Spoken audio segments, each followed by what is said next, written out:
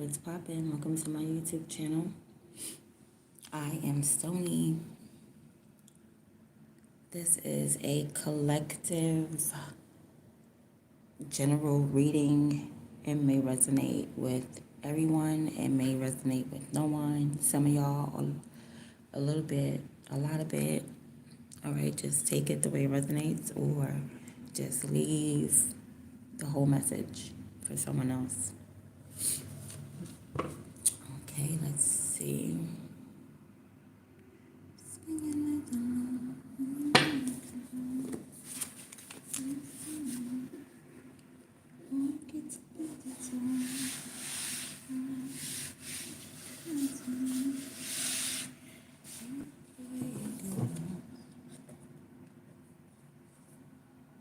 Which one look better? The green look better, right?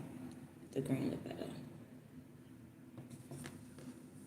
Such a clever case scenario. There's some lonely nights. I wish I could play music on here. What goes around comes back around. I guess I told ya. All right, let's start. What goes around comes back around.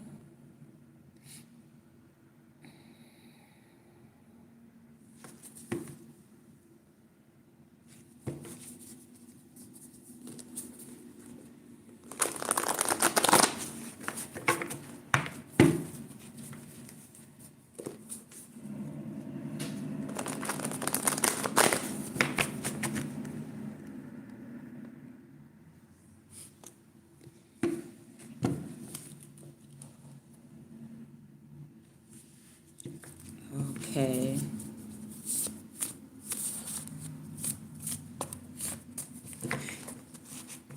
Good morning, good morning. Hey girl, hey girly. All right, so let's see what y'all need to know right now.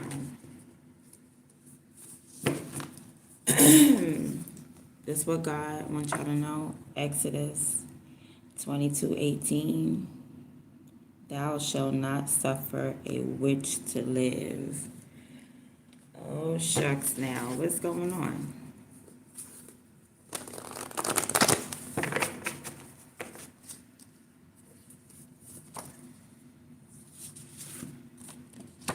Weak.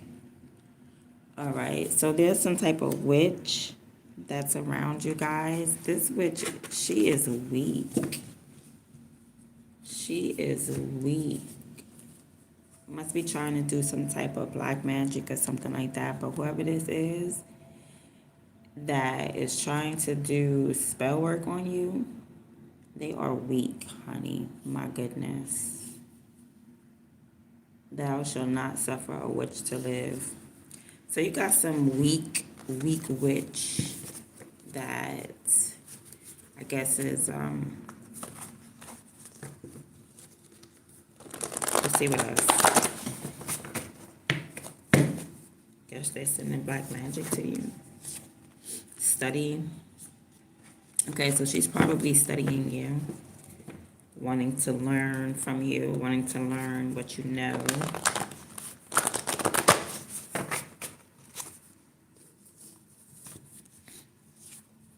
You're genius level intelligent, exactly. Somebody is studying you because you're simply a genius. It's your level of intelligence. That's why these witches there's some weak witches out there. And it's crazy because I guess they're trying to attack you in some type of way, but it's coming out as like they're really trying to study you. Okay, if you can't beat them, learn from them. You know what I mean?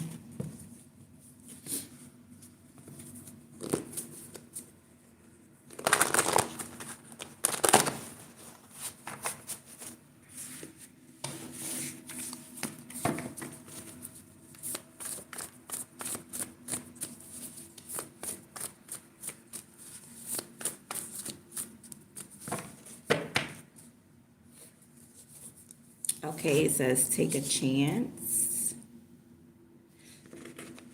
Well, what? Out here taking chances. Who out here taking chances?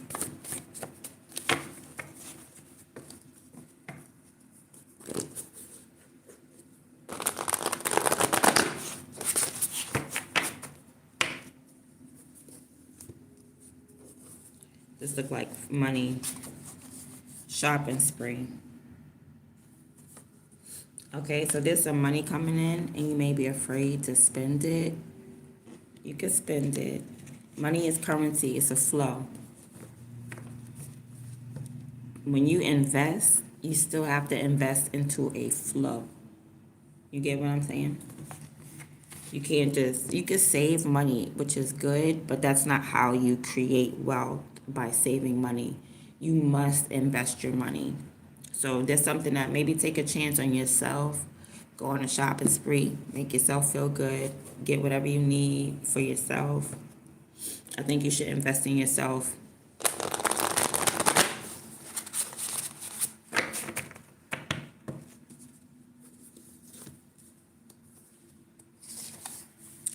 You cannot cancel who God has called. Okay, so you need to invest on like your calling.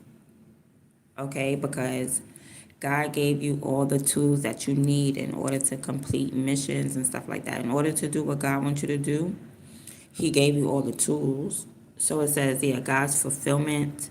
So when you get bread, you need to take a chance on that shopping spree, whatever God's telling you. Whatever your calling is, spend money on that. You like to paint, spend money on that. Go on a shopping spree. You like whatever you like to do, whatever you love to do, whatever your calling is, go ahead and do that. No weapon will prosper ever. Nobody's going to stop you. Not even the weapon of poverty is going to stop you. So, yeah, take a chance. Go on a shopping spree. You know, spend a little bag in order to fulfill God's mission. You cannot cancel who God has called. Someone may be trying to cancel you. And it's like, well, God told you to do something. So, and God's word never goes unfulfilled. So you could live in New York City, or New York State. And this one came out too. They miss you. So somebody misses you.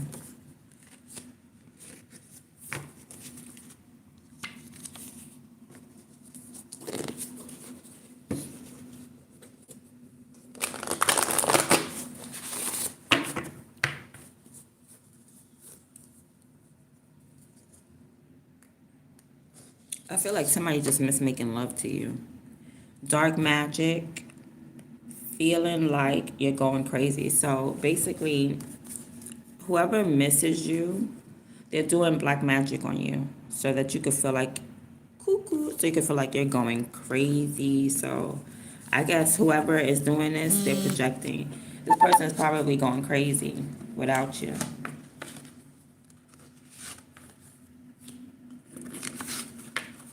And they want you to go crazy without them.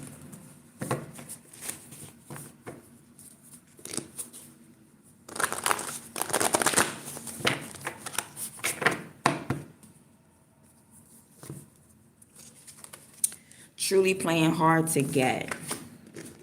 Okay, so somebody's acting like they don't want the next person. And it's a lie. They just playing hard to get. Somebody's acting like they don't want to be with you. Well, this could be you.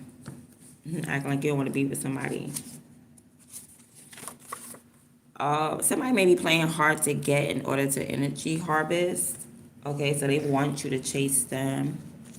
They want you to waste all your energy on them. So that's why they playing hard to get. Because it's like, I want you to exert all your energy onto me. The energy harvesting. This is someone who needs like an ego boost. They need someone to tell them how handsome they are, how beautiful they are, but they don't got nobody to do that. So they play hard to get, so somebody will chase them. You know, like a person that's running. They just want to make sure that somebody really likes them enough to chase them.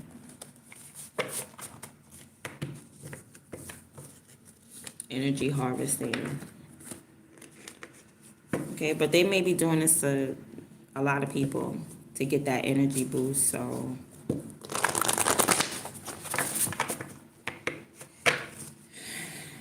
it's a no for that. Enabling.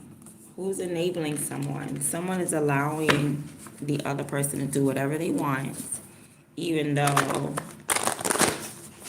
it's toxic. You know what I mean? Even though it's not good for someone's health. The Most High. Enabling in the Most High.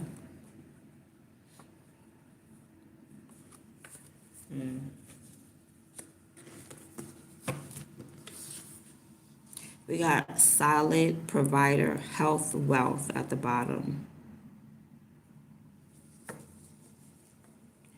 Okay. Let me get one more.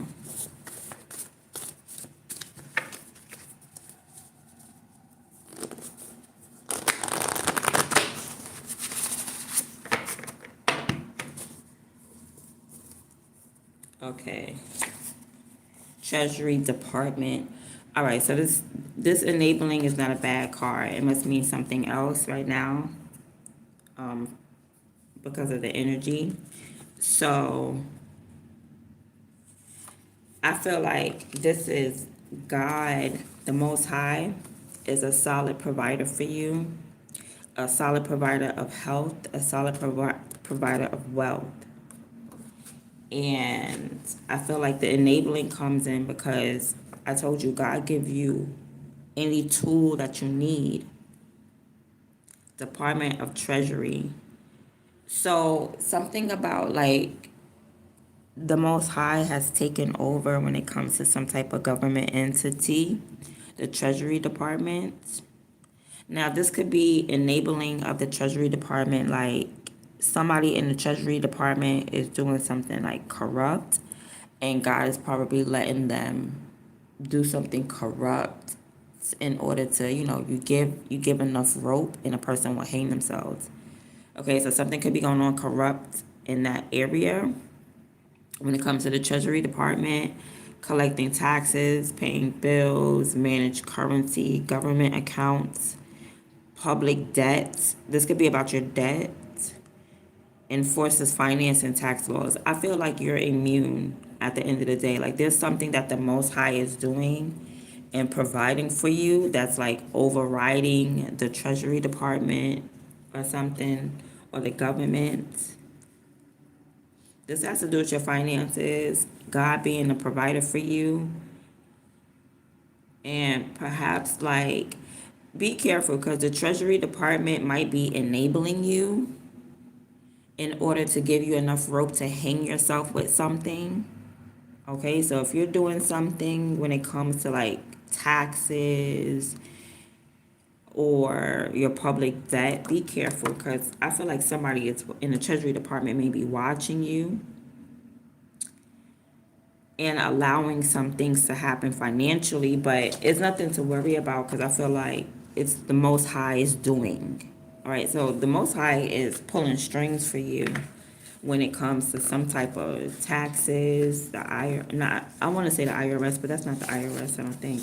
The Treasury Department, the ones that manage the money, and where it goes to. Excuse me. Yeah, enforces financing laws. Maybe it got something to do with taxes. All right, but you don't got nothing to worry about because it says the Most High is a solid provider of health and wealth.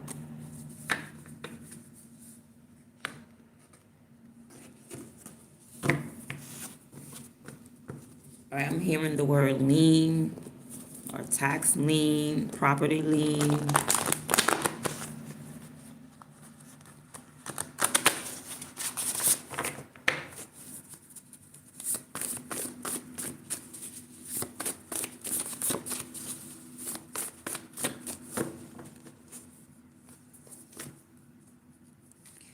It says God is showing you his plan for you.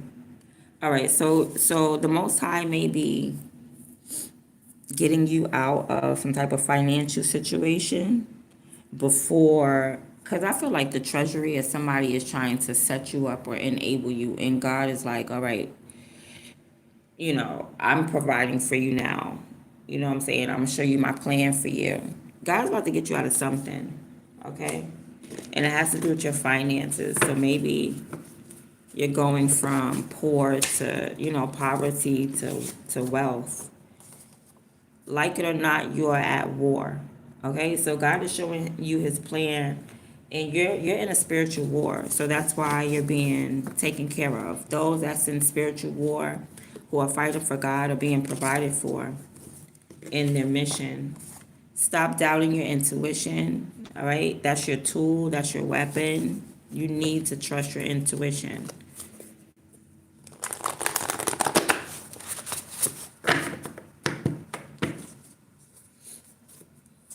All right, especially the millennials. That's my age, okay? So if you're a millennial, Generation Y, you were born in between 1980 and 1994. This is for the millennials. What's going on?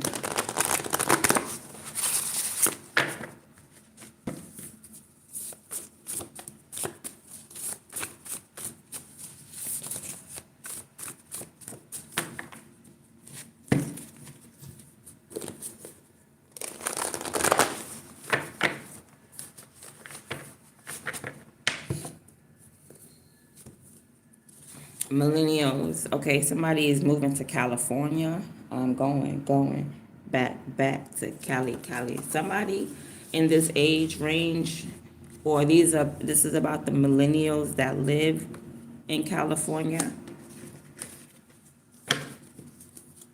So somebody in that age range that live in California. Mama was a Rolling Stone. All right, so somebody's mother had a lot of kids, or they left their kids with their fathers. It says find the lesson. So whoever this is about, I guess it's about this age group in this area, this region, California. There's a message coming through for someone about your mother who is not a good mother. It's a lesson in that, okay? Find the lesson in why your mama didn't take care of you the way she should have. All right, it's a reason. Don't think that bad things happen for no reason. It's a reason behind it. And I know y'all like Cardi B. What was the reason? What was the reason? What was the reason? Stuck in lack. Could have been a lack mentality. Parent is stuck in the mentality of like, I'm never going to get out of this situation. I'm never going to get out of the projects. I'm never going to get out of poverty. Okay? Somebody had a lack mentality, a stuck mentality. Maybe they felt like children were keeping them stuck. All right? Somebody is calling on malevolent beings. They're doing witchcraft. Somebody's definitely doing witchcraft.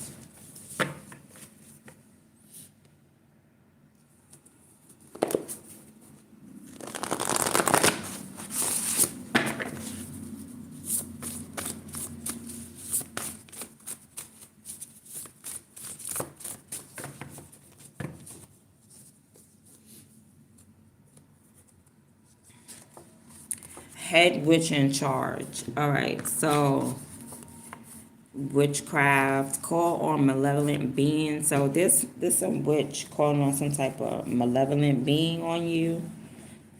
You could be the head witch in charge, or she's claiming to be the head witch in charge. Anyway it goes.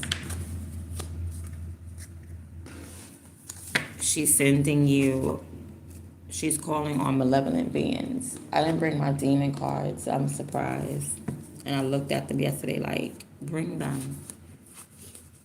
Oh, they already been brought. Hold on. No, they not. They in a drawer. Yes, I didn't bring them.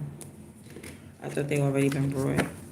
So somebody wants to like compete with you, because that's a movie. Bring It On. It's already been brought. Yeah, somebody wants to compete with you, like maybe a witch wants to compete with you, and being like the head witch in charge. Somebody wants to be the head witch or something like that.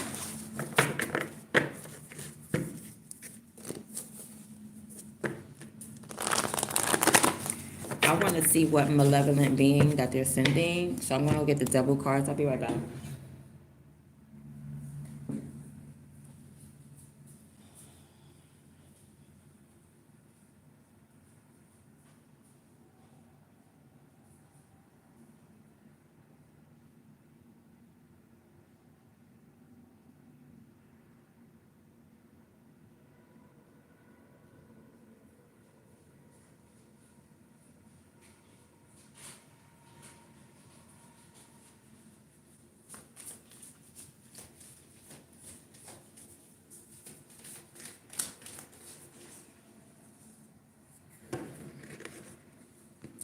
All right, let's find out what malevolent being is being sent.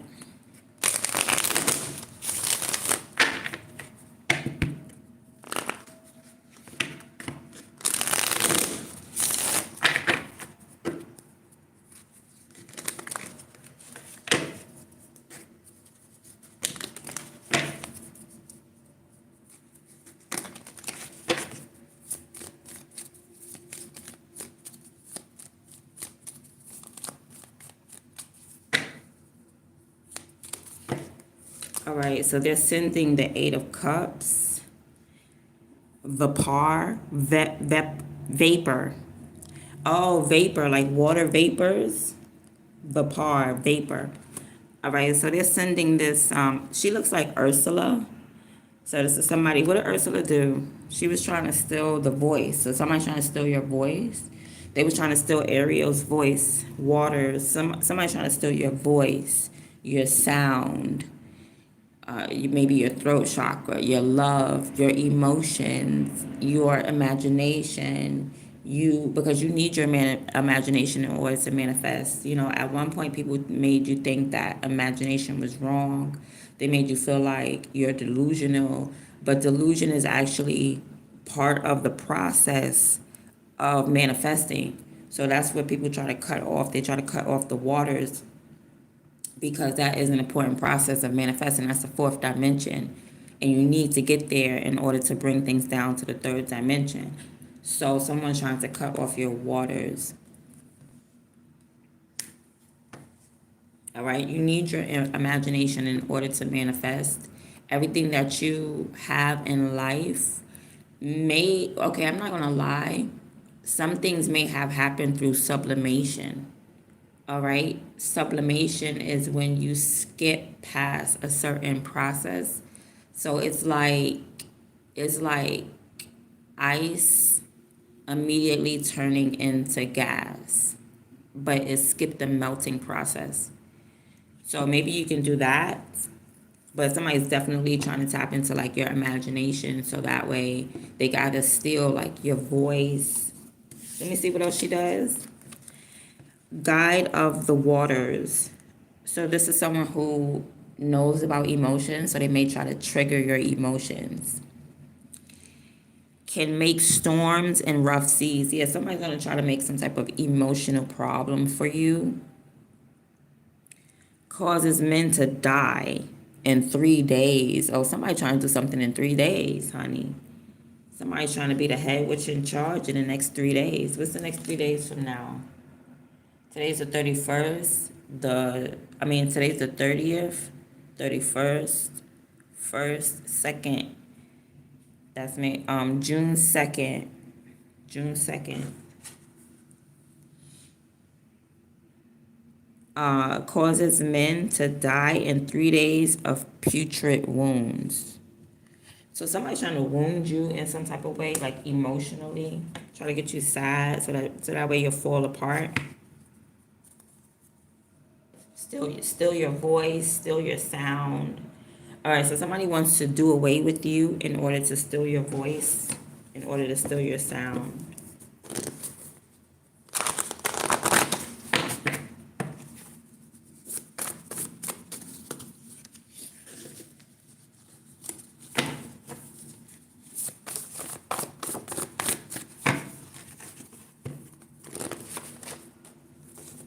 Okay, because whoever this is, they don't like women.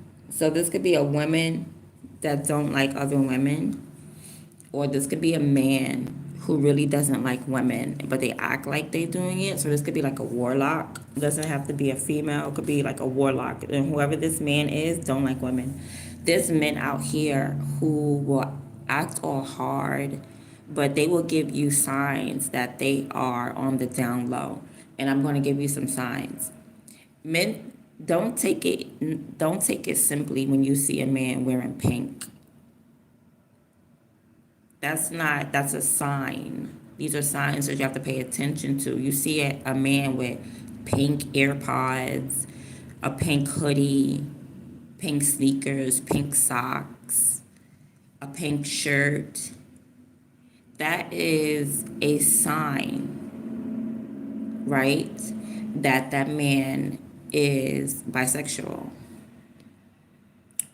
because he really don't like women. He probably deals with women because of society, or maybe he just likes both, but he's definitely on the DL. So this is somebody that's on the DL and work out, and this is somebody that works out. So they go to the gym. It's one of those buff men that go to the gym but has pink headphones. You know what I mean? Like, you got to be aware of those type of men. That type of man is like, yeah, look, pink, head witch in charge. Yeah, so there's someone like, this is not even a woman that's attacking you. It could be a woman. Take it the way it resonates. But right now I'm picking up male energy, masculine energy, because whoever this is, they don't like women. Whether they're a woman that don't like other women, like they don't like to make friends and they're sending you black magic, or it's a man who's a warlock who doesn't like women who's sending you black magic. I feel like it could be either or, because women be out here working out too. All right. But I'm picking up masculine energy.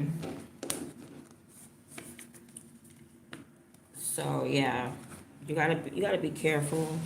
Like, be aware.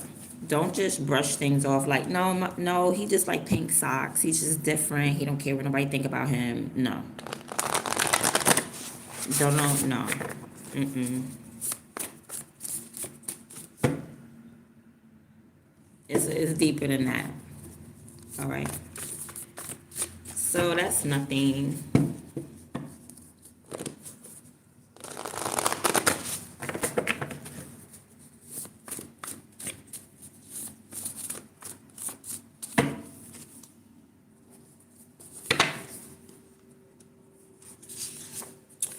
All right, life magic. Here we go again. All right, so life magic, I feel like, is the opposite of death magic. So this could be magic that you do on yourself. Okay, like just taking care of yourself. Okay, cherishing your life magic, bringing things to life. This is what you have the ability to do. So if anybody's sending like death spells onto you, want you to die in 3 days, it's nothing.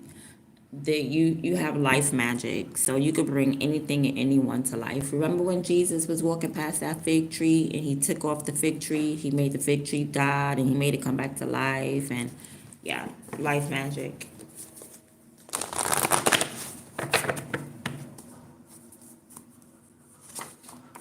God always makes a way, so that's why, yeah, god God is always going to make a way for you to bring life into a situation, or this is just your life. Like, God always makes a way for you. Even though he may not make a way for other people, God always makes a way for you. Like, you never, you come off as immortal, basically.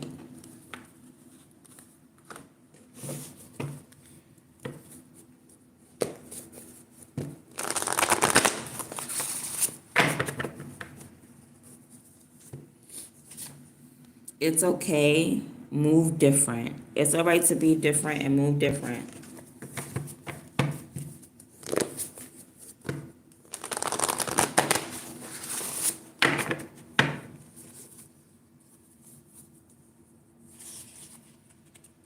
All right, and it says retract. So it's okay to move different and retract something. That means to take something back.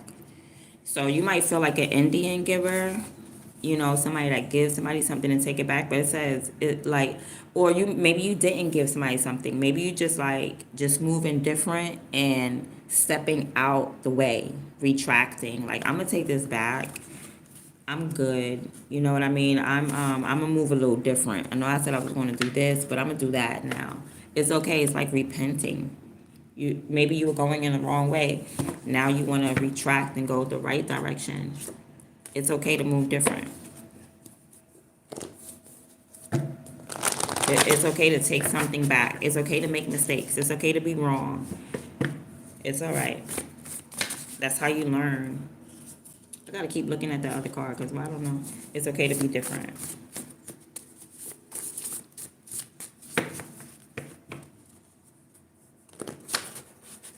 All right, we got AI coming out. So there's something going on with this artificial intelligence.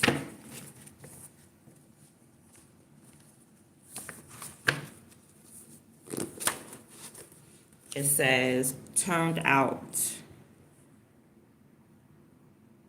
Turned out. What does that have to do with artificial intelligence? All right, somebody may be using AI for something wrong. Okay, they're like, I feel like they're starting to use AI to introduce things that's morally wrong. All right. So be careful because you know how they can create anything with these AI images. It could be like, I don't know, some type of movies or something like that, or AI generated, like somebody's using AI the wrong way. And of course, there's always going to be somebody that uses technology, a car, anything, everything. They always want to use it in the wrong way. So somebody's taking AI, but turned out. So this could be someone who is like, maybe they're lesbian, or maybe they're a homosexual, and maybe they're using AI in that area. That's the only thing I can think of right now. True love. Somebody could be using AI to find true love. I don't know what that has to do with anything. Using AI to find true love. Let me see something.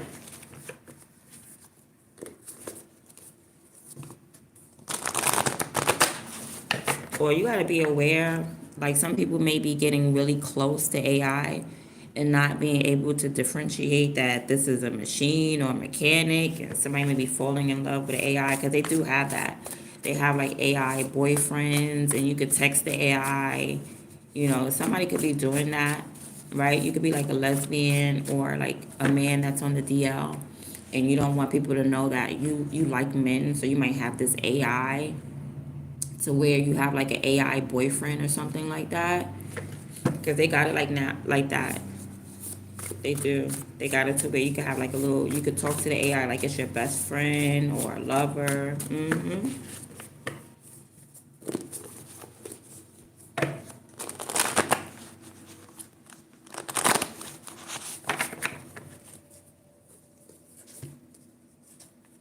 You are God's builder. All right. So whoever that is, I feel like God wants them to have that in real life, not artificial. Okay, so you're not going to meet your person online, and they're definitely not going to be AI, artificial intelligence. It says your enemies have no depth. So your enemies aren't even deep. So when they attack you, it's superficial. All right, so these are the type of people that will just attack what they can see. You know, like your money, not the money that's in your pocket, but like what you got on, what you're wearing. They're pocket watching you. They don't have any depth, so they're not going deep into the attacks. It's very superficial. They're not talking about anything that's going to heal you. You know what I mean? I don't even think they're triggering you because they have no depth. They can't even go deep if they wanted to the source.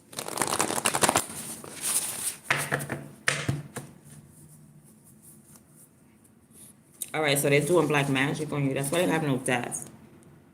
Dark magic. So if you're feeling sharp pains in your back, it's these enemies. Could be a Libra or a Leo.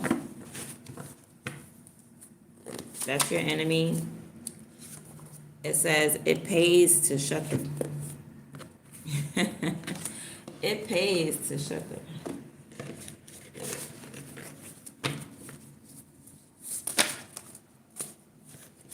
all right. I'm not gonna take all these too much. It pays to be quiet. It pays to shut the STFU.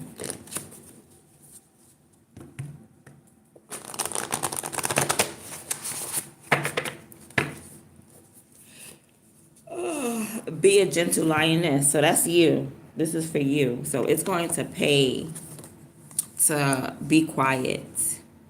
Be a gentle lioness. So like somebody's going to like antagonize you. Somebody's going to definitely piss you off. It's going to pay to just be quiet. Because you're a lion or you're a lioness. So that means you could rip somebody apart if you wanted to. So you're going to have to exhibit some type of strength. I'm picking up heavy Leo again. You're going to have to exhibit some type of strength, okay? It's going to pay to be quiet. Be gentle. You're going to want to stomp somebody down, but don't do it.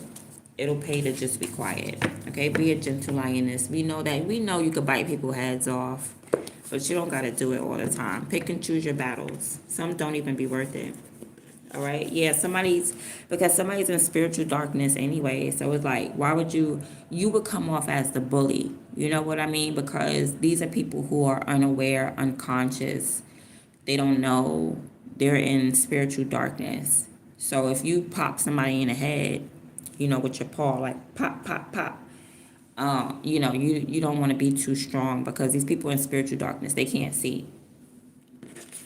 So you don't want to come off as a bully because somebody that can't see spiritually is attacking you and you can see it all. Just be gentle. Be like, oh no, don't mess with me. Go that way.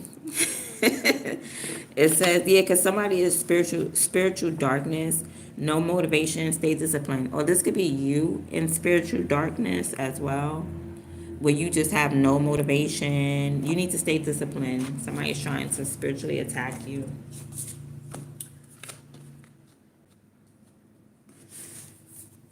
Okay, or these are your foes. They're in spiritual darkness. They don't got no motivation. They can't stay disciplined.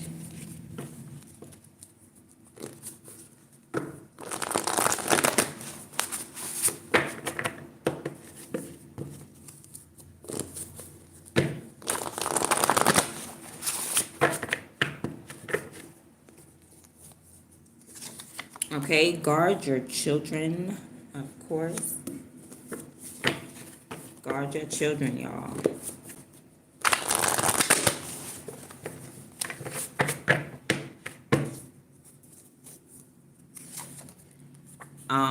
From the afterlife, a mental death, heaven. So that means make sure you cultivate your children's mind. Don't let the world do it, okay? Especially because this is a mental death. The afterlife is a mental death. And they already working on children. So they already trying to mentally kill these children's mind and control it already. So make sure you instill whatever you need to instill. Like, you teach your children. Guard your children's minds. Because I feel like, society or whatever is trying to cause your children to die mentally. And once you die mentally, everything else follows. Okay, that's what happened to Eve in the garden. She died mentally first. It was a mental death. That's why she didn't see the physical one. That's why the serpent was able to beguile her, because he said, God said you're going to die. And he meant what he said. And that's the truth. But being that she didn't die right away, because it was a mental death. Disobeying God is a mental death. It's a disconnect. So they're trying to disconnect your children from God. So make sure you instill what you need to instill, your values, your beliefs in your own children. Don't let society program your kids. Don't let the government program your kids, because they're programming them towards a mental death. Now that doesn't necessarily mean They don't want them to believe in God, but they need them to be disconnected so that they can program them to be slaves in order to put you back in work. Okay, so that's what school is preparation for the next 12, 30 years of slavery. Because there's no way in the world you got to go to school. You know, you do got to go to school for that long, but it's called the school of life. Life in you will teach your children way better than the school system could. It could. It's a good experience. Like any way you go, you're going to have your spiritual warfare wherever. But just don't let them indoctrinate your child. All right?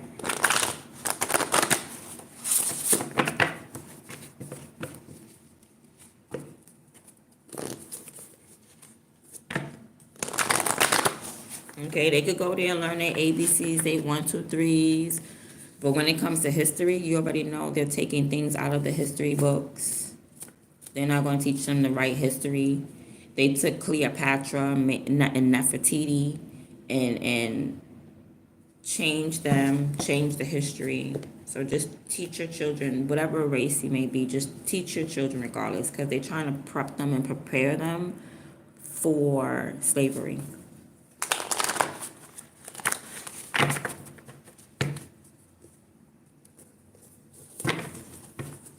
So a lot of these children are getting disconnected from their soul purpose so that they can comply and conform. Chat line, somebody needs somebody to talk to. You may need somebody to socialize with or network with. All right, somebody that gets you, somebody that's on your same level. When you know your own energy, then you know what's not yours.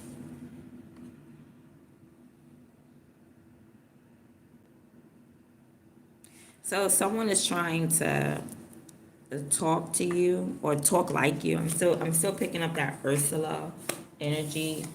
Like somebody is maybe trying to copy your voice, copy your sounds, copy your style, copy the way you talk, copy the way you socialize, the way you network.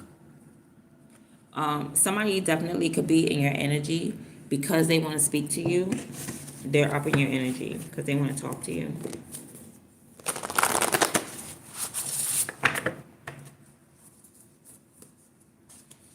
All right, somebody wants to be friends first.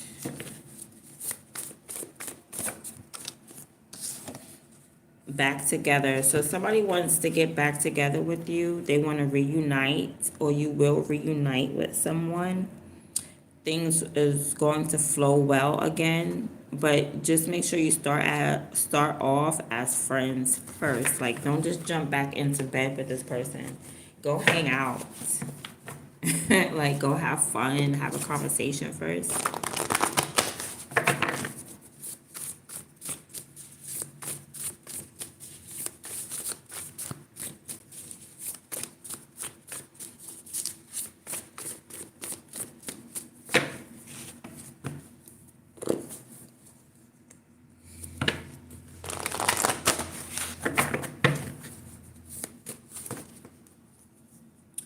So we got God coming out again, Jehovah.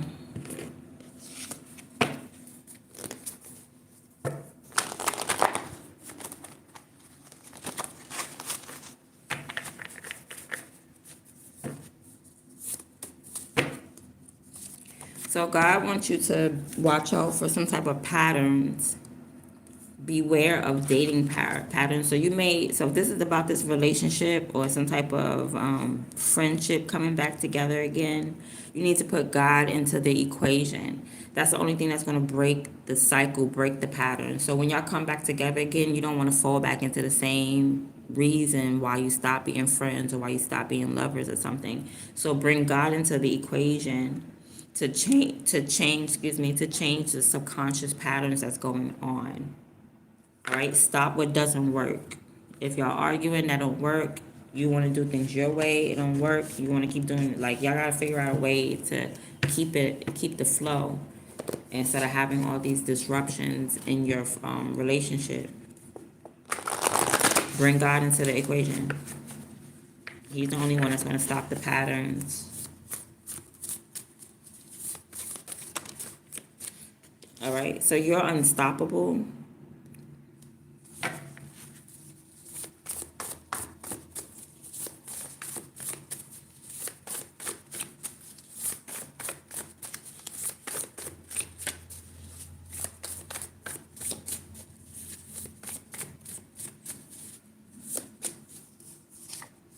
Gang stalking. So when it comes to gang stalking, you're unstoppable. Like there's no gang that's gonna stop you. Like nobody's gonna text message you, and like these are text messages, or even if it's like out in the open, like it could be people following you outside.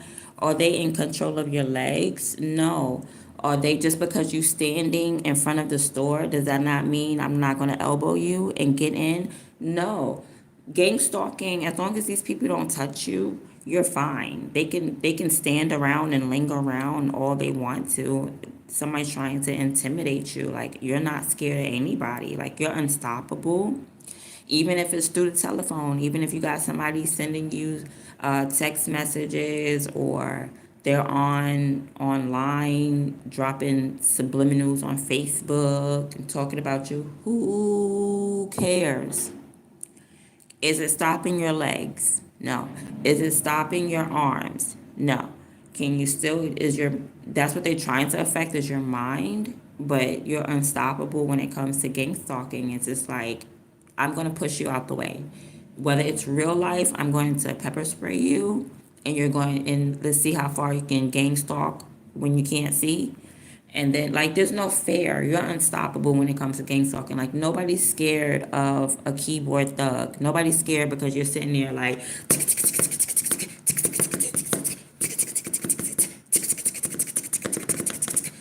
ding. Like, nobody's scared of that. Nobody's scared of your, what do you call them?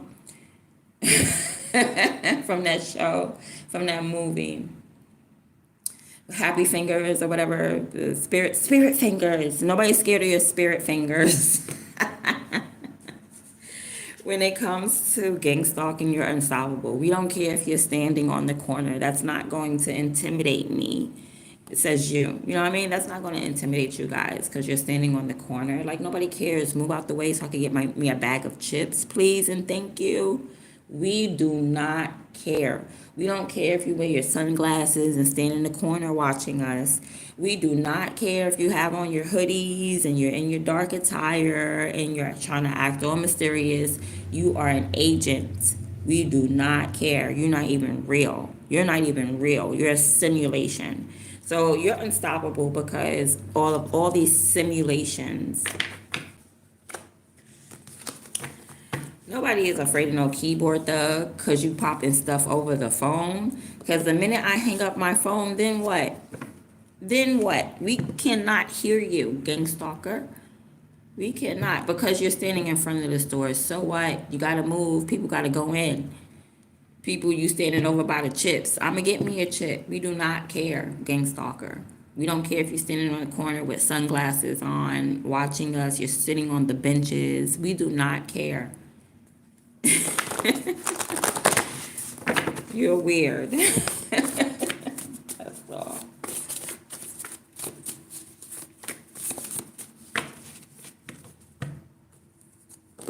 Care about no daggone phone thug. My goodness, people really think.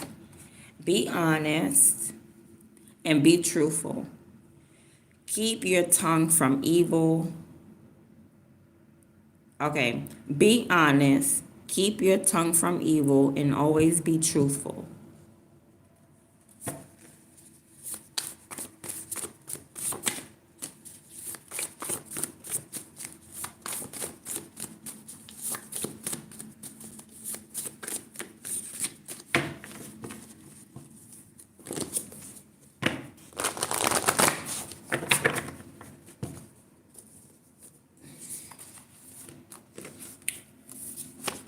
All right. This is how you dodge bullets, I guess. Be honest, keep your tongue from evil, and always be truthful, dodging bullets. All right, so stay honest. Somebody's trying to catch you in a lie or something like that. So just continue to be honest. You're dodging bullets when you're honest, right? And then these two cards wanted to come out. God is moving mountains in the ether. So God is making things move in the spiritual realm that you can't even see, because there's black magic going on. So you have a incubus or a succubus around. If you're waking up with like scratches and bruises and stuff, you got an incubus. So this is probably like an incubus that's gang stalking you, or it could be gang stalking and you just got an incubus around you that you need to be honest with, that you're dodging bullets. Like, you being honest dodges you a lot of bullets, and that's good because you don't play in nobody's delusion. You don't play in nobody's illusion is what I'm trying to say. You know, some people want to cast an illusion over you, a fog over you, and you're not the type to do that. You're not like, bro, we're not going to pretend. I'm not pretending with you. Like, and that's what's helping you dodge bullets, is because you're not going to pretend with anybody. You're not going to let anybody throw a satchel, throw a bag over your head and blind you and beat you up and take you down a dark alley. You're like, no. Okay, my eyes are wide open, and no. So that's how you're dodging bullets, by being truthful, by being honest, and not I don't care who it is. You're not about to fall into nobody's illusion. Somebody's trying to gas you up in order to beat you up. And being truthful is helping you dodge bullets. All right. I feel like there's an incubus. Like, God is fighting for you in the ethers, or God is like sending angels and stuff like that in the ethers. But you do have an incubus. Somebody wants your body bad. They want to make love to you so badly that they're coming into your dream space, invading your privacy, invading your dream space just to make love to you. So if you're waking up with scratchers and stuff like that on your body, definitely incubus, succubus energy.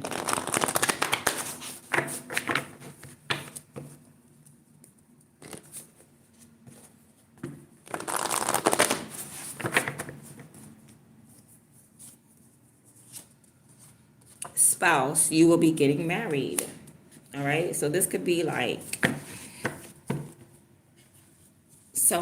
a spiritual spouse.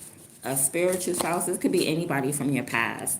Like, say you made a promise with somebody as a kid, like, you know, you spit in your hand and they spit in their hand, you mush it together, and you done made like a promise, okay, or to somebody when you were younger or in the past. This person is an incubus or succubus. They coming around to get that.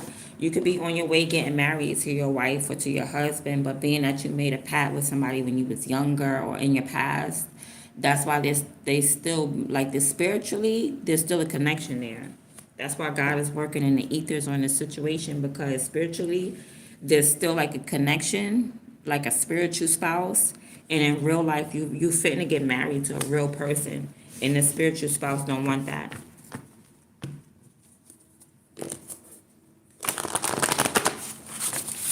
I'm gonna get a demon card because I want to see if that's gonna show me the demon on this spiritual spouse, or yeah, or the spiritual spouse as a demon.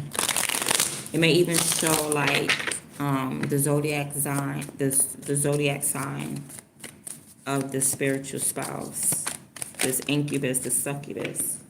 Whoever it is, it's a woman, or it could be a man, but it's a Queen of Pentacles. Transmutation. So it's a Capricorn.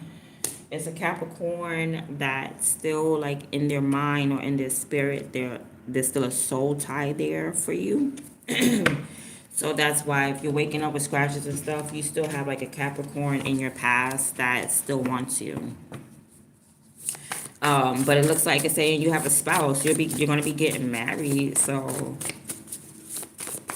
of course, if there's a spiritual soul tie and you're about to meet your person or get married, of course that spiritual spouse is not going to want it to happen. So they're going to try everything that they can, sending you dreams, sending you nightmares and stuff like that, so that you won't get married. Yeah, but it says to get out of, yeah. So you're gonna be getting married, and it says to live in alignment with your soul's purpose. So that's all you gotta do. Just live in alignment with your soul's purpose. If you're unhappy, you need to live in alignment with your soul's purpose. So that's why you're not happy, because you're not following your soul.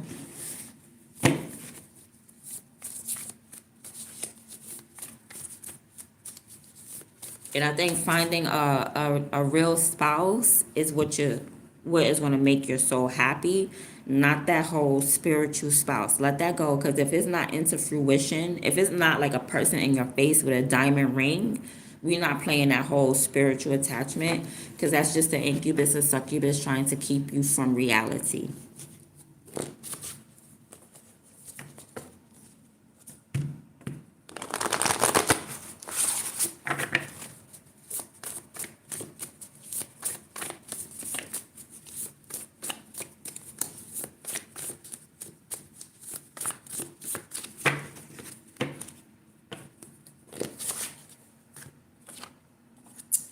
Okay, so we got the U.S. Courts of Appeal coming out. Investigate whether or not the law has been fairly and correctly applied by the lower courts, civil and criminal. So somebody done went to the courts of appeal. Somebody's looking for an appeal because they want to see if a decision was fair. You know, they want to make sure that the lower courts did their job. So somebody's taking it to the higher courts, the U.S. Courts of Appeal. All right, let's see.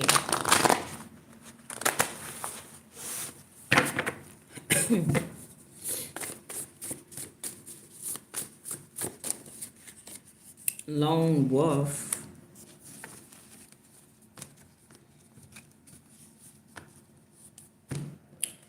Lone Wolf and U.S. Courts of Appeal. Okay, somebody could be fighting the courts by themselves. You could be going pro se, like you're your own lawyer.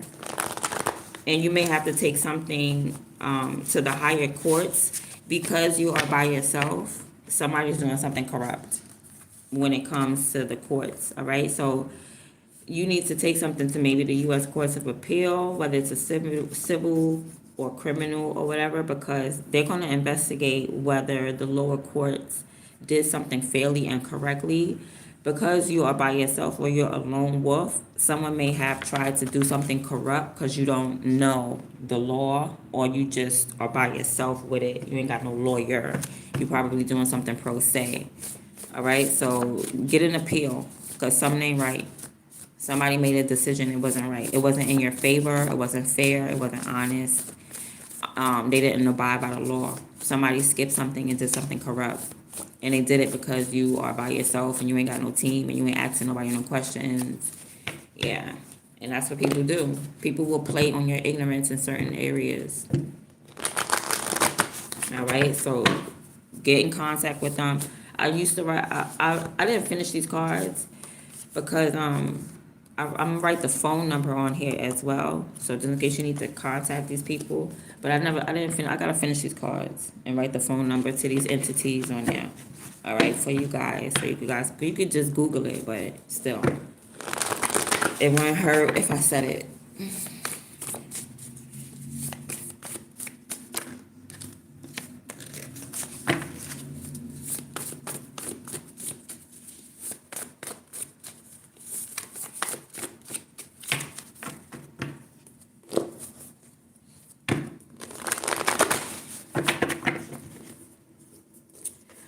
All right, so abstinence, don't drink, don't smoke. Can't eat, can't sleep. All right, because of whatever, maybe the liquor, maybe, what is it, abstinence, maybe the stuff is poison, because we got the USDA coming out, Agriculture Department provides leadership on food, agriculture, natural resources related issues. Perhaps you need to go abstinent. If you drink some kombucha, maybe drink something natural with the USDA here, or sustain from certain foods, because something's going on with the USDA in the food and the agriculture. Something ain't right about it. You might need to grow your own garden. Sustain, it could be poisons, because abstinence is like don't do drugs. But when it comes to the USDA, it's like, okay, what does don't do drugs have to do with food? Agriculture. So perhaps there's drugs in the food, poisonous things in the food. They poison in the food, could have it GMO. All right, so now is the time collectively for everybody to start growing their gardens. They've been saying this. Everybody been know this. I don't care where you live. Even if you live in the city, I live in an apartment. I had me some cucumbers growing and some tomatoes growing. I stopped growing them because I had a dream about them. I had a dream they grew overnight, like twice their size. So I got scared.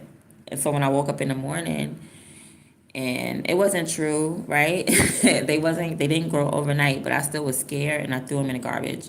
Both of them, my tomatoes and my cucumbers. And because I'm just paranoid like that, like it obviously was a positive dream, to say that I had a green thumb, but it was too scary because why is cucumbers growing like that overnight? That's GMO. I threw them away. I threw them away because I was scared. So just be careful of like them over large foods or something like that because they already get into the food. So be careful with where you get the seeds from because it could have been a warning with the seeds. 'Cause I don't know, it made me want to throw it away.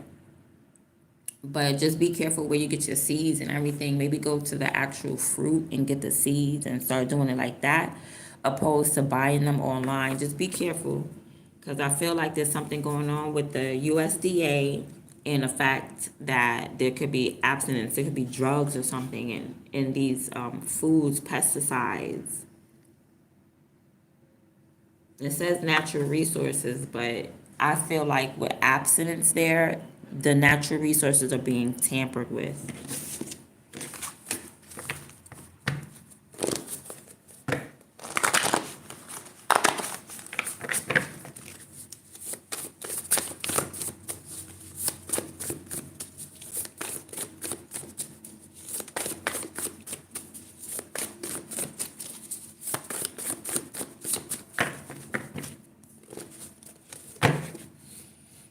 Oh, it still came out. I was looking at this card like this card better not come out. It still came out. So there's a pimp around. But okay, somebody's a pimp.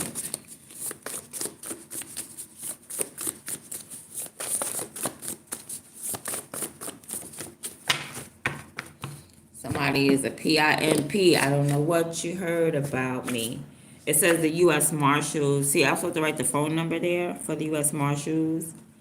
All right, so the U.S. Marshals is knocking on somebody's house. Somebody has like a brothel,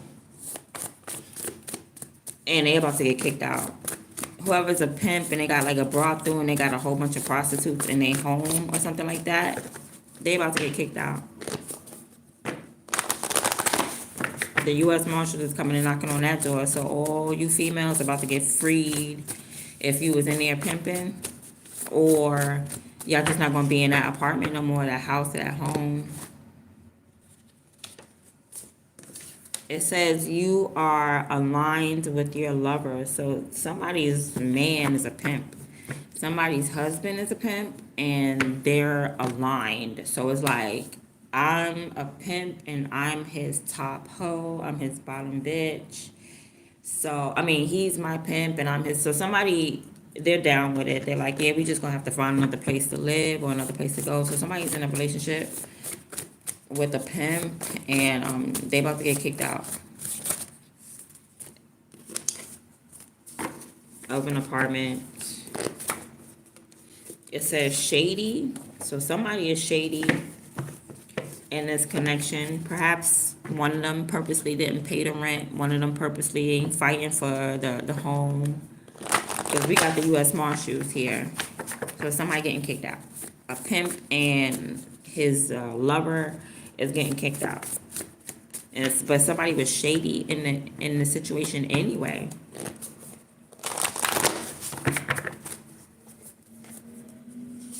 Time is an illusion. Yeah, somebody was shady with going to court or something like that, or with the time frame. Somebody could have said, yeah, we handled it in court. They gave us a year to move out. No, they gave y'all a week, and somebody lied about it, and now they getting kicked out by surprise. Time is an illusion. Nothing is linear. Time is frequency. That's twice I seen frequency. What's the other time I seen frequency? These two. That's the second time I seen frequency.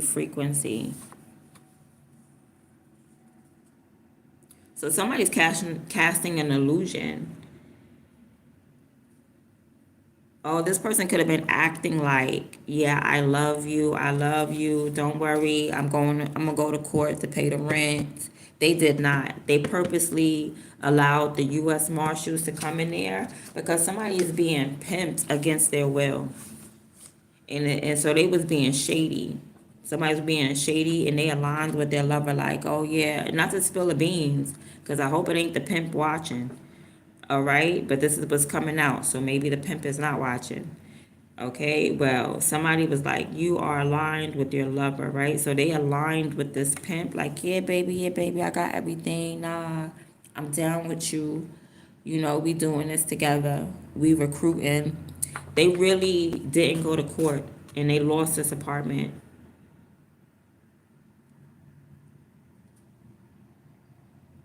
That's what, something about their frequency. That's what frequency this person, they're faking the frequency. Somebody trying to probably escape a situation. All right. It could be like a pimp out here and this woman or whatever, they ready to get out. So it's like, well, guess what? If this apartment is in my name and you think you want to pimp me in my own apartment, guess what? We homeless now. Try to pimp me outside. Go ahead. We all gonna be living outside. Like somebody's trying to get out of this situation. And they purposely pretended like they're down with the pimp. Just and say, yeah, we got 3 months before we can move. Nope, the U.S. Marshals was coming there the next day. Somebody trying to get out that situation, and I pray that you do. Is there anything else in that situation that we need to talk about? Elemental magic. Is there anything else in that situation that we need to talk about?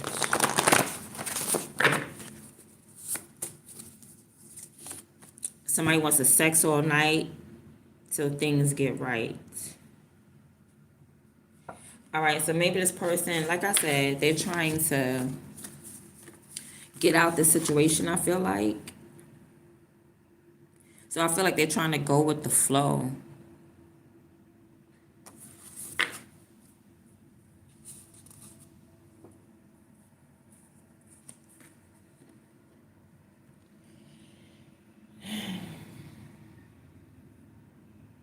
This person thinking of a plan.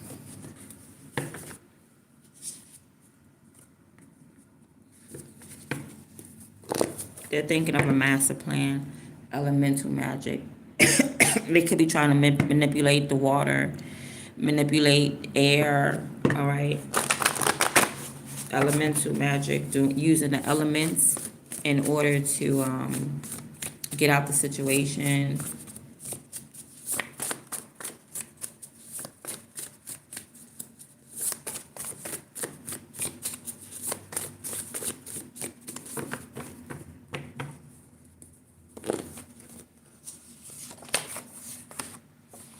Your income will increase. You finna get some money.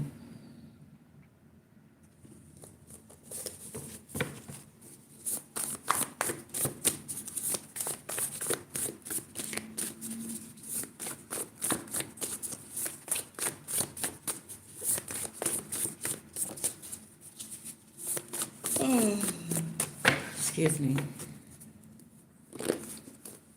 Your income will increase based on your passion and saying, oh, look, I think this is a passion for your purpose. But it says passion, insane chemistry, like each other equally, having fun. I feel like your income is going to increase because of your passion towards whatever it is that you love to create. But also you could have a spouse, and when you get with your spouse, it's going to be shared resources. All right, somebody is going to like you enough to pay you. Passion, insane chemistry.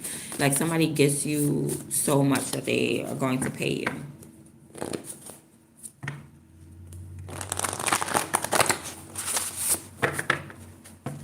All right, or perhaps your income is going to increase, and then here comes somebody that's passionate. Thank you for tapping the screen. Here comes somebody that with insane chemistry that's passionate for you, where you like each other equally, right when your money increases.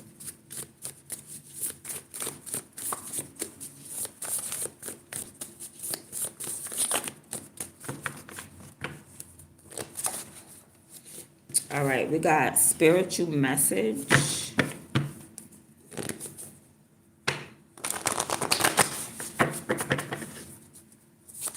And physical out-of-body experience.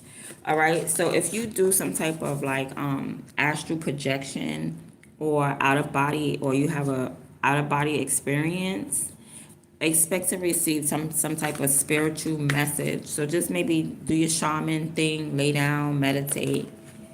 All right, the minute that you have like some type of out-of-body experience, you're going to come back with a message. All right. That also made me want to pull one of these spirit secret messages as well.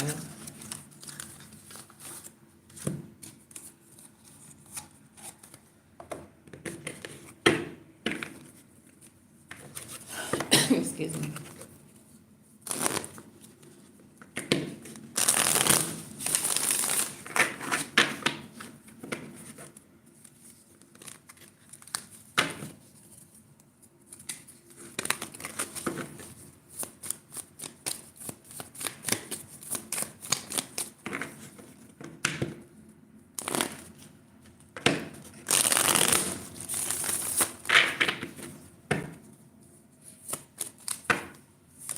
All right, you got Spirit says to trust your intuition. So at the bottom, a few months. So take it the way it resonates. Spirit is saying to trust your intuition. So you could have like out of body experiences where you go to other people's realm. You can see things. You might be able to see what could happen, what's happening to people. Like if something negative is happening, you probably are able to tap in. Trust your intuition. Okay, if you feel like something is wrong with someone, trust it. Because it's like you have out of body experiences. So like you may think it's a dream, but you're really having some type of out of body experience where you're going to someone else's realm and you're seeing what's going on with them. Okay, trust your intuition. Someone may need your help or your assistance.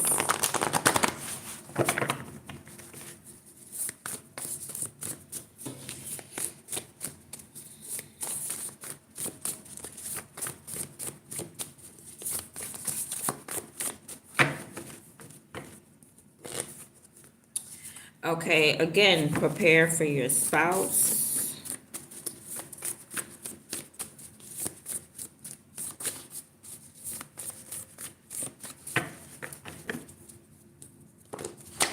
Oh, that fell on the floor. Depression. Uh-oh. Okay, get out of depression so you can prepare for your spouse. Or your spouse may come depressed. All right, so just because he's sad don't mean to throw him away or her. They may come in depressed. Okay, or if you're depressed right now, excuse me, prepare for your spouse. That's what Spirit is saying. All right, star hunters, y'all gotta be careful because there's people that's actively tracking star seeds right now.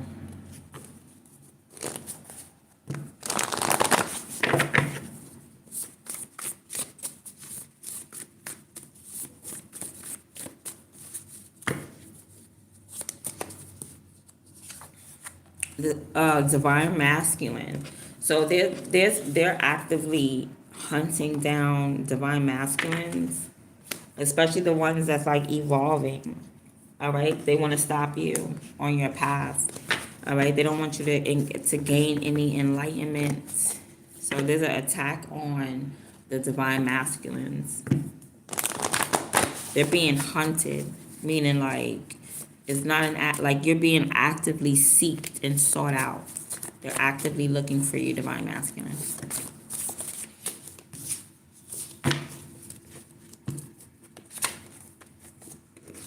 All right, soulmates, soul connection, partnership, agreement, and soul contract.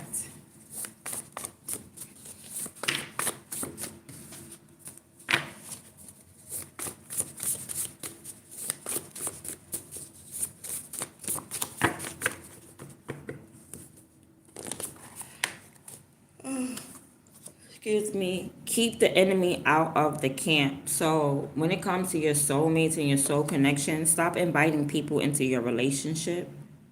Keep the enemy out your camp. They're trying to invade.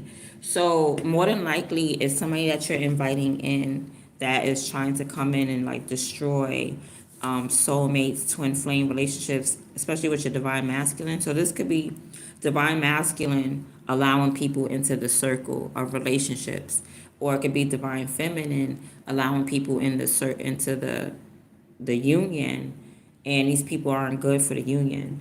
It's an enemy on your camp. You might think, oh no, yeah, come on, let's go on this vacation. It's gonna be me, it's gonna be divine feminine, divine masculine, and their cousin. That cousin is an enemy. Okay? That cousin trying to get with divine masculine, that's an enemy. Whether it's a male or female, they're trying to break you apart. All right, so be careful about who you let on the camp of your relationship, even if it's like a tarot reader or whatever, whoever. Just be very aware about who you let on the camp of your relationship, because the person is an enemy. All right, especially when it comes to like soul connections, it's like they don't need. These are people that's actively hunting. Just because somebody says, "Oh, divine feminine, we're here for you. Divine masculine, we're here for you." That don't mean nothing. These people are star hunters. They know exactly, and if you know any good hunter is gonna leave out bait. Oh, I know what divine feminine, divine masculine like to eat. They like to eat peace. They like to eat love. They like to eat kindness. Let me leave out some peace, love, and kindness right here. Then we got the divine masculine. Like, is that peace, love, and kindness? Going to eat it. Boom. Trapped them. Got them. Is an enemy on your camp. Right? This is what they're trying to do. They're trying to split you up. Okay, whether it's your own divinity and the feminine and masculine within yourself, and they're trying to split that up, or your actual divine masculine partner, divine feminine partner, they're trying to split that up. Somebody could be trying to take you out your masculinity, because that's where your stability is, in that masculine part of you. Like, somebody wants you to be all irate, irrational, crying, breaking down, uncontrolled, and that's not how you live a fruitful life. So yeah, be careful. This enemy on your camp, they could be talking soulmate talk, acting like they know about relationships. They're an enemy, especially to the divine masculine. All right, so these are like women that like to bash the divine masculine, or they like to bash the divine feminine because they want the divine masculine.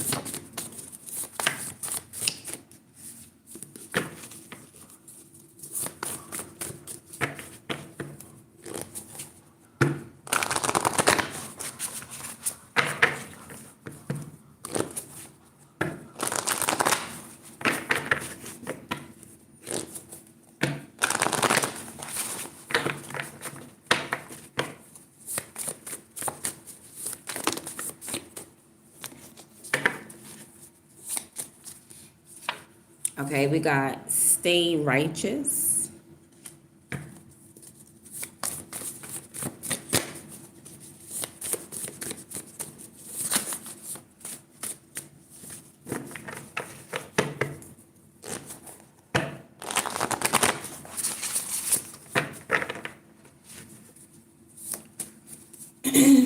Stay righteous. Walking with God can't be hexed. Okay, so if you're walking with God 100%, then you can't be hexed. So somebody's trying to hex you, put a spell on you, do black magic on you. And the way that you stay righteous and you stay out of the clear is by walking with God 100%. That's going to stop anybody's hexes and curses and stuff like that, because you're aligned. You're not going to veer off and go into the path of negativity. So just stay walking with God, hold God's hand, and nobody should be able to hex you. But look, kamikaze, this is somebody who is willing to destroy themselves just to destroy you. You hear what I'm saying? These people are crazy. They're willing to end their own lives just to take you out. So this is like somebody who has like a BOMB strapped to their chest, and they're like, I'm gonna off us both, kamikaze. This is somebody that's willing to give up their own life just to destroy yours.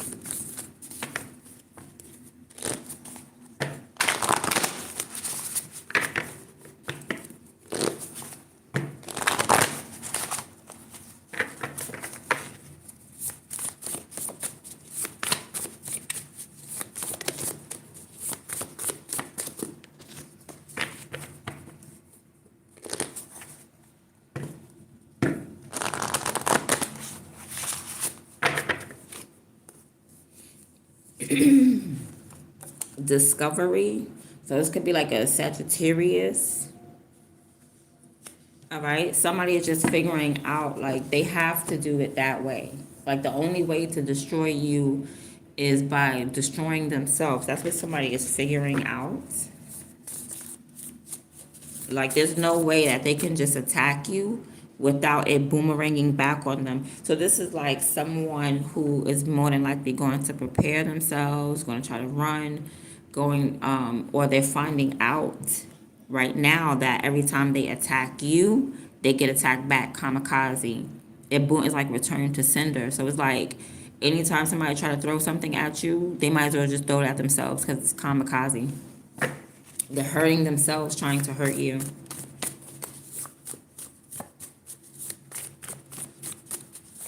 They're going to figure this out, though.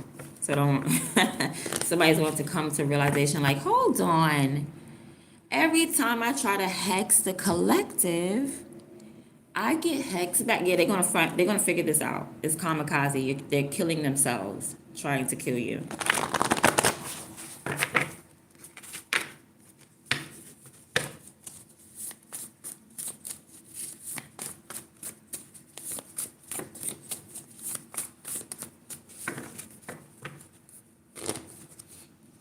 All right, so we got barrier magic.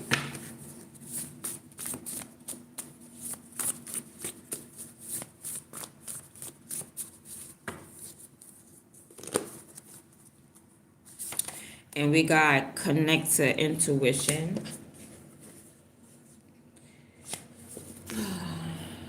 I forgot what barrier magic was.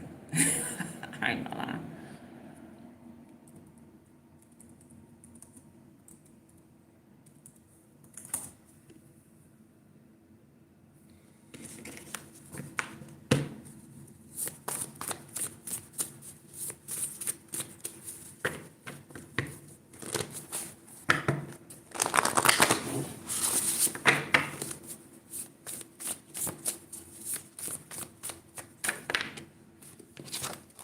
All right, your energy comes from within. So that could have to do with like the barrier magic I'm about to say right now. But your energy comes from within. Everything will be okay in the end. If it's not okay, it's not the end. All right, that's taking too long.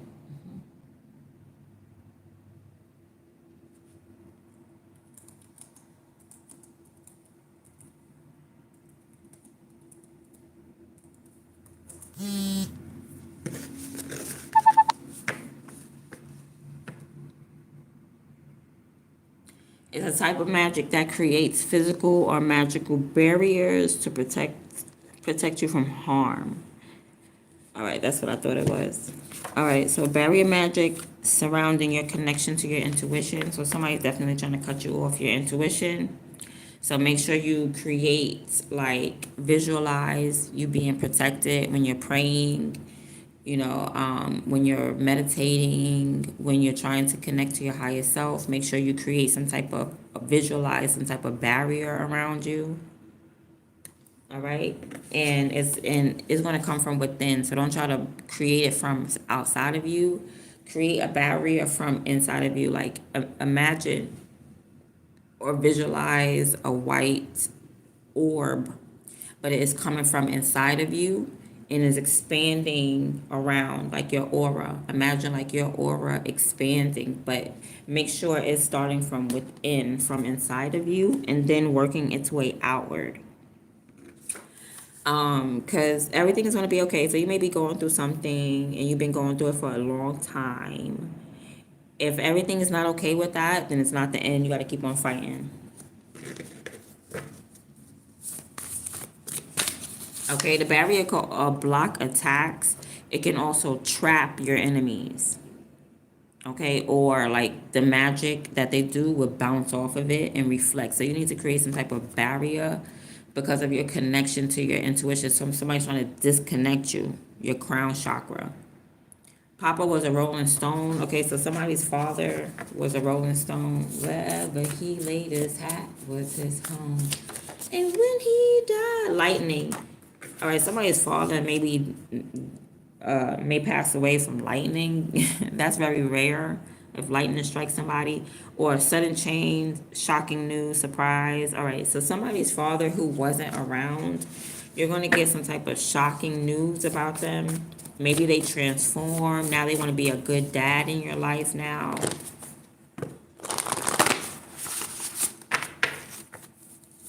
So if your father was never around, all of a sudden he wants to be around now.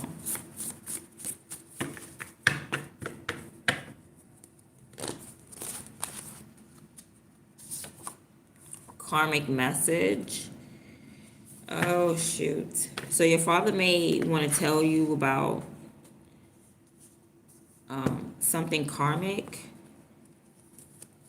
This could be a crossover father or your actual father. Papa was a Rolling Stone who wasn't there, but now they want to teach you. All right, you could be learning just from their actions. Like, you're not going to do whatever your father did. If you're a male, you're just not going to repeat that.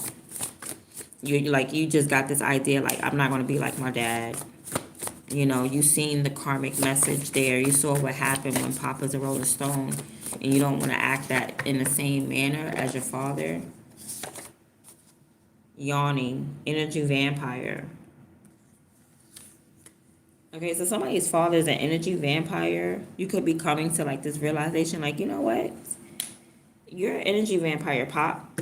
All right? Papa was a Rolling Stone because he was an energy vampire. So he probably drained your mother, drained the next woman and her, you know, gave them a baby, drained the next person. So Papa was all around draining women, dropping off babies because he's an energy vampire.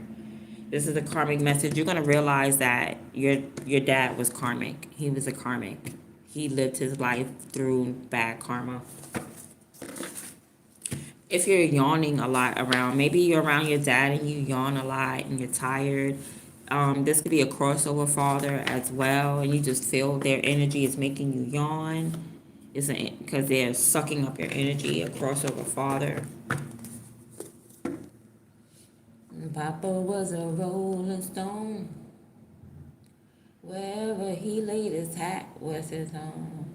And when he died, all he left us was alone. Yeah, so the barrier magic is going to create a wall between you and a toxic person or people or situation. You're going to have to start to set firm spiritual boundaries and contain your energy so that it doesn't leak or get manipulated. The barrier magic also blocks psychic attacks, monitoring spirits. It protects your home and your energy field. I feel like it is your energy field. Like I said, yeah, use visualization, like how I said. You could visualize, like, you know, light coming from within you, expanding outwards. Oh, you could also use herbs, black tourmaline, oils, eggshell powder. It's called cascara. Or you could use the smoke from an incense. You got Palo Santo, you know, sage. Try to be like sage your energy. All right, you already know. You can use candles. You know, protection candles. I do very well with candle work. I do very good candle work. I found out. Me and fire fucks with me. I do cord cuttings. Anyway, I don't think cord cutting actually works. The last cord cutting I did ended up in like a forest fire in the next state over. So I don't even bother with that stuff, to be honest. I don't think you can really cut a cord. I think it's up to God to cut cords. I don't think it worked. But anyway. Okay, or you could call on your ancestors, angels, just call on God. You know, some type of parameter that evil can't cross. You have to build some type of parameter that evil can't cross. Okay.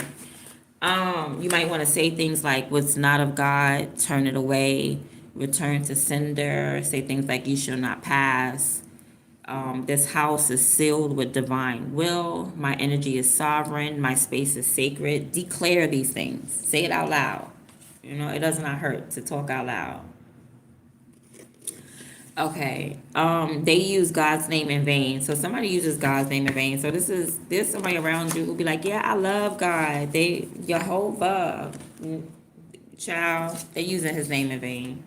Somebody else may be using His name in vain as far as like saying, well, God did this and God did that. God did not do this and God did not do that. Like somebody using God's name in vain. Somebody could also be like praying for like stupid stuff, using God's name in vain, like, oh, good, in God's name, I want this Ferrari. I want this $1 million. I want, like, stop using God's name in vain just for your own vanity. Or you could be saying, well, God did this for me, but it's outside of testimony. It's like you're bragging. You're just using His name in vain for your own vanity, for your own glory. And it's not your own glory. All glory goes to God. So honor yourself. Yeah, somebody's like, they use God's name in vain and they honor themselves instead of giving God the glory. Instead of saying, you know what? I'm smart, not just because of my own accord, because God gave me a smart brain. I am strong, not because of my own accord, because God gave me strength. Like, they lying on God.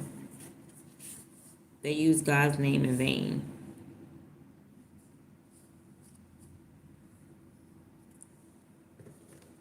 I feel like there's something more to this.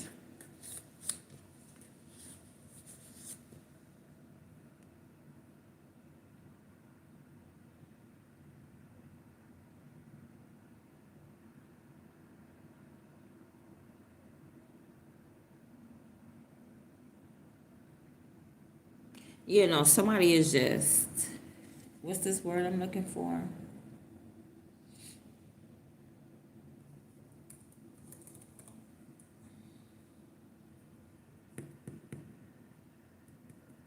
I feel like somebody is combative against God. I'll put this to the side because something is telling me that matters. It's going to matter later on. Okay, let's keep going.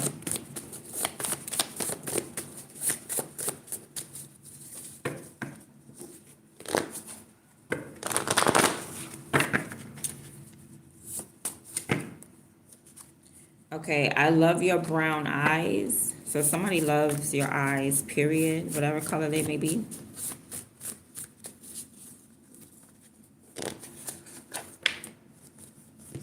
And you feel powerful. Then we got Monacan. This is what I am. I am a Monacan Indian. My people came from Virginia. I'm from Virginia.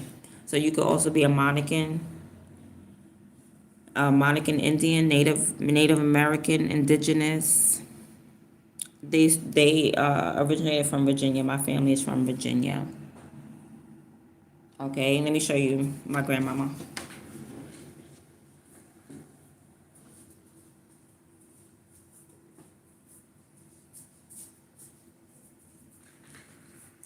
Because people be trying to swagger jack, right? People be trying to swagger jack, trying to say, oh, they're this, they that, and they don't have no proof, right? This is my grandma. I'm going to cover up her last name. My grandmother's name is Hester. Hester. Hester. That's a Spanish name. Hester. It means star in Spanish, like Esther, Estrella. It means star. And then her middle name is where we're actually from, Virginia. So my grandma's name, Hester, Virginia. This is my grandma. And we had hair, okay? Long hair, and light skin, all right? But for sure, Virginia, I'm a Monacan Indian. This is where we're from, okay? And people like to swagger jack with no proof and no evidence. I'm going to always show you proof. I'm going to always show you evidence because I'm a factual person. But yeah, so you could also be very powerful because you are a Monacan Indian. Something about eugenics in 1920s. Damn. Eugenics. Oh, okay. So eugenics is what they did because they took the Indians and they separated them by color. Okay, so they wanted to mate with the Monacan Indians. They wanted to mate with us because we were beautiful. We had long, beautiful hair. We had light skin. We had colored eyes. My kids came out with colored eyes. My great grandmother has colored eyes. It'll show up in your genes and your genetics. Whatever is going on in your past life, trust me, it'll show up in your genetics. You can't hide it. It'll show up in the fruits of your labor. You cannot hide who you are. It'll show up in your DNA, right? So what they did was eugenics back in the 1920s. So they took the Monacan Indians and the Native Americans, and they separated them. The ones that was dark skinned, they called them Negroes, and the ones that was light skinned, they mated with them because they was pretty. They had long hair. So it was eugenics going on that day. So that's how a lot of us were created, through eugenics. That's why we still have the long hair, the light skin, the certain features, the beauty marks, the moles, the this, the that, the noses, the lips, the teeth, the eyebrows, the eyelashes. Like, you still gonna have it genetically. So you guys could be also like indigenous Native Americans. Because I'm going to show you proof. People like the swagger jack. But straight up, I'm going to show you clear proof. My grandma, Hester, Virginia. That's where we're from. We're from Virginia. I don't make it up. My grandmother's name is Spanish. It's Hester for Estrella for star. Okay? Because I believe we're part Spanish. I do. So I'm going to end it right there with that. Excuse me. And I'm going to start these cards over here. Yeah, somebody's trying to block my throat chakra. They don't want me talking about that, about the truth. Okay, people love the swagger jack and never show you no type of proof. They love to steal your, take your whole identity and never got the proof to back it up. Anywho.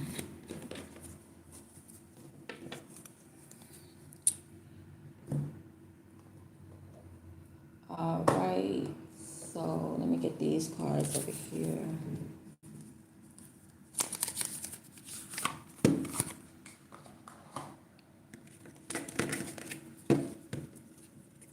I'm gonna move this. We don't need this no more, do we? Y'all like the way the sun look? I don't know.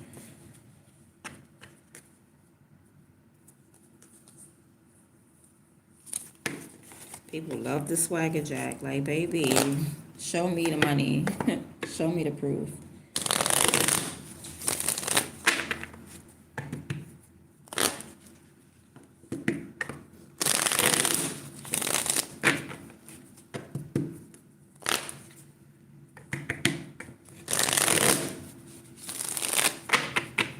Okay, people need to learn to honor themselves. Love your family and where you came from. Stop trying to swagger jack other people's family and trying to be like them and stuff like that. Go find yourself. I'm from Virginia. I'm from Louisa, Virginia. When I do my history, that's where the Monacan, and like, I did my research on my on my ancestry. I got papers up the wazoo. Okay, my great granddaddy was in the military. My grandmother was a captain. Like, we are military. I'm a military soldier child. Right. Built for this. Built for war. You feel me? Let's see what's going on with y'all. All right, so dang, what y'all doing? Carrying stuff? Juggling something? Okay, y'all juggling something with the Two of Pentacles, trying to balance things out.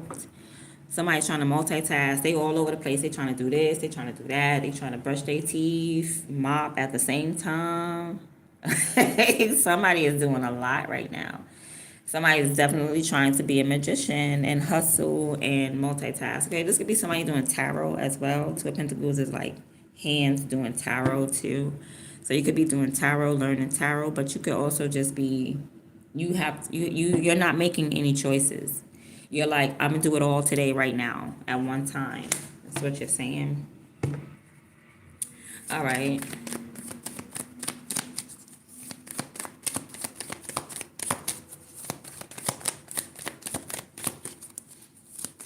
Okay, you're trying to balance things out, make some type of decisions, weighing out your options right now. All right, one option is you're calling. So, or you can make a phone call and call somebody. So, one option is you following your inner calling. All right, so you're trying to do what God told you to do and get this bread because the Ten of Pentacles is at the bottom, or do what God told you to do and fulfill it in the physical realm, right?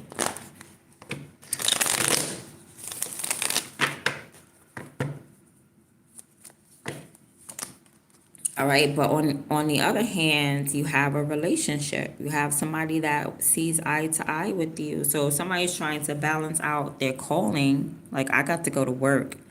You know what I mean? But it's not just like a job, a 9 to 5. It's actually what God is calling you to do. Like that's deeper than a 9 to 5. This is about your soul. All right, God will pay you in life. Well, the Ten of Pentacles, but a job will pay you Six of Pentacles, scraps. So it's like either you're trying to balance out or juggle your calling as well as like relationship or some type of partnership. Okay, a soulmate. You have a soulmate. Let's find out what kind of soulmate this is. Like, are they important? It doesn't look like a twin flame soulmate, but that doesn't make it any less important. So let's see. Collectively, y'all trying to do God's work at the same time find you a boo. That's what it's about. All right. Let's see. Is there anything significant that we need to know about this soulmate? All right, so this soulmate may be a thought or like a sex symbol. It's just a phase. Okay, so somebody is out here and they got on their poom poom shorts and their Daisy Dukes. This woman is just being going through a thought phase. She's in her Lilith. She's in her dark goddess energy. So at the bottom, I got romantic soulmate. So this may be a romantic soulmate. Time to heal, where it's time to heal. So she got to get out of that thought phase, boo. It's time to heal out that sex symbol. All right, she don't necessarily need to be like out in the streets prostituting, but she could just be online, like, you know, having on her little Daisy Dukes and her little crop top or whatever, just, you know, flexing her beautiful body. But it's coming off as like a sex symbol. You know, there's nothing really wrong with a sex symbol, you know, like vanity. Holly Berry was a sex symbol. Vanity was a sex symbol. A beautiful, you know, woman. Julia Roberts, she was a sex symbol at one point. All these women were gorgeous. And beautiful. They were sex symbols. So there's nothing really wrong with it. As long as you're not out here like, you know, really giving out your body. But someone's romantic soulmate may be doing this. It's time for them to heal. So it's time for them to get out that phase. It's time for them to learn. They don't have to be a thought anymore. It's time for everybody to grow. But both of y'all, this is a romantic soulmate. It's time to learn, time to grow, time to be happy, time to love each other, falling in love. This is when you see all the synchronicities. You see the 444s, the 222s, the 111s, their birthday, their age. You're just going to, you know, spirit, the universe is going to be playing with your mom with this one. All right, so you're trying to balance out your calling and a soulmate. This is just a soulmate. It's just a romantic soulmate. Go after your calling. This romantic soulmate was just to help to support you and to assist you on your they weren't meant to assist you, but being that you're healing and you're learning and you're growing, this will assist you on your journey.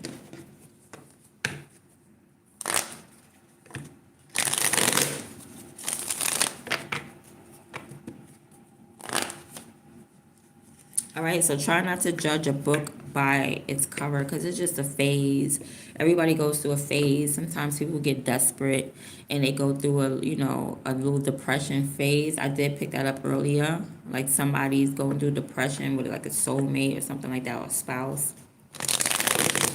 And they tend to get into their dark energy, into their dark Lilith. That happens. It's natural. It's just a phase though.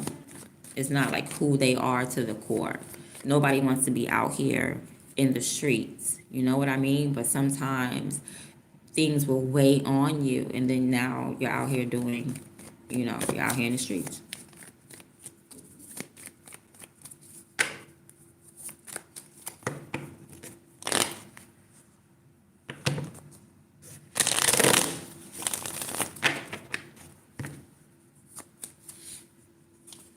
Okay, so your calling is to maybe be a mother with the Queen of Cups, possibly a psychic, because you're very sensitive, you're very intuitive.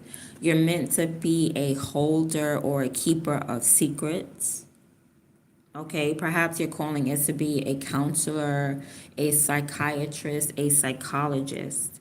You're meant to nurture people, you're meant to heal people. All right, you're meant to be emotionally stable. All right, some of you could be like nurses. We got the 10 of Swords at the bottom. So you could nurse people back to health. Maybe people are dry, you give them water. Okay, you could just, whatever your calling is, you bring knowledge to a situation. Like someone may have like a lot of information, but they don't have the knowledge in order to like make moves. So you could guide people, on what moves to make when they don't know what to do, or nurse people back to life when they are drained or feeling down or out.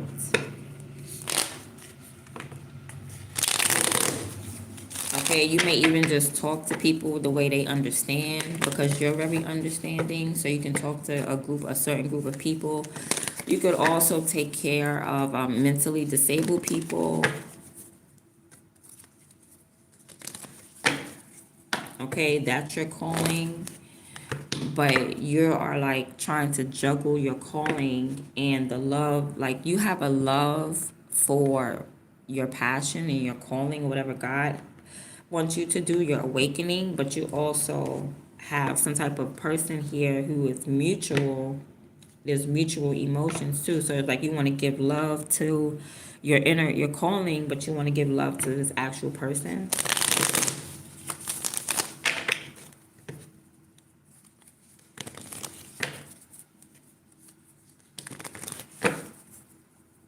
Okay, you could be even struggling to call this person. Maybe this is somebody that you're not in contact with and you miss them and you're struggling to give them a call.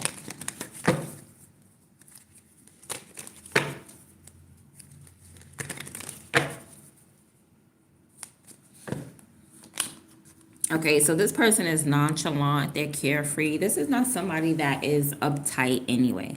This is somebody that's very much approachable, but they're in this energy where like they're single. Okay, so that's why they're like in this sex symbol, in this thought phase, because you may like them and they may like you, but nobody has locked this person down. Like you haven't locked them down, they haven't locked you down. So this could also be an Aries or Aquarius, but this person is definitely carefree. This is the type of person that they follow their spirit, they follow their calling, no matter how weird it looks. This person is into like quantum physics, into mathematics. They're very carefree. This person is sovereign. They listen to God and they do what they want to do. They could be out here in their little Daisy Duke shorts, but they're just a carefree person. They're the fool. Okay, this person also may want to start over with you. This person likes to start over. They like to start things afresh. There could have been like an ending with you guys, and now this person want to pop back on the scene, like rip me out the plastic. I'm acting brand new. Okay, this person is very optimistic, which is good. Okay, at least they're not sad and down. They're not trying to come and bring you baggage. They come in not listening. Like somebody's definitely in their dark goddess energy. Right here with the thought. Look, the Hierophant at the bottom. So this person, they go by the beat of their own drum. They got their own philosophy going on. Okay, or this person could be still committed to you. Y'all not in a relationship or something like that. The Hierophant is like a commitment though. So maybe it's some type of unorthodox commitment, like y'all committed, but maybe it's an open relationship, or it's giving me Will Smith and Jada. Like there's a commitment there, but we still get to do whatever we want to do, type of energy.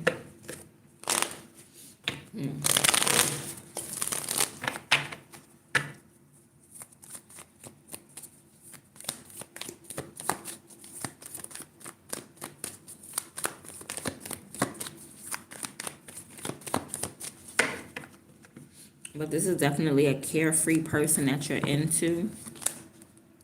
They feel like either giving you something with the Ace of Coins, or they feel like you have an opportunity. Like they want to start something with you. They want to solidify something with you. This person also may feel like you're very abundant. Like you got bread and you got money, a lot of money. I feel like they want to offer you something. They want to give you some type of brand new, fresh start, a brand new opportunity.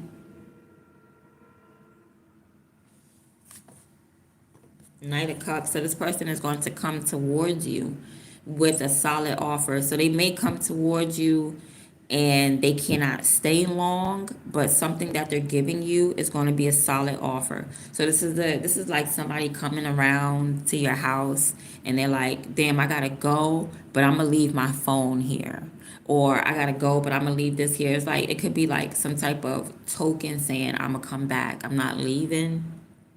But the Knight of Cups is like fleeting. Like he comes smelling good, looking good, and he comes and he brings good energy and he brings love, but the Knights don't stay long. They got other stuff to do. But this person is like, they're coming in this fleeting energy, but they're dropping off something solid, or it's to create some type of solid opportunity with you. But this is a fleeting person. I feel like this person is trying to meet you where you are when it comes to your emotions, but y'all just need to spend time together. With the Ace of Pentacles, it's like, okay, let's start spending time together. So I like you, but this person doesn't love you yet. Okay, and I feel like that's okay because I feel like you have more love for your inner calling. You have more love for what God wants you to do than you do for this person. But y'all like each other though.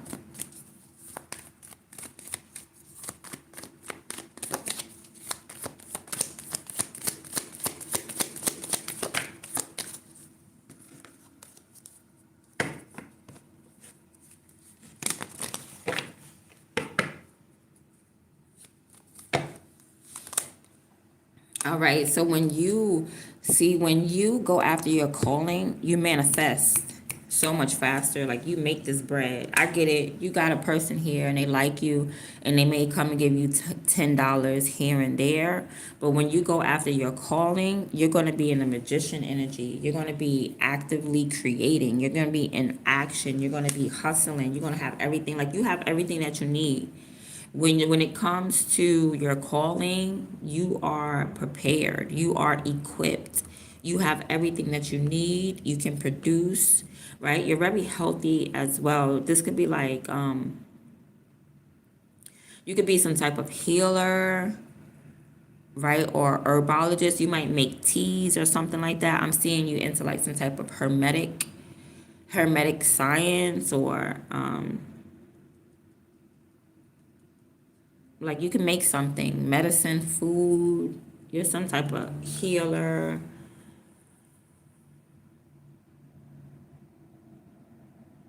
You can make some type of teas or something like that, tinctures. That's your calling. Aromatherapy, apothecary.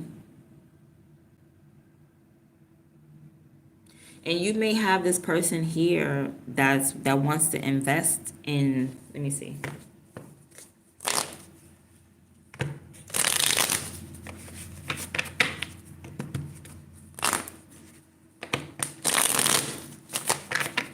I feel like this is someone that will support you. Even though they're carefree, I feel like they're still like a teacher.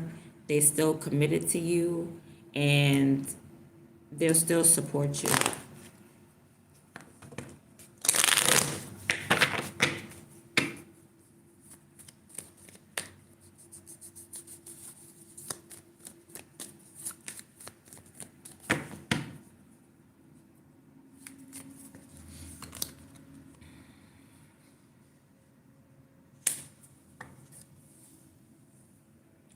This could be something that someone offered you that you rejected with the Five of Cups. They want to see if you want to reject it this time.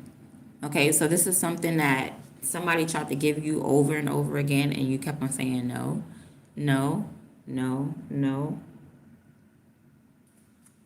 Okay, so this is somebody that's going to come back and give you something again. What is this? Because it's the Five of Cups is like,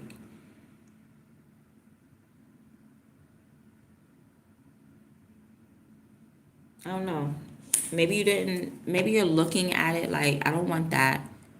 That's too little. Like, you're going to have to give me something bigger if you want me to forgive you. So this person could have betrayed you in some type of way.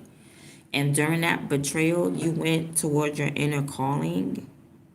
So if this person comes and offer you something, it's like it's too small or something, or like it's old, or they're coming to bring you the same thing. It could be like a wedding ring, and it's like, I still don't want that wedding ring. It's something that they're offering you that you still don't want it.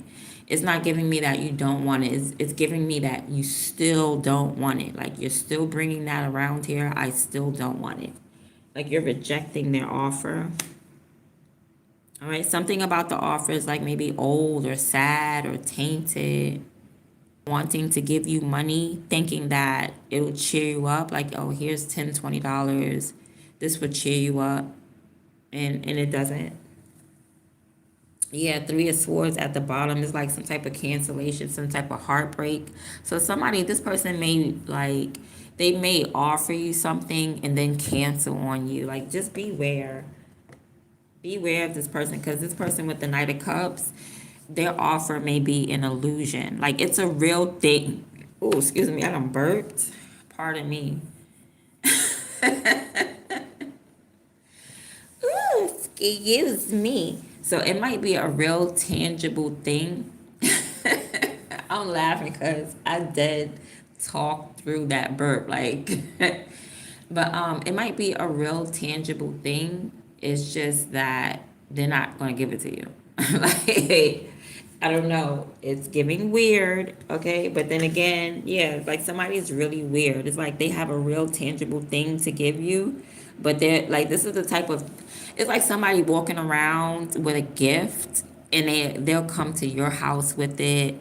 They'll go to the next person's house with the gift. They go to, like, it's like, are you going to give this gift to anybody? And they got all these women, or this woman got all these men thinking that they're going to drop this gift off with them, and it's not. It's like somebody walking around with a diamond ring, and they act like they're going to give it to you, but they don't give it to you. Okay, I don't know what that's. Somebody has really weird energy. They're like, you know what? I'm not going to give it to you, or it's something wrong with it, something like that. It's old, it's dirty, it's something. This person is weird. They want to give you something old, dirty. It's something weird about them. It could be an old, crusty dollar bill. Like, and somebody's looking at the dollar bill like, where did you pull this out of your butt cheeks? Like, no. Just don't. I don't know now. All right. Anyway, it goes. Nine of Cups. You're comfortable. You're satisfied. You're good. You're trying to make your next move your best move.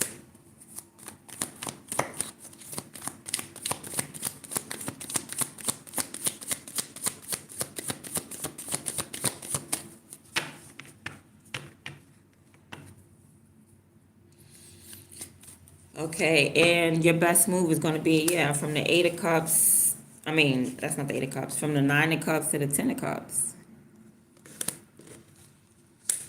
So your best move is like happiness or some type of reconciliation. Okay, so this person makes you happy. You have everything that you need, but this person makes you happy. So you probably don't even care about what they have in their hand. You probably just want to spend some time with this person. All right, be aware, because this person may even cancel that. All right, if it's something tangible, or if it's just like to spend time with you, like 10 minutes with you, 15, 20 minutes, be aware, because this person may even cancel that.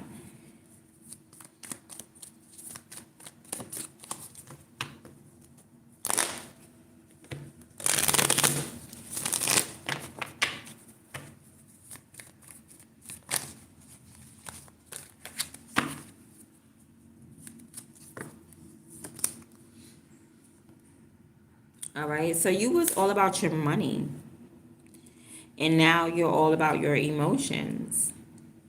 So it's like you did a 180. Okay, it's like you went from I'm just worried about my finances to, you know what? I want to reconcile with someone. I want to express my emotions with someone. All right, you feel like a wife. Whoever you are, you feel like a wife, or Queen of Pentacles, you feel like a partner. You feel like you've mastered the physical world, so now you're ready for a relationship. Now you're ready to reconcile. Perhaps you were waiting to get your money up before you went back to dating.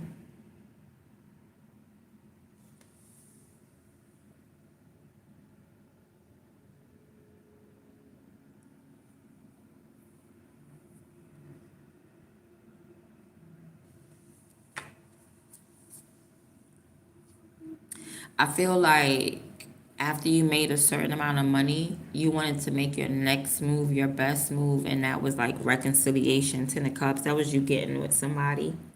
Let me see. What is this Ten of Cups? Yeah, you was making money moves. You went from making money moves to now you want to be in a relationship with someone.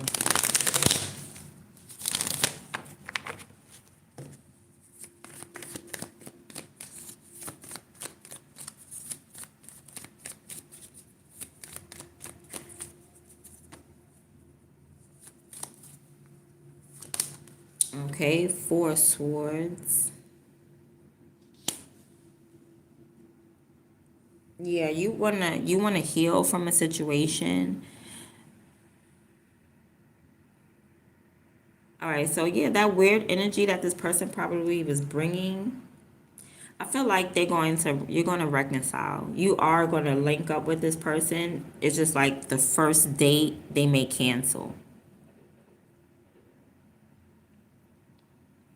All right, and that's when you start focusing back on your finances. You start focusing back on your money, and then they're going to want to reconcile. Right, this person's going to want forgiveness. That's what they're going to ask you when they cancel. They're going to be like, "But damn, can you forgive me? Can I take a rain check?" That's what this person's going to ask. They're going to ask to take a rain check. But you're probably gonna feel some type of way. Like they may cancel the second time too. Be aware of this person. This person, somebody fake. Somebody definitely is fake. They're gonna cancel on you a few times before y'all even get together. I don't like that energy, so I'm gonna snap out of it. That sounds like a jerk. Don't let nobody jerk you around. Like the first minute that they cancel on you, if this is a return, don't even let nobody return. We're not playing that. But if this is a return and this person cancels on you on the first date, don't even make no more dates. Don't even acknowledge this person no more. We're too old to be playing games like that.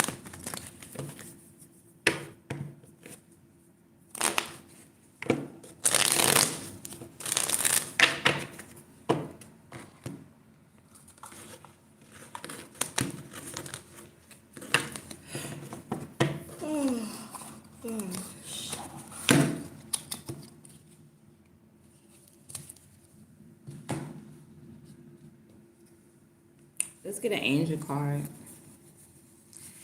Let's see what angel is here with us right now.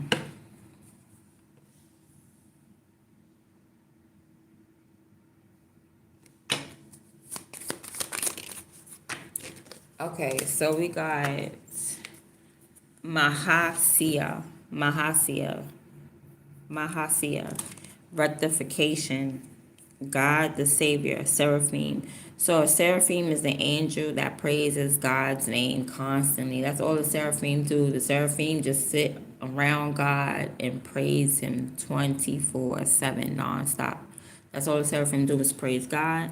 So this is the energy that's here. So you guys are definitely believers, devoted prayers, warrior prayers, and this angel is here for occult philosophy. So you guys are learning occult philosophy. This angel is also helping you to live in harmony with other people. And this angel, once again, is bestowing occult knowledge upon you. Okay, this is for rectification. Rectification means like you've been going the wrong way. and now you're about to receive redirection. So perhaps this has to do with the last reading where somebody keep making plans or something like that, but they keep rejecting it. Okay, that's your redirection. That means that person is not for you. That's probably a karmic, and you need to just stick to your calling, because that's where you're going to manifest in real life. Instead of waiting for someone to give you something, God gave you a calling to answer, so that way you can manifest things on your own. So this angel is also coming to bring some type of deep, profound healing. Deep healing. So you're healing some inner wounds that needed to be healed. That's dope. That's really good. So it means you're having another awakening. Just the same way you wake up every day in the morning time, you could wake up spiritually every day too. The learning does not stop. You don't just learn one thing and then that's it. It's 10 billion, quadrillion, jamillion things to learn out here. All right, this angel also helps you to learn a different language. So if you're studying a different language, this angel Mahasya it will guide you and help you like to learn it, to retain the information. If you're taking any tests, this angel helps you pass your exams. And if you've been having like dreams, this angel also helps you to understand your dreams. This angel comes to help you live in peace with everyone, which is good. That's good. Okay, even though they may not be peaceful, it's like you still have that inner peace to deal with these people. And then this angel also governs high science. So you guys are into science, but like, the quantum physics. I always say quantum physics. Right? You guys are into rocket science. So that's good. That's the angel that's with us right now. Bestowing occult knowledge and all right.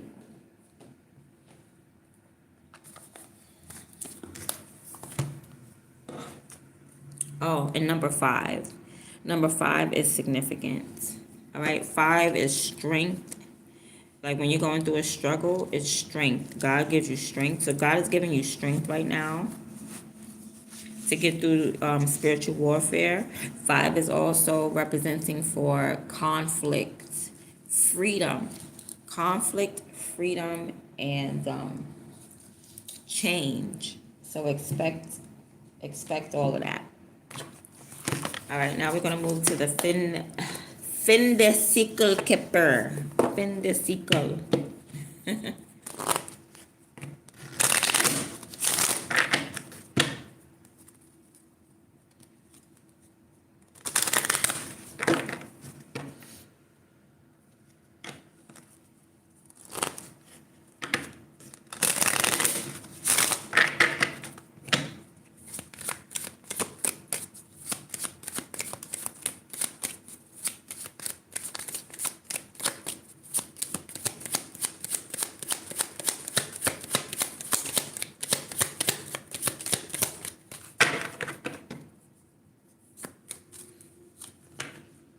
Journey. Okay, so you guys are going on a journey. You're going on a trip somewhere. Traveling. Okay, this could also be just your life journey.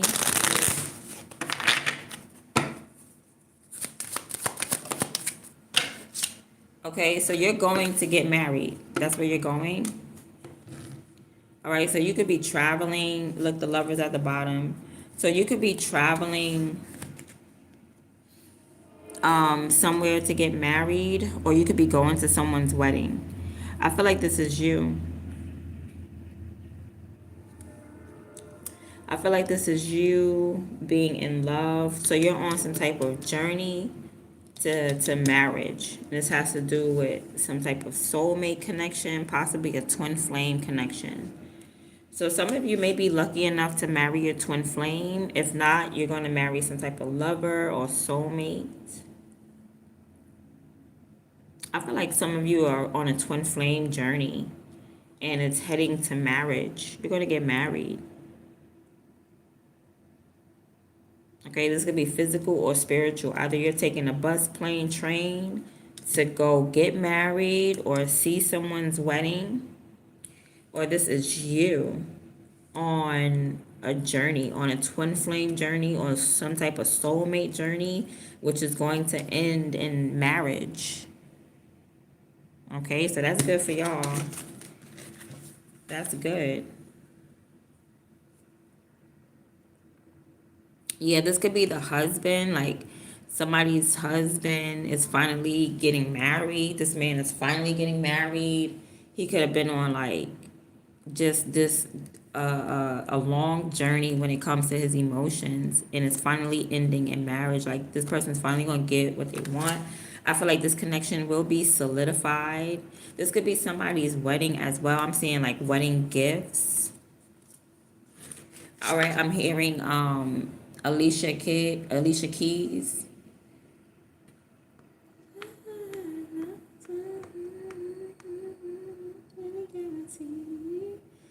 So every time you hold me like this is the last time. Yeah, something about the last time. Kiss me like you never see me again. So somebody wants you to hold them like it's the last time. They don't, like, somebody wants to hug you really bad. And every time you kiss me like this is. Okay, yeah. Alright, it's too early to be hitting on Alicia Keys. Alright, let's get one more message from these cards.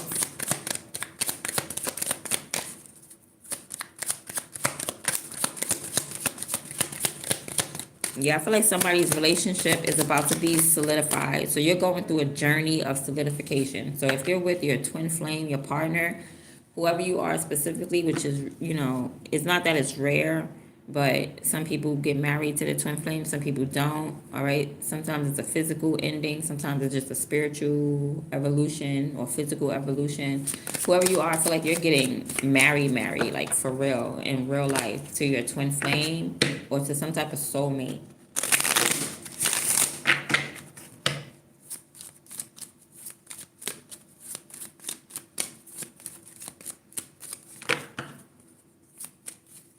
Like somebody could be on the same path as you, the same journey as you, or y'all didn't travel together, but like somebody's divine masculine or somebody's masculine counterpart is coming towards them for marriage. I'm seeing a child. All right, so you could be pregnant, having a child. Somebody's child could be like in child labor. So they probably just still doing like child labor laws and stuff like that. Making these kids work in these sweatshops and stuff.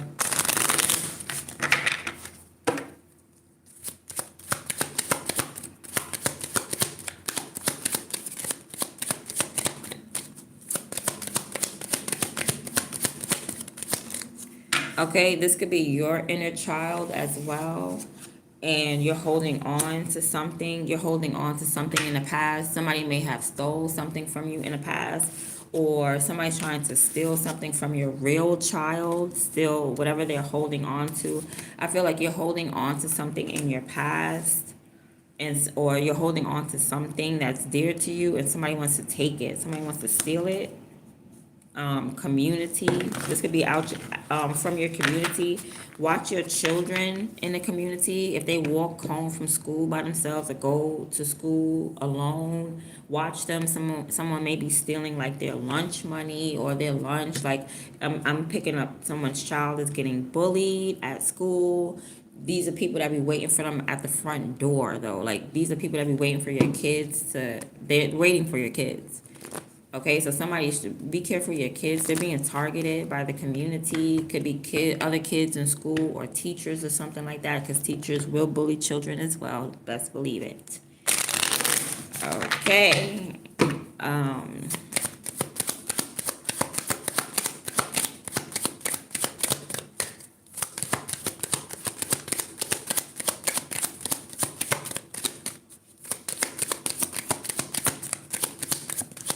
Okay, somebody could be trying to steal your child's innocence, is what I'm hearing.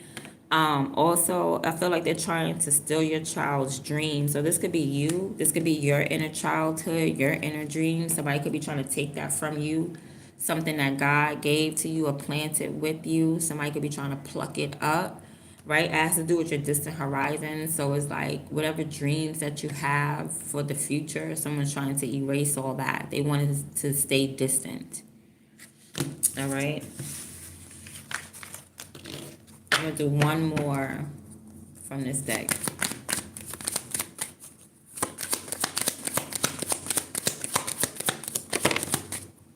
Great fortune. So expect for some money. That's what I thought. Because I'm like, if somebody trying to steal something from out your hands, shoot, it's either lunch, your lunch money, or what is it? Yeah, it is great fortune. It's because you're coming across a great fortune.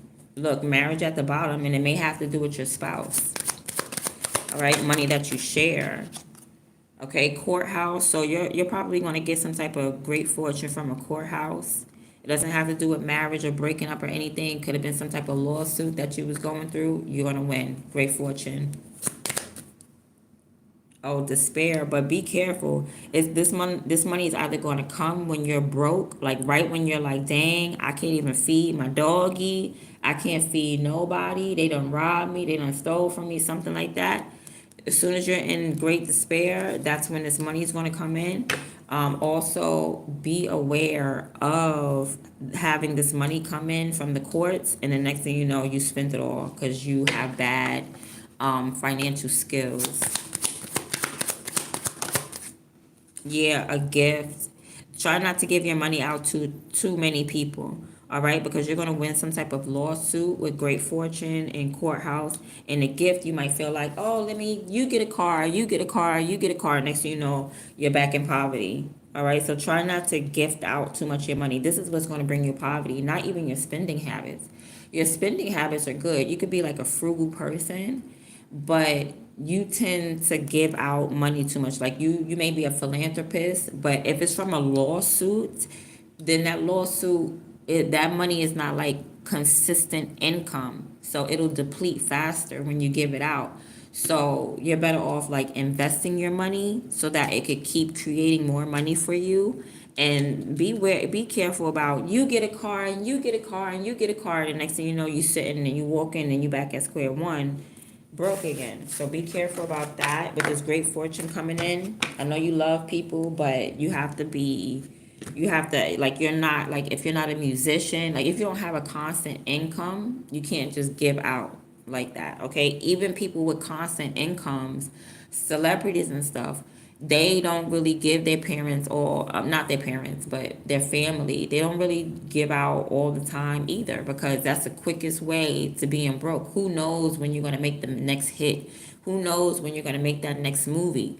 So just be careful about trying to gift out things all the time to people, because it's going to leave you back in the poorhouse.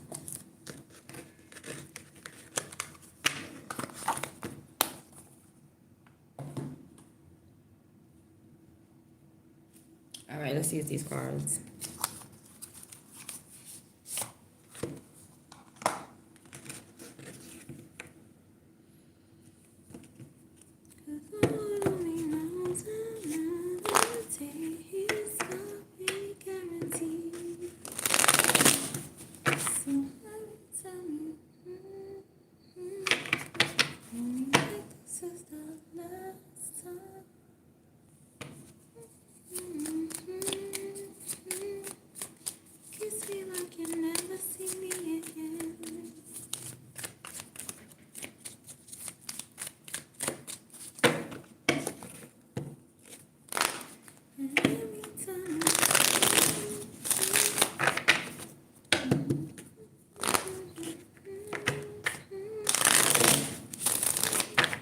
All right, let's see. Let's see what we get from here.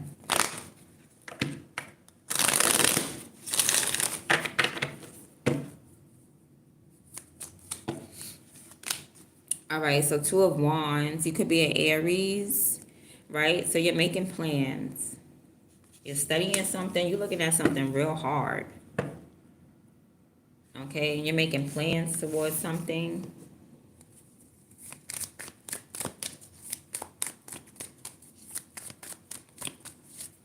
You could be wearing something revealing, something loose. I'm picking up a boho outfit. All right, somebody could be looking on like a shopping network, looking for clothes to wear. Like somebody is definitely enlightened and they want to make moves based off this enlightenment.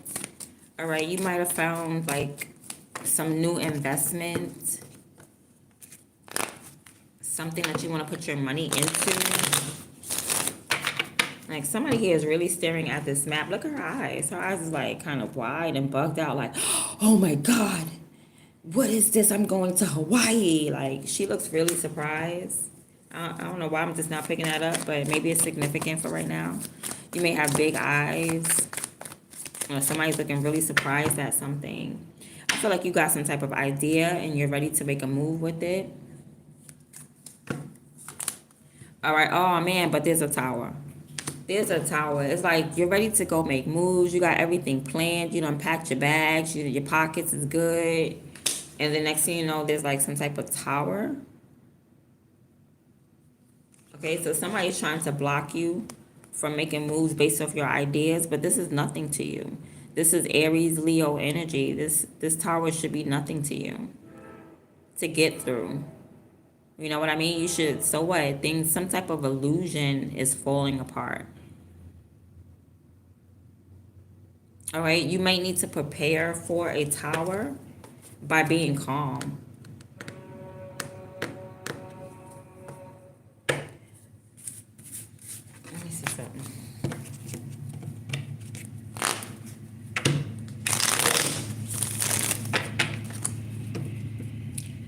Kick it with you. Kick it with you. What's today? Friday? Is today Friday, y'all?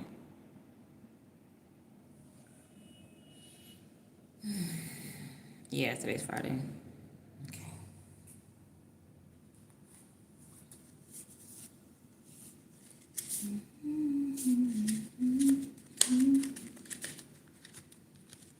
Look at something.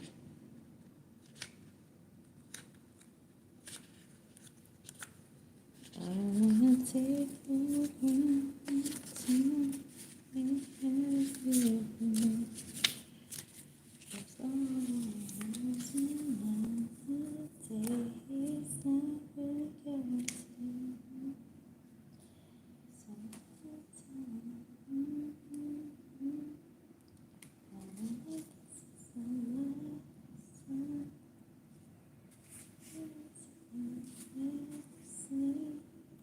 all right, here we go. Kiss me like you never see me again.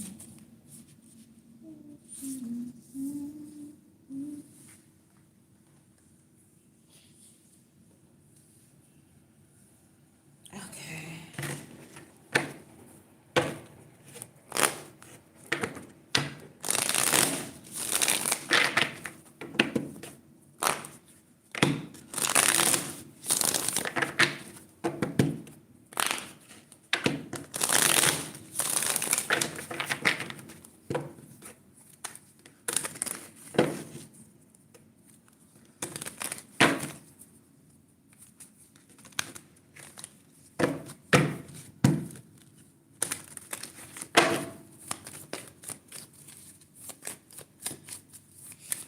Okay, let's see.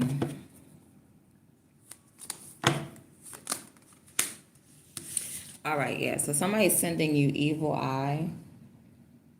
They want to cause a lot of chaos in your energy. Okay, they want you to feel oppressed. They want you to feel like you're in slavery.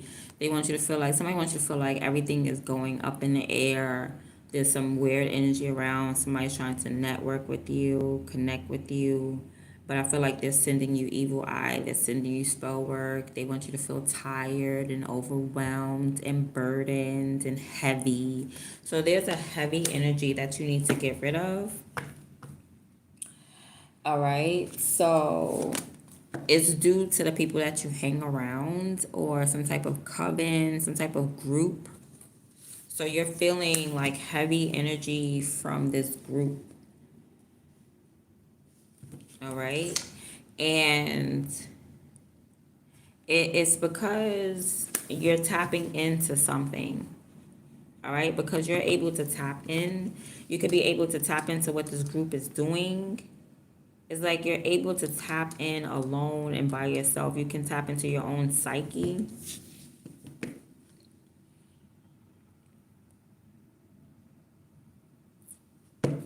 All right. The Death card. Oh, you might have to end things with this group or end things with a Scorpio altogether.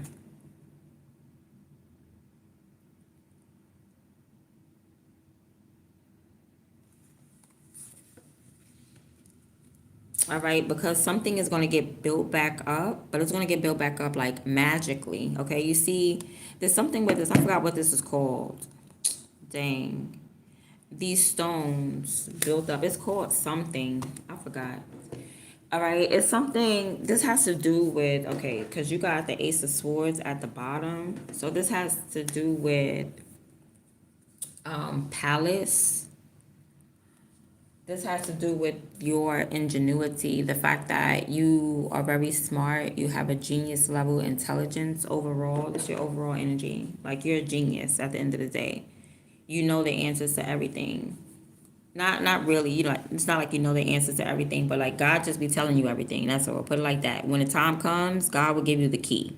Okay? You walk without the keys, but when that time comes, when you are at the front door, God will give you the key. God is giving you the key to like death or something or immortality with the death card.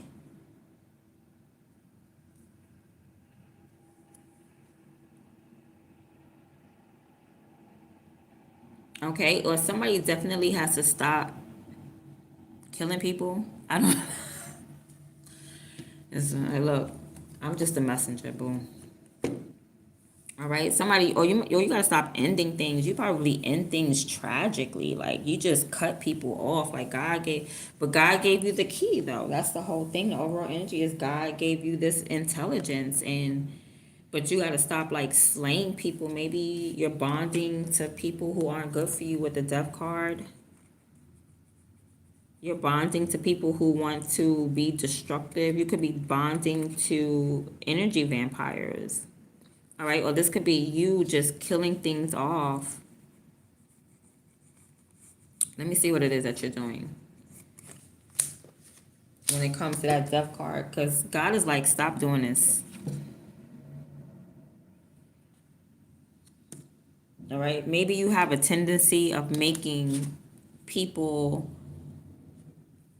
like seeing people through a colorful lens. You know what I mean? Like you're looking at, because you might could see the life in everything, but certain things is like there's no life there. Or you just need to stop ending things. Let me see.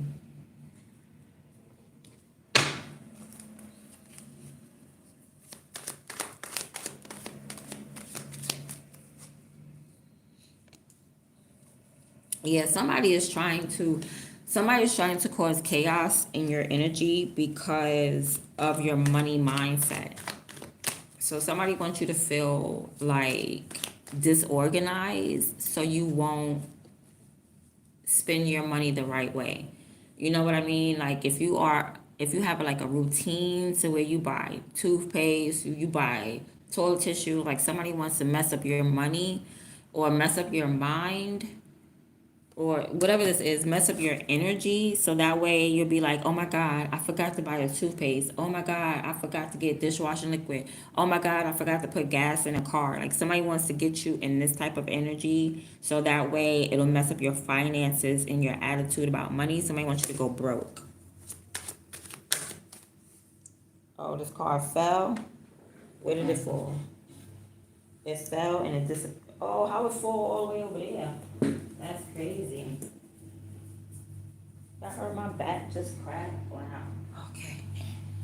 That's crazy. That car just fell all the way. I have to get up. And I'm not going to take it because it's too many. All right, let's see. This one's on the floor. Yeah, you have to, these is people You gonna have to get rid of these group of people. I don't know who these Three of Cups is, but it's just too many people.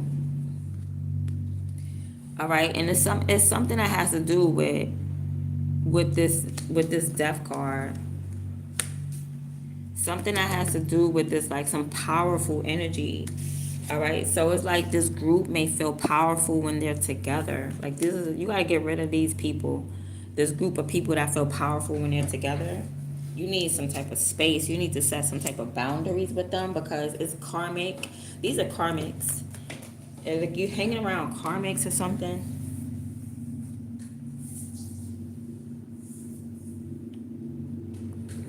I gotta move this because these cards are on the floor.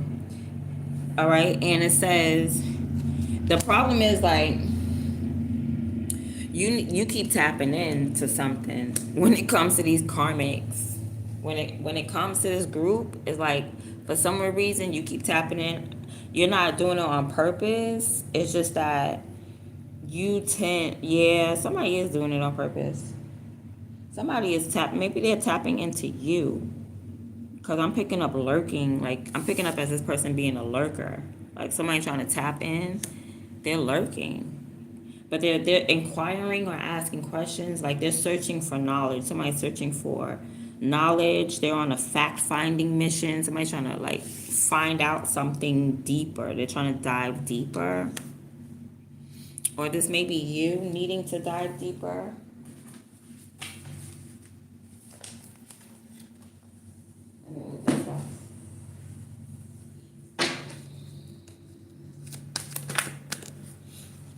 All right, and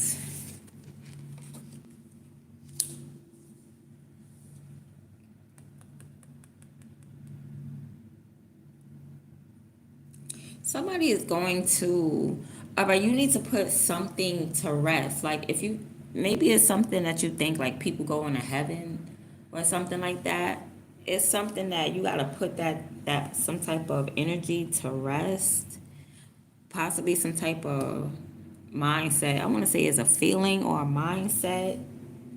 Maybe like somebody feels like you ascend when you die, and that's not true. It's something about this is, I'm just a messenger, okay? Is there has something to do with your belief system because this looks like a belief system, but it's like you think that you only get to your highest level when you're dead. Like somebody, like you believe that ascension has to do with death. It doesn't. People die as a karmic. You don't all of a sudden ascend. So when you got ancestors, if your ancestor died a crackhead, more than likely your ancestor's still a crackhead. They don't go into the spiritual realm and all of a sudden ascend. That's what the cards are saying. I'm not saying it. That's what the cards are saying.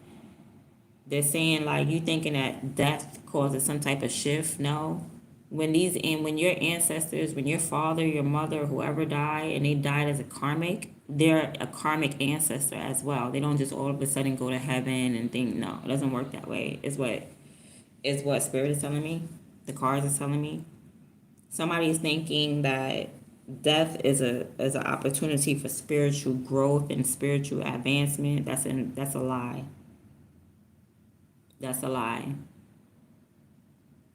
You may go to your, okay, so this Three of Cups is somebody's ancestors. Somebody's tapping into their ancestors, and their ancestors is causing havoc because your ancestors never liked you. Like your ancestors was messed up in the physical realm, and they're messed up in the spiritual realm as well. They didn't go to heaven or whatever way whoever this person is thinking. Somebody keeps tapping into the dead. Somebody keeps doing necromancy and trying to tap into the dead. Now somebody could be trying to tap into your ancestors. All right, because I did show like my grandmother's picture. My grandmother's not going to talk to you. My grandmother's going to slap the shit out you. All right, if you're trying to tap into my ancestors, like my ancestors, they still, yeah, they bout it. Okay, if this is somebody else, like if your ancestors were negative in real life, when they cross over, they're still going to be negative. Like they're not cleansed. Somebody didn't get cleansed through the fire.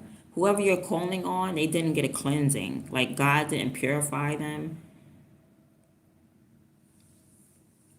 So y'all need to stop calling on these dead people, because these dead people is only coming around, and these fake ancestors, they only coming around, they're karmics. Y'all calling on karmic ancestors. You're calling on people who never fixed their life in the real world, and it's not magically fixed in the spirit realm either.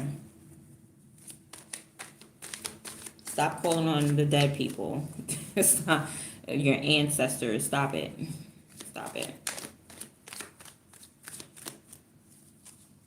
It's not working. It's what spirit is saying.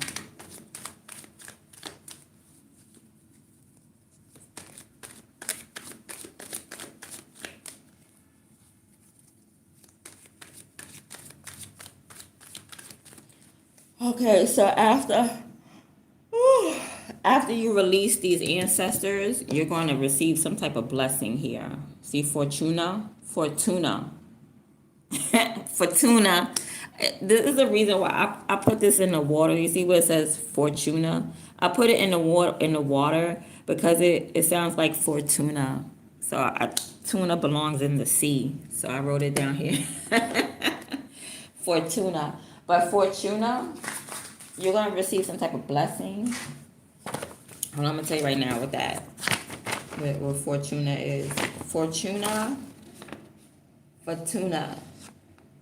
Okay, first of all, is an asteroid. Okay, so like these rocks, those are asteroids. So Fortuna is an asteroid, right?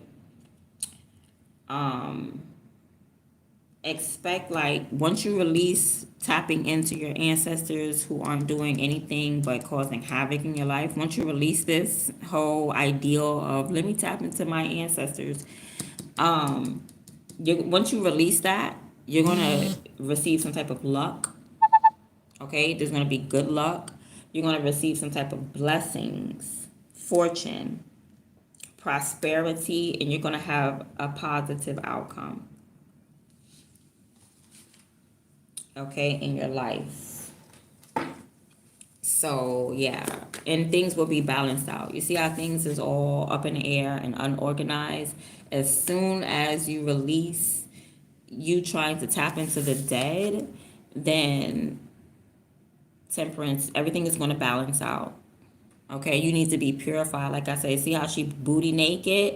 Because, oh, I said your ancestors need to be purified, but you need to be purified from them, detached and purified from them. So let's see.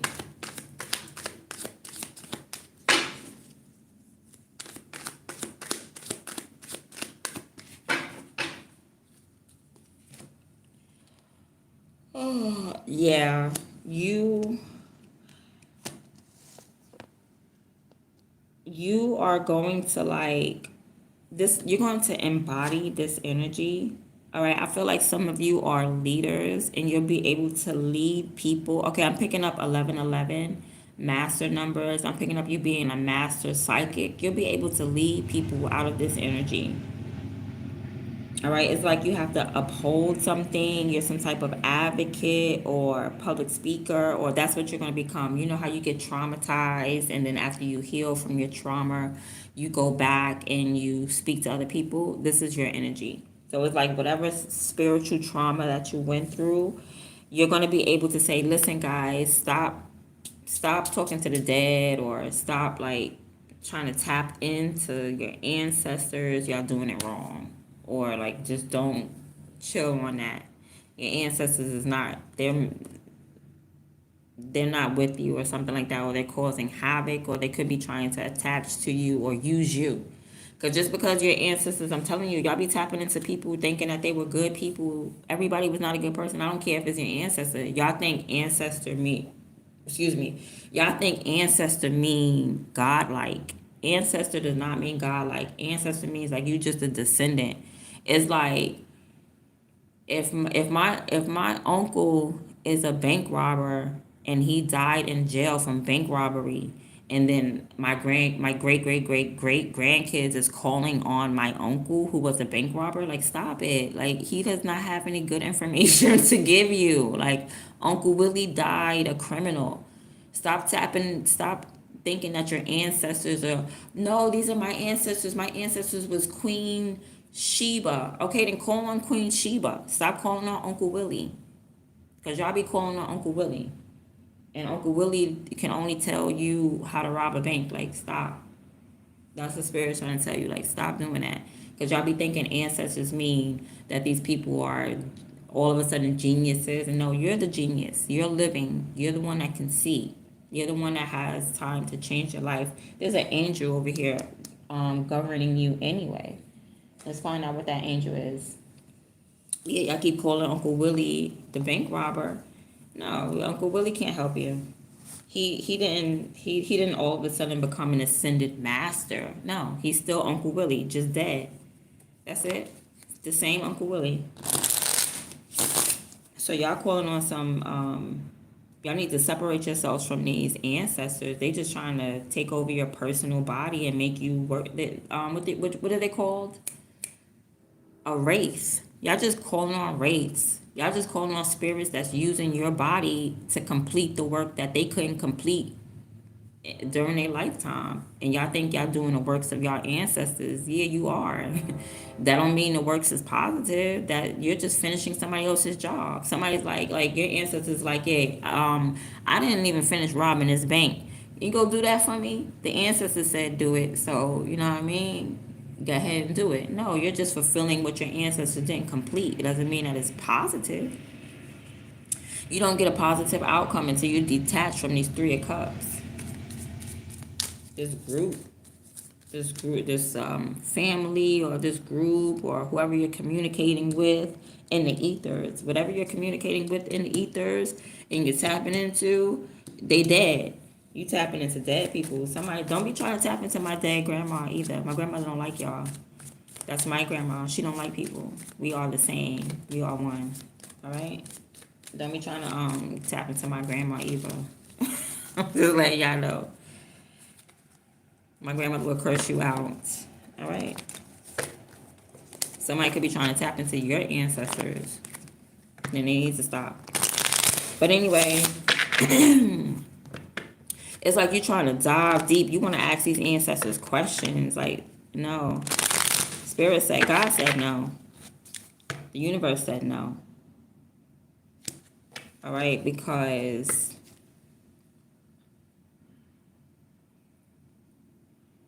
there was no spiritual advancement. Okay?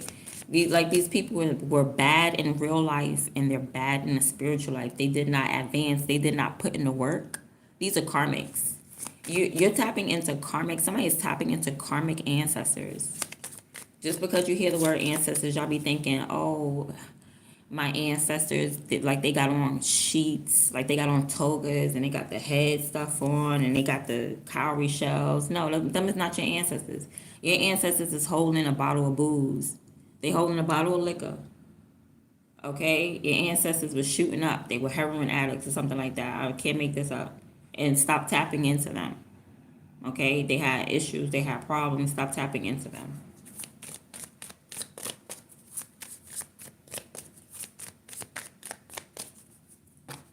All right, like you trying to get deeper into the realms, these family members is going to drag you to hell. They're not cool. Okay, they're not cool. But anyway, you're going to get out of it, and then you're going to be like an advocator for it. You're going to be like, hey guys, stop it. Stop calling on the ancestors. You're gonna be like an advocator. Because you're going to receive some type of positive outcome. Like the minute that you apply the knowledge that you get, you're going to get some type of positive outcome. And the angel is going to be a very powerful angel that's governing you when this happens. This angel is going to help you discover spiritual wisdom and magic. So you don't even need to tap into them old ancestors. You got your own power. You got your own magic. You got your own wisdom. You got your own truth, okay? You're going to be exposed to hidden secrets. Open your heart before you open your mouth. Open your ears and close your mouth. So talk less and listen more to God. And the number 25 is significant. This is the angel of magic. All right. God who gives wisdom. So God is going to give you the wisdom that you're looking for. This is dominions. Let me see what the dominions do. The Dominion Angels, they do something. They have a job.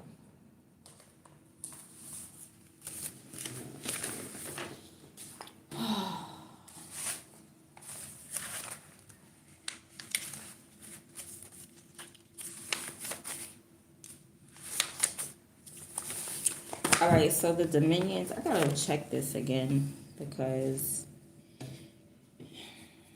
but anyway, I'm gonna give you what I have right here. So the Dominions delegate duties of lower angels. All right, so, okay. Delegates duties of lower angels, middle management, connecting divine to earth. Maintain order amongst angels, give justice to people who are wronged. That's what the dominions and dominations do.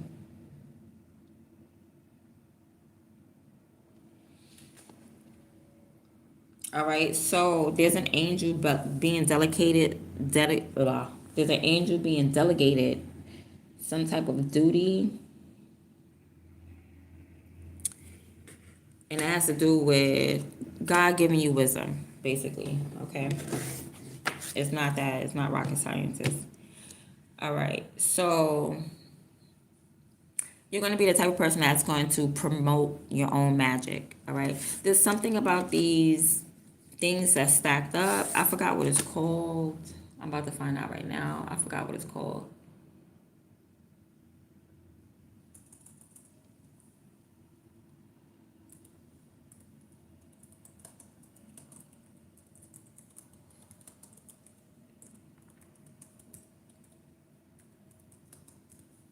But it has something to do with like your mental or magic. Let me see. Let me make sure. I should have wrote it, but I could have swore I was going to remember it, and then I don't remember. Oh yeah, um, cairns or Carns. I don't know if I'm pronouncing it right. It's called cairns or Carns. That's what this is called, and they're often used to mark hiking trails as a landmark. Cairns can also be found in other locations such as religious sites or graveyards. So, okay, it's like an altar or something like that. Or like a landmark. Because I remember in the Bible when certain things used to happen and then they used to stack up stones to signify this happened here or this is what happened here. Let's see. It could also be like a marker, like if you get lost, it's like a what you call it? What you call it? Oh my goodness, I can't remember the name. You know when you a landmark. Yeah, they said it already. A landmark, like a certain tree. Like you know when you're close to home or halfway home, because you'll see this specific tree. Like okay, oh I made it past the oak tree. You know like what you call it? Do Dora the Explorer? She always talks about landmarks. She'd be like, go through the forest, past the totem pole, over the river, and you'll end up at McDonald's. We're going to McDonald's. Come on, vamonos. Everybody, let's go. And then she'll have a over the river, through the forest, past the totem pole. You know what I mean? So it's like some type of landmark, or a what you call it when you playing a video game and you go past a certain point, a checkpoint. Yeah, it's like a checkpoint. So this is like a spiritual checkpoint. It's like you'll never have to, like once you get rid of this karma or this residual karma that's still here when it comes to you praying to your dead ancestors, once you get over that, then that's going to be like your checkpoint and you can move further. You can elevate. You know what I mean? So yeah, this is called a cairn. Let me write that on here because I'm gonna forget that word again.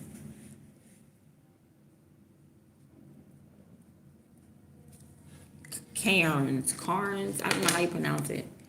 How you pronounce this word?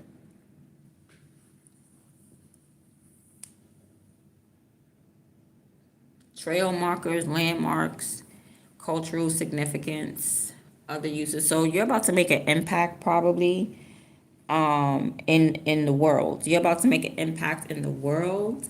because you're about to switch something up or change something up, because it's like you're no longer praying to the ancestors.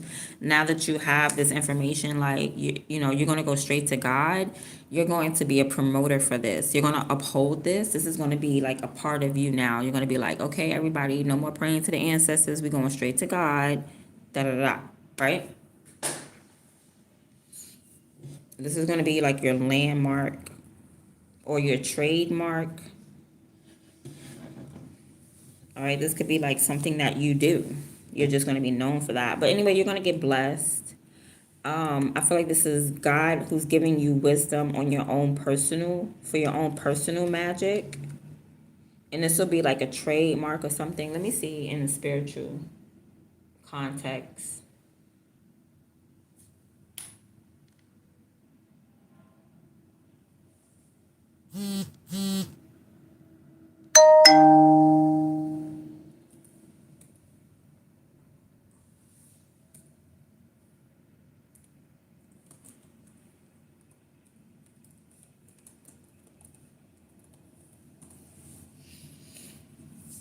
Okay, and they hold spiritual meaning across different cultures, often symbolizing guidance, connection, and spiritual practices. They can represent a variety of concepts, including hospitality, human connection, the voice of God, and faith. Cairns, or yeah, I'm gonna call it cairns, are also associated with peace, calm, meditation, and grounding. So you're going to gain some peace. Like you weren't at peace. You kept on tapping into these ancestors and stuff like that, and you was not at peace. And the minute that you did this and stop tapping in, you're going to be at peace. Like connect to God. Like you don't got to go no. You don't have to stop causing barriers for yourself. Stop thinking that you have to go through this person, go through that person, go through here just to get to God. No, you can just go straight to God. God hears you, okay?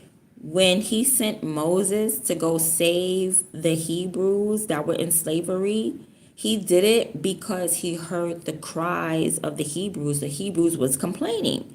They were like, "Oh my God, please come get us. Send a savior. We don't like this. This is slavery." Them Hebrews, they kept crying out to God, and God heard their cries. They didn't have to go to Jesus. They didn't have to go to Muhammad. They did not have to go to Buddha. They just cried. Their own heart said, "Yo, this is not right." And they cried out to their God. And their God did what? The only thing that he should and can do: answer. Somebody's trying to, this is a blockage. Your ancestors are blocking you. So he heard the cries. And then he sent Moses. All right, so God hears you. You don't have to go to West Timbuktu. You don't have to call the operator and be like, "Excuse me, operator, can you please connect me to God?" God made you. He hears you. There's no barrier. God never said that there's a barrier between you and him. You're creating your own barrier between the Most High God every time that you acknowledge and idolize dead people. Every time you go to that person, I don't go to my grandmother. I don't ask my grandmother for nothing. The one I just showed you, I do not pray to her. She is not my God. Actually, that was my awakening. When my grandmother passed away, that's when I realized my grandmother wasn't God. I already went through that awakening. I know exactly who God is. Some of y'all still going to your ancestors, whether they're dead or alive. You could be still living with your grandma, and you old as hell. You need to grow up and get up. And even if you're not, you could just still be relying on codependent. You could be codependent on your grandparents, your parents, your ancestors, and that's not how it goes. You need to go straight to God. You need to go straight to the source. I would not dare disturb my grandmother's peace. I wouldn't dare. I ain't gonna front. I did ask one question one time. I was like, "Grandma, I'm gonna tell y'all what I prayed to my grandmother for." I asked my grandmother one time. I said, "Grandma, what do I need to feel better?" My grandma gonna tell me I need a husband.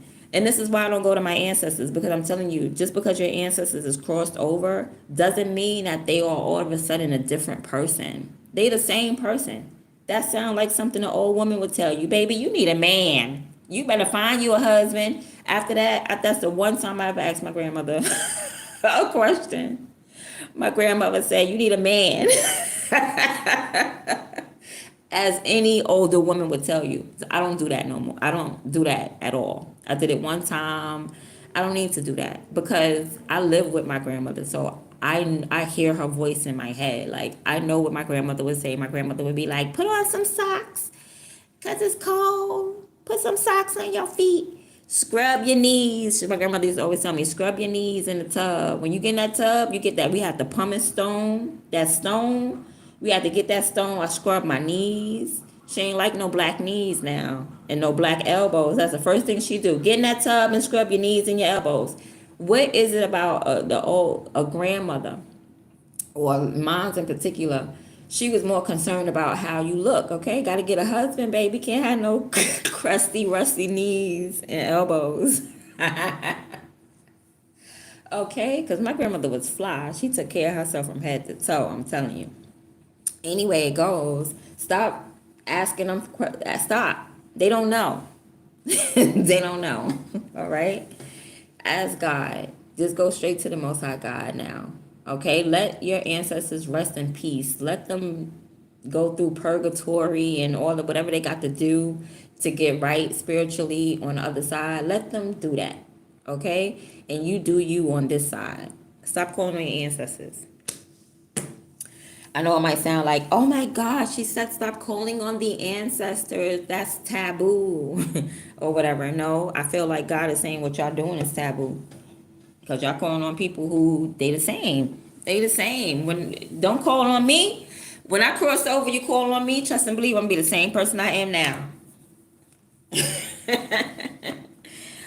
You know, or whatever elevation I'm going through, that's what you're going to get. All right. So, I'm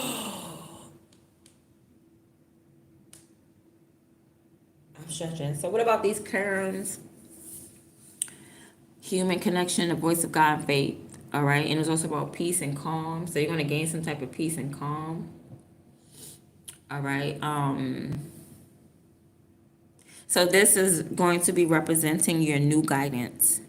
All right. You're no longer setting up an altar for your ancestors. Stop that. Stop giving them plates of food they cannot eat. Only thing you're doing is attracting roaches and ants and stuff like that they cannot eat.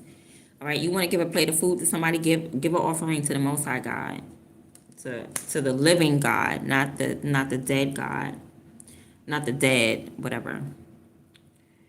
All right, and whoever you are, like, you're trying to tap in hard body, but you don't even know what you're doing, because this is the Page of Cups. The Page of Cups is like ancestors, almighty ancestors. Like, somebody don't even know how to tap in. Like, they're really practicing. Like, there's something that you really need guidance on. It could be emotional guidance. It could be spiritual. Like, you need some type of knowledge. And you keep tapping into the dead, they're not going to do it. What they're going to do is keep interfering because they want to be a wraith. Whoever this is, because that's what I got at first. The Two of Wands is the first card I got. And that was like wraith energy. You know, someone trying to attach to you. Like, the dead is trying to attach to you. And just like how the devil tries to attach to you to use your vessel, so will the dead. And use your vessel to live vicariously through you. All right? So if you're wondering about something blocking you, it's you calling on your ancestors.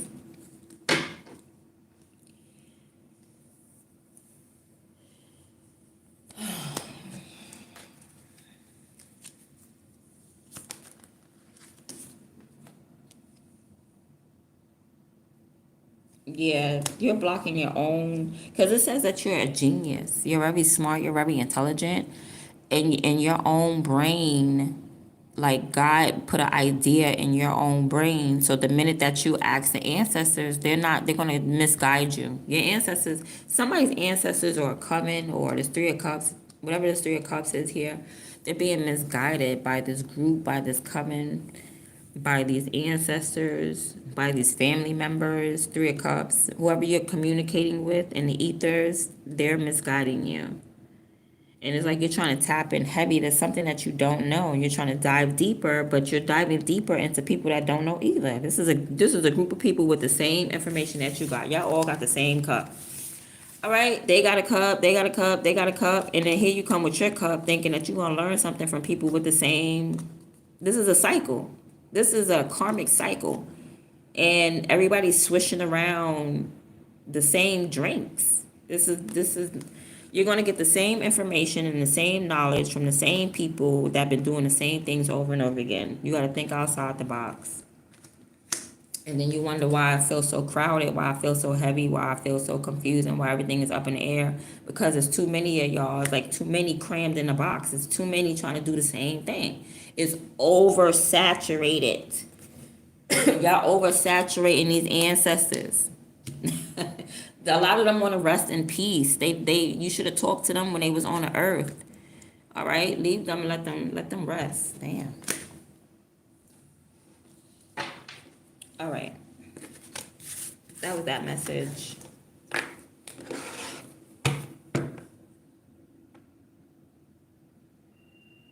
Yeah, that's some type of altar.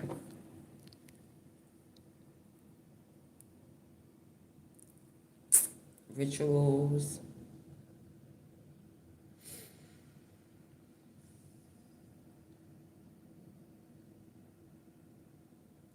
All right, I'm not really picking up too much tea right now, which is good. I'm not picking up anything too detrimental. I'm not really picking up anything you need to worry about, which is all good.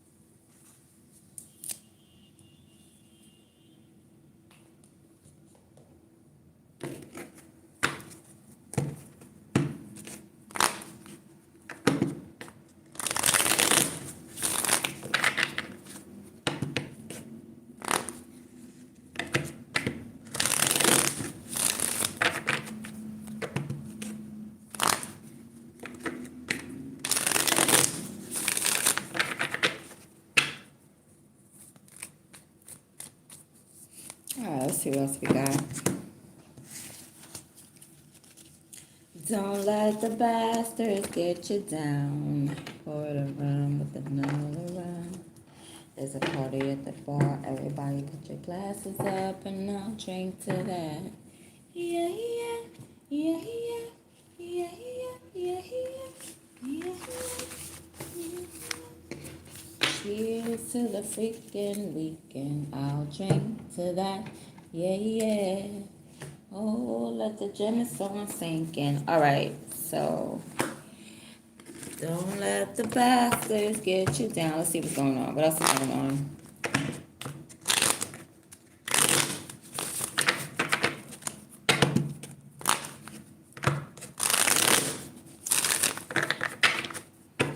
What's happening?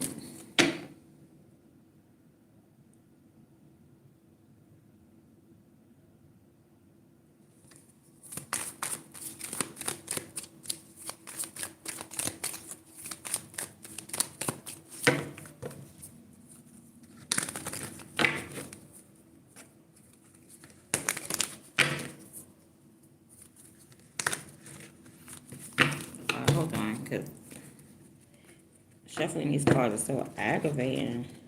It's so little. I can only shuffle them like this.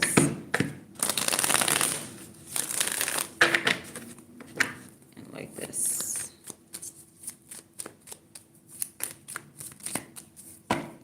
Oh, I'm going to use a different deck after this because these cards feel like, I don't know. like how they feel in my hand no more. All right, let's see.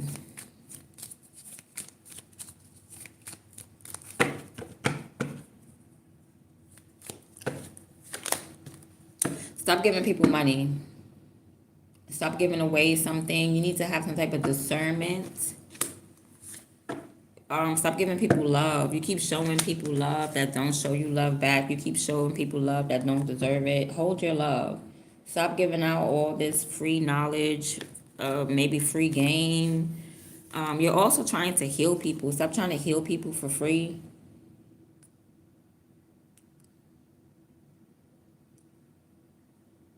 Like, just stop giving out free. Like, you're trying to heal people deep wounds. This is Chiron. That's a deep wound, you know, and you're probably trying to do it for free, especially when it comes to like a soulmate. You might be trying to heal your soulmates for free. Like, no, I'm just gonna be with a different soulmate because I just want to heal them and let them abuse me because I'm healing them. No, it doesn't work that way. Stop doing that. Stop trying to be Captain Save a Hoe, Captain Save a Man Hoe, Captain Save a Woman Hoe. All right, somebody needs to stop that. You need to have some type of boundaries when it comes to like giving. You keep giving, thinking that you're healing people, which you are, but it's like maybe you're giving it for free. Hold on to your love, to your healing love, to your healing energy, because you got people that just want to hold, that they just want to have it. Like, they don't plan on reciprocating it. All right, Four of Pentacles, they just going to keep stacking up on whatever you give them. Like, yes, they're going to keep hoarding. This person's an op. This person could be somebody in your neighborhood, somebody that lives in your house, in your home. Okay, this could be your own damn kid. Like, you keep giving your kids money for candy and cookies, and they just like, yes, yes, yes. You know, they're not going to do any chores or anything behind it, right? Or this is just like a person in your life that you're constantly giving to, and you're healing them spiritually. You're giving them knowledge, and they don't have any intentions on giving it back. This person is coming out to be a bastard. Don't let the bastards get you down. Yeah, this person's a op, a bastard.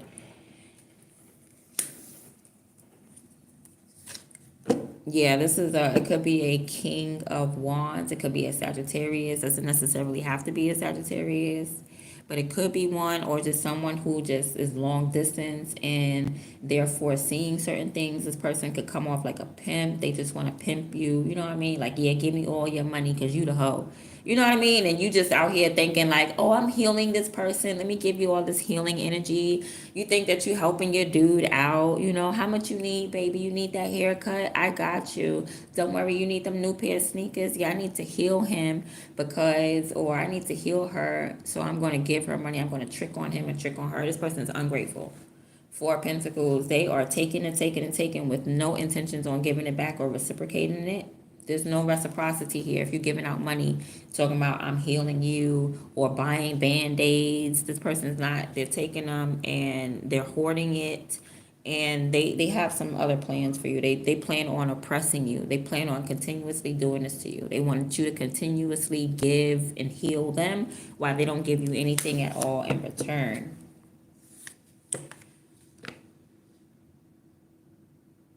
Ten of Pentacles. So what you keep doing is just making more money. Okay? That's it. You're like, okay, then I'm just going to get richer. You keep taking my money. You want this little Four of Pentacles. You think that little Four of Pentacles is going to get you somewhere. Like, you're investing in this person, and this person is not investing in you. Okay? This person's ending up being a Capricorn, possibly, or a Virgo. This person is ended up being an op. So what you do is you just keep making more money. You're like, okay, Six of Pentacles, Four of Pentacles. I just put it together. Now I got the Ten of Pentacles. Right? And you need to walk away from this person. So don't make a whole lot of money and then go back to them. Make a whole lot of money and just realize this is Estrella. Okay, Estrella, I believe is an asteroid or a comet. Let me look. But that's Estrella. Estrella energy is, she was like, the mythology behind her is she was some type of like, I don't want to say an angel. I forgot what she was. But let's just say like she was just a light worker or a good spirit, and let's just say that because I can't remember exactly what she was, and she was here on Earth, and she came to Earth in order to bring balance and peace to Earth, but Earth was just too ghetto. It was just too low vibing, too toxic. You see the cups on the ground, it was just too dirty. So she gave up. Like Australia was like, forget balance. I cannot balance out these people on Earth. So Australia was like, I'm out of here. Once she realized she couldn't balance Earth, then she decided to leave with the Eight of Cups because the energy was just too low vibing, and she decided to elevate to a higher realm, and that's what you're gonna have to do. Like that's what you're deciding to do. That's the only thing that is left for you to do is to elevate to a higher realm. That's Australia. Let me find out what she was again. I mean, not what she was, but Australia is, I think, is it a comet or no? Cause that's Haley's comet. It's a comet. Australia, is that an asteroid? Why didn't I highlight these? Yeah, it's an asteroid. Some rocks, more rocks and asteroids flying through. But yeah, Australia is an asteroid, and she's the asteroid of justice, fairness, and balance. So if there's no justice, fairness, and balance, you're gonna realize this. You're gonna realize like how am I healing you, but I'm getting sicker. I'm like this person is dumping on you. Like somebody is dumping all their trauma on you with no intentions of like reciprocating it back. It's not like one hand washes the other. It's like you just washing this person all the time. Like you always giving this person a back rub. You always giving this person a massage. And then when you're tired and you need it back, they don't give it back to you. This person is a pimp. It's because they are a pimp. They think that women are supposed to support them. They think that, oh, you're supposed to give me money. This man has a pimp mentality, so they're trying to pimp you. And that's where it stops, because it's like, no, all I'm going to do is keep getting money. You a renegade. If ain't nobody pimping you, okay? If you going to get your money, you're going to get your money by yourself independently, and you do. You start to ball. Like, you're balling. Like, this person thought that they was doing something with this little Four of Pentacles. And you like, baby, I got a whole 10 of Pentacles. And guess what? This time, I'm not giving it to you. I'm not healing you. I'm not in your energy. I'm not doing none of that, period. I'm not going to do that. We ain't doing that. You're going to elevate. You're going to higher ground. Like, it's about to flood. You're gone. Like, God is about to flood these negative people, just like he did before. What if we read in the Bible and that stuff didn't even happen yet? What if we read in the Bible and we are wicked right now and God is fitting to flood us? if some of us. Anyway, yeah, so you gotta like metaphorically flood out these people. Or this man, this King of Wands, because he's trying to pimp you. He's taking your money and he's holding on to it for something else. What's at the bottom? Yeah, this is some type of soulmate connection. So you got some type of fake soulmate who's treating you wrong. They need to get it together, or you just gotta go. Like Spirit said, you just gotta go. Like this is your best bet. Your best bet is to walk away. That's the only thing. Like you don't even fight this person back. You fight this person back how? What that Virgo energy, what Beyonce said, she the biggest Virgo. Best revenge is your paper. Michael Jackson, these were rich people. Okay, they were rich for a reason. Because of their mindset, that Virgo mindset. So it's like you're gonna adopt that mindset, and you're gonna get to the Ten of Pentacles. Somebody thought that they was breaking you down. Like, no, baby. So what? I went from the Six of Pentacles to the Four of Pentacles in a heartbeat. You could get right back to the Ten of Pentacles. And this time, you're not working with this person because you realize this person is draining you, taking from you. They have a pimp mentality. They think that you giving them this little bit of money, $10 here, $20 there, $60 there, $600 there. They taking it for granted. And they're going to feel hurt when you don't give them no more money or anything, no more time or anything. So that's your best bet. Yeah, your best revenge is your paper. Like Beyonce said. Your best revenge is getting your paper up. That's it. But let me see what kind of soulmate joint this is. What kind of soulmate joint is this? Oh, here they go. Okay, it's either going to tell me what kind of soulmate it is, or it's going to tell me what's happening in the connection. So you got no pain, no gain. So yeah, you're not going through this for no reason. whatever this King of Wands is putting you through, at the end of the day, you're going to gain something physical, okay? You're not going through this pain just for nothing, all right? You're either going to get like physical growth, like you're going to see something tangible in your hands, a physical reward, or you get like some type of spiritual growth, right? Either way it go, you got to go through pain, but you're going to gain either physical reward or spiritual reward. In this case, you got the physical reward coming through. Spiritual reward ain't nothing bad. Sometimes you just elevate, with your gifts and stuff like that, or you're being awakened. Either or, as long as you gain something, it's good. So you didn't go through this for no reason. All right? Whatever the soulmate connection is with this fake ass pimp, you didn't go through it for no reason. It says your mind is right at the bottom. So the way you're thinking is right. You're thinking about justice. You're thinking about fairness. You're thinking about balance. The way that you're thinking is right.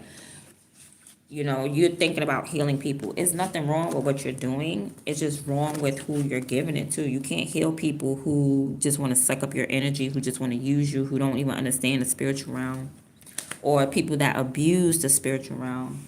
So you're just going to walk away. As soon as you get to the Ten of Pentacles and you make everything that you gave away, once you make it back, you're just going to walk away. Like, all right, you're low vibing energy. I'll never be here again. Because that's what Estrella said. Estrella is like, I'm out. I'm not coming back to earth. Y'all is dusty. Y'all is dingy. Y'all is crunchy. And I'm not coming back here to balance nothing else again, ever again. And she's out. Estrella only comes around every 7 years. Okay, so this could have been like a 7-year relationship that you went through, that you was trying to heal this person, and now you can't. So it's finally ending in 7 years. Somebody was just trying to pimp you. They thought they was a fake pimp. They trying to pimp you, and you trying to heal them for the past 7 years. It's crazy. So by the 8th year or the 7th year, you're gonna realize this. You're gonna gain your money, and you're gonna break out. There's nothing. There's nothing left for you to do. Your mission is done. So don't let nobody try to stick you, all right, in the same spot. Don't let nobody try to keep you in this cycle, because that's what this man is trying to do. He's a pimp, so he tries to keep women in a physical cycle coming back to him because that's his income. Women giving him $20, $30 here, that's his income. This is a pimp. He goes around to different women and he gets money from them, and you're not one of them because you're all about truth, fairness, and balance and justice. Okay, or this could be like the next 7 years you're going to be in this energy, right? Or you could have just been in this energy for the past 7 years and now it's ending because you done did your part. You're like, I'm good. That's what Estrella is saying. Because Chiron here, Chiron is like likes to heal people. That's what Chiron likes to do. And Estrella, she likes to bring balance. But if you can't, certain people is just not your assignment. And this person, they just taking all of your goodness and harboring it with no intentions of changing. So yeah, you gotta let that go. Yeah, no pain, no gain, no worry. You didn't go through this bullshit for nothing with this person.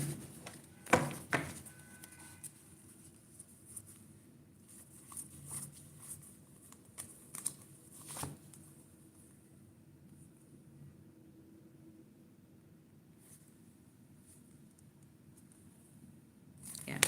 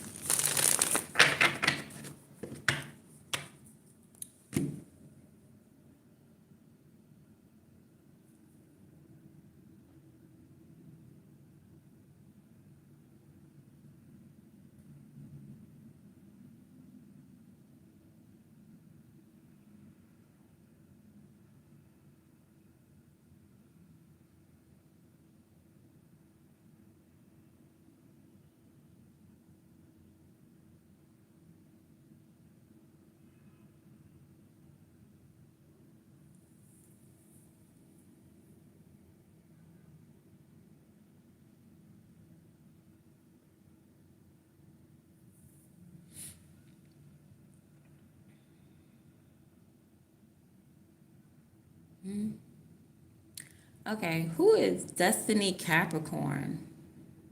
You have a lot to say.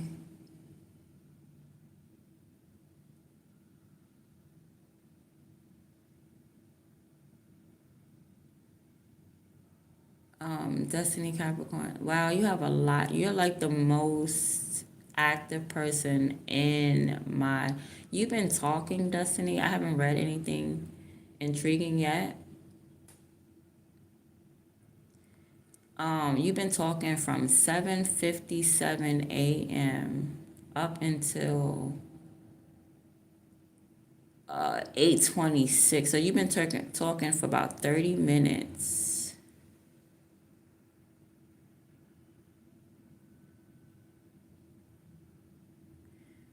All right.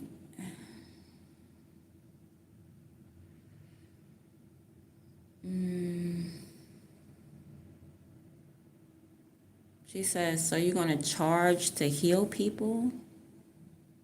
What? What time is it? When did she say all this stuff? It's 8:39. Oh, so you said this about 10 minutes ago during the reading. But it looks like you said you were leaving, so that's good.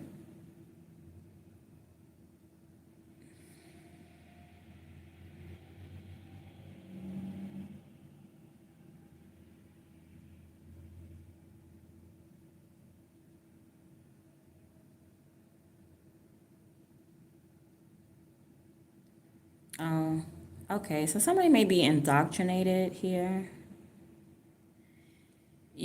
What you mean you can't leave your ancestors behind? They're dead. They done left you already. What? How can you help heal someone that's already dead? Oh, okay. So somebody's like indoctrinated in the view. Somebody's like indoctrinated, but they said they were leaving, so I presume that they're gone. Whoever this Destiny Capricorn is. What up, Texas? What up? Yeah.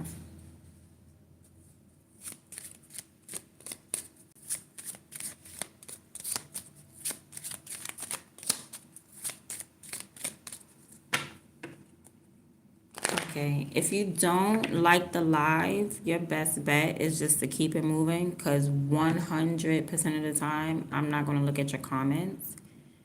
1,000% of the time, they're not going to affect me. 1,000,000% of the time, I really don't care if you disagree. I think that whoever disagrees should get like, I like that. At least I'm able to trigger you in order to engage somehow. And engagement is good. Okay, but if you have like a very strong passion, you should perhaps get your own YouTube channel. You get your own YouTube channel and then you get to say all your views, just like how I get to do. I get to say whatever I feel, whatever I believe, whatever the message is. I get to say that because what I don't like to do is I don't like to go on other people. I don't like to tap into other people's business and then be ranting towards them, especially if I feel strongly, because then I come off like a troll. Like, I come off with an issue because it's like I still want to watch, but then I only have negative things to say. So that comes off as like a little mental illness. So I don't even bother. I just make my own channel and I put my views out there, and whoever agrees, they agree. Whoever don't, you just scroll past.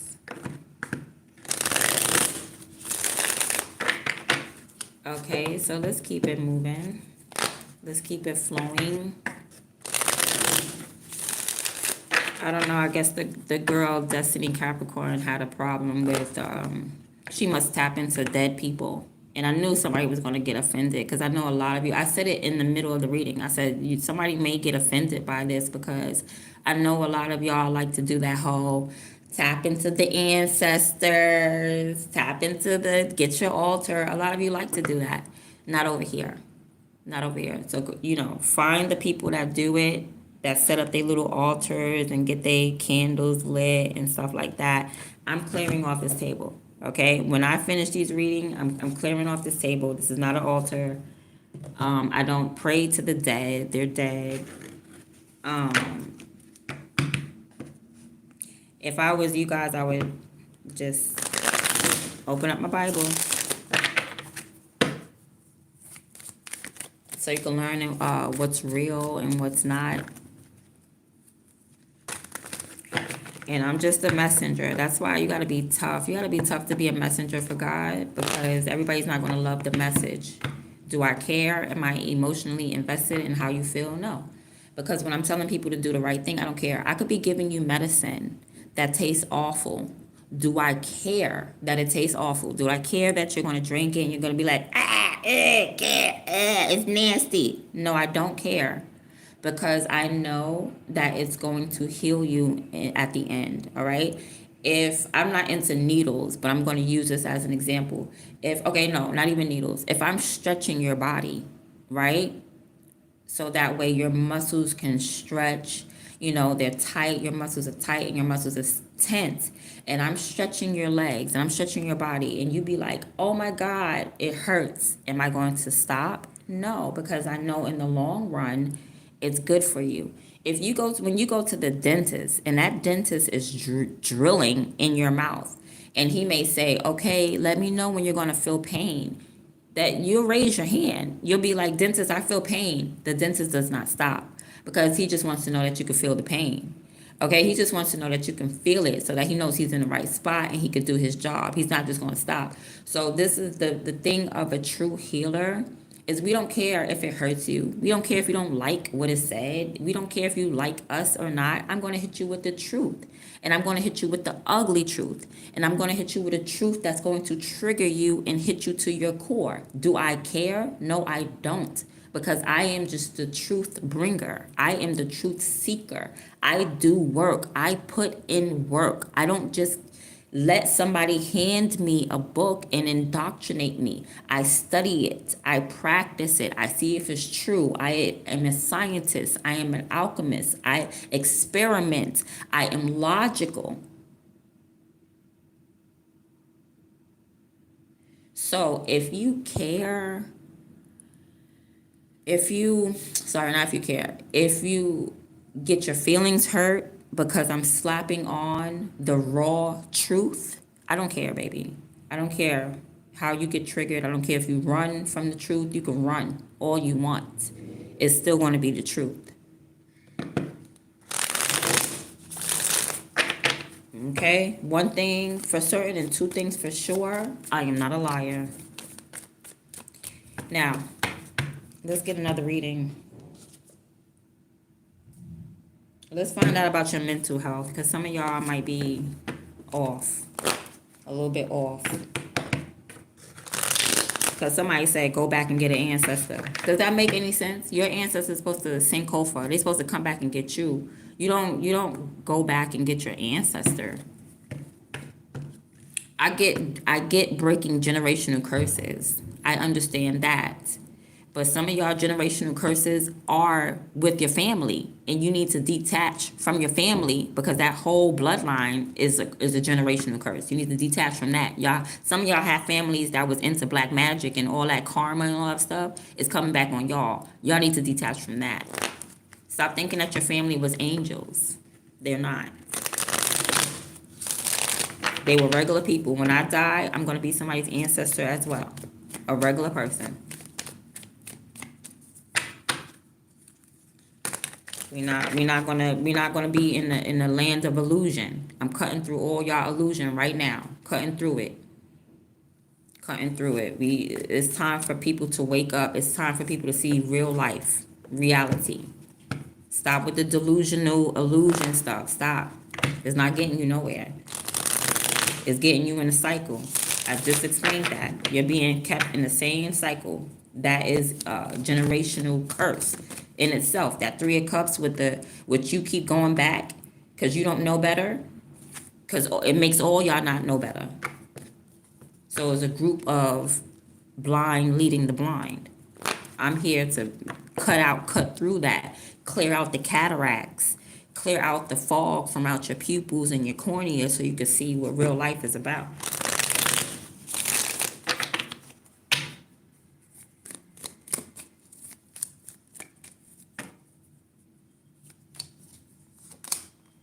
Okay, so mentally, you guys are at the Nine of Pentacles, so you guys are independent. You're taking care of yourselves. You're sitting in the lap of luxury. Okay, you guys are very healthy. You have a healthy mind. All right, collective, whoever's here now, you have a healthy mind. If there was a scale of 1 to 10, you are good. You're at a 9. Okay, if we were rating your mental health on a scale from 1 to 10, you're at a 9. Okay, because you probably don't feel complete without something. You could be single. All right, and you could want that, like you could want a partner. You might just want a partner, or you might have like a pet or a child or something like that. But I feel like Nine of Pentacles is still single kind of energy, to where you're looking for a companion. Okay, you could be looking for somebody, but mentally you're good. Like you're sitting here with your cup of kombucha. Okay, you got a glass of kombucha, making sure your probiotics and your digestive system is on point. All right, you don't took you a nice luxurious bath. You don't lotioned up. Your toenails is dead. You're chilling. Mentally, this is you. Mentally, you're laid back. You're taken care of.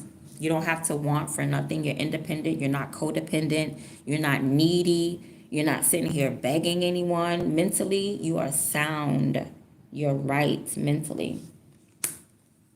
Okay, and you feel this way because you're balanced. You're balanced mentally. Like, you're not a karmic. You deliver karma. You are in the energy of Ma'at energy. Okay, you're a just person. You're justice. You're balanced. You have a balanced mind, body and spirit. Is nothing wrong with you. This is why you feel like this. Is why you feel good. This is why you feel superior. This is why you feel on top, because you're gaining rewards. Mentally, you keep getting rewarded. So there's nothing wrong with you. You know what I'm saying? Like, everything is balanced. If God had a problem with you, then how come God keeps rewarding you based off your mindset? You have a healthy mind, boo, because you just keep things balanced. All right. And on top of that, you feel balanced because you're the type of person that takes care of your home. You're the type of person that takes care of your kids. You're the type of person that that cooks, that cleans. You know your duty. You know your job. You've mastered the physical world. Excuse me. You have everything in order, right? So, oh, look at you. You need to continue taking care of yourself, taking care of your children. All right. You are a nurturer. You're an empress. So that means you have an empire. And you need to take care of yourself like that, like as though you're an empress. So you need the finest everything. You need the finest home. You need the finest technology. You need the finest food. Okay. It's giving a Garthan energy. A Garthans are the most, like, they're bougie. They're the bougiest alien race. I'm picking up like your energy is like real bad and bougie. Yeah, the Empress, she's bad and bougie, honey. She sits on the balcony. She sips her little kombucha. All right, that's not soda. That's not wine. That's kombucha. All right, So you like to take care of yourself. You like to take care of your family. I'm picking up Virgo energy. Hold on, what is this? I'm picking up heavy Virgo, heavy Capricorn energy. I feel like you are balanced out. You take care of your home, you take care of your kids, you take care of your finances, you take care of your business. You're a heavy nurturer. Like, whoever you are, you like to take care of everything and everyone, even your community. I feel like you especially like to take care of people in your family. All right, you're very emotional. You like to bond to people. Like, you have this bonding energy. So people like to gravitate to you. People also feel really comfortable in your energy. You have like this motherly, homely energy. You could be a grandma, all right, and taking care of like your grandkids, like you love your grandkids to death and stuff like that. But just keep taking care of yourself, all right? You could be pregnant at this time. Take care of yourself and your child. Spirit is telling me, like, something's telling me like your breasts are even enlarging. So you may need to get like you might not like to wear a bra at all, or you may need to get like one handmade for you. Like you cannot go to Easy Pickings and get you a bra. You actually have to go to one of them places where they size you up and get one made to suit you, like a tailor. I don't know what they call them because I don't get my boobs is not that big, but I had my best friend, her boobs were 1,000 D's, triple D's or something like that, and she used to always get her a tailor made bra. Okay, so you may need you like a tailor made bra. All right. You are on a twin flame journey. Okay. So this is what you're being guided through right now. This is the journey that you're currently on. You're on a twin flame journey right now. You could also be just on a journey of self discovery, like being one with yourself and aligning with yourself, getting to know yourself more. Um, Elevating spiritually and getting to a point of being like a divine feminine. So you could also be like on a divine feminine path because you're on some type of divine journey. So that means you have a divine masculine, you are a divine feminine in the making. All right, and this is like long-term energy. So this is going to be majority of your journey is going to be a twin flame journey. The fact that you're psychic, okay, somebody is like really in their feminine energy, someone is really in their motherly nurturing energy, and the fact that you are like a psychic or you're very receptive, the fact that you have mastered the physical as well as mastering your emotions, you're very emotionally intelligent, you don't let anyone like tick you off or upset you, you're not easily triggered. Some people may be easily triggered, you're not easily triggered.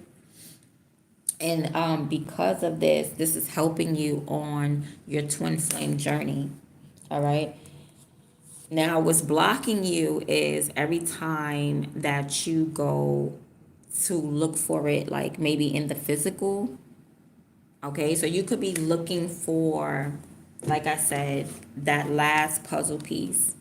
All right, you're looking for the connection in the physical. Like you're like, we need this physical union. I need to be with this person face to face, and we need to. It's deeper than that. It's more about you becoming more of a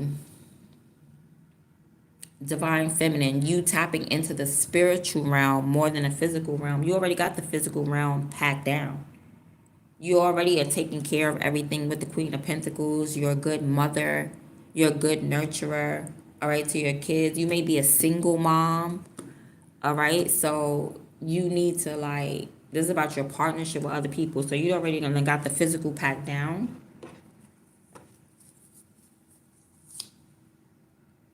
Okay, so there's some type of commitment.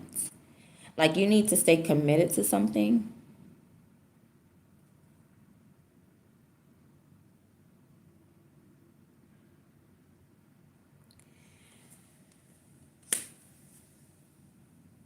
You need to be headed, okay, you could be thinking that you need like a husband, okay? Because the Empress, she's more, okay, so this is not like, it's not physical. Every time you think like, I gotta be tangible with something or someone,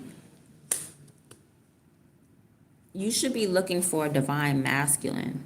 The Hierophant is more of a divine masculine. This is like a spiritual journey that you're on. It's not like a physical journey that you're on. So every time you think, well, I'm a single mom and I'm looking for a husband, it's like you got the Queen of Pentacles here. She's looking for a husband. Like, okay, Nine of Pentacles is just a single person. You looking for that Ace of Pentacles to complete you. Right? You're looking for balance. You're like, damn, I'm by myself. I'm tired of being alone. I'm tired of being by myself, but I'm holding it down. You're looking for some type of balance, right? Because Queen of Pentacles, you could be a single mother. You could be acting like a wife, but you don't have the husband. You're the Empress, okay? The Empress is a partner. You could be acting like a partner, but you don't have the Emperor because it's not about the physical, all right? Spirit is saying, like, the part of fortune, it's not about the physical union.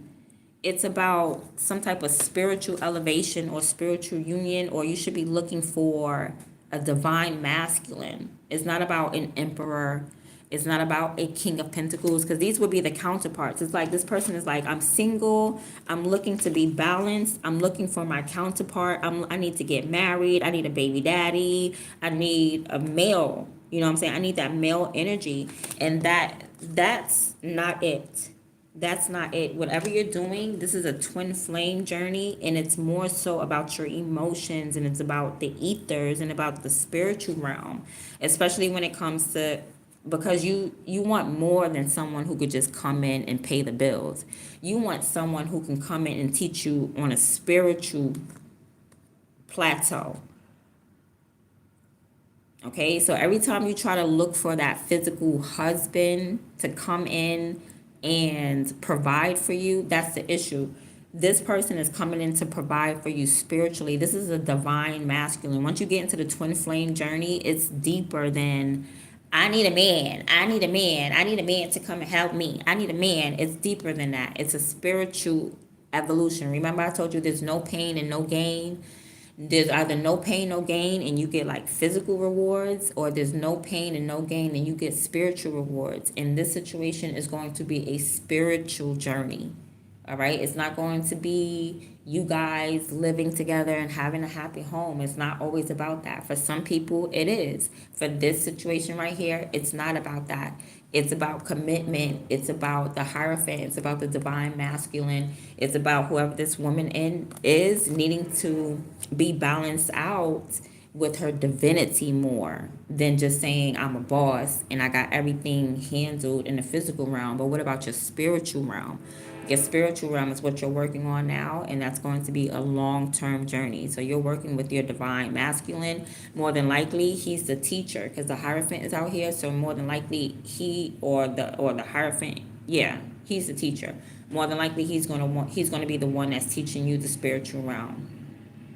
Okay, because yeah, you got your own this and you got your own that, and you're good in the physical realm, but the physical realm is blocking you. Okay, it's deeper than I gotta be with him, we gotta live together. No, it's about your spirituality. It's about you evolving into this divine feminine energy to match with your person who's a divine masculine energy. Okay, so your new direction, you're not headed to, I need a man, I need a husband, I need a physical person here. No, it's deeper than that. It's about you aligning with yourself, you going to your highest self. Your highest self is not the Empress. Some of you stop at the Empress and think that you got it down pat because you got your own crib, because you take care of your kids, because you go to work every day. Y'all think y'all did it. I'm at Empress level. I'm good. No. What about your spiritual? What about your morals? What about the spiritual part of you? What about you aligning and being obedient to God? Okay, because you the mastered the physical world. So now God is putting up a warning like, okay, let's tap into the spiritual. Let's tap into the spiritual, because you don't want to become a hoarder. You don't want to be somewhere too long. You don't want to be doing something too long. You don't want to be at a job too long because you're sitting there like money, money, money, money, money, money, money. So God is stopping you right when you get to that Empress level. God is stopping you. Okay, you're good. You're financially good. Don't look for the physical no more. It's about the spiritual. It's about you becoming one, balancing out your own. You're looking for balance. And you think that balance is supposed to come with like a husband coming into your life. No, first you need to balance out the spiritual. You done mastered the physical. You need to master the energy now. You know, master the physical. Am I saying that right? Yes, you need to master the spiritual now. So you need to either align with yourself or align with your divine masculine. So you need some type of philosophy. You need some type of morals. Okay, so the twin flame is here. And then it's good because you could be like a psychic. You could also be very receptive. Okay, so it's like you're being open now. You know what I'm saying? You're like,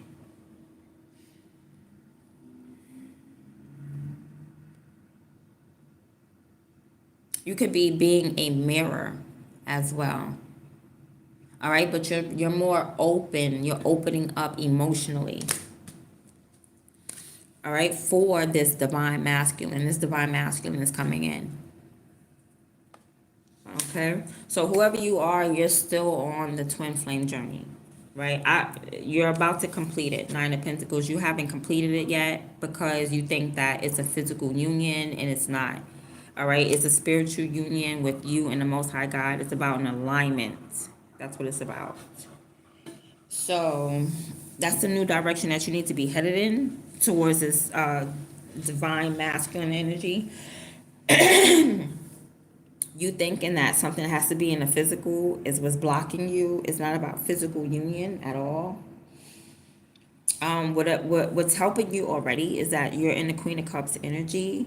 So you're in like this psychic energy. You're in this receptive energy. You're in the energy of mastering your emotions. You already mastered whatever knowledge that you have, whatever information that you have, whatever you do that, you do it well.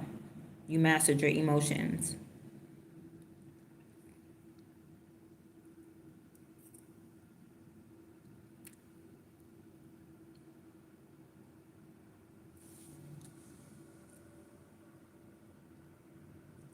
Let's go deeper. I want to go deeper. Let's see.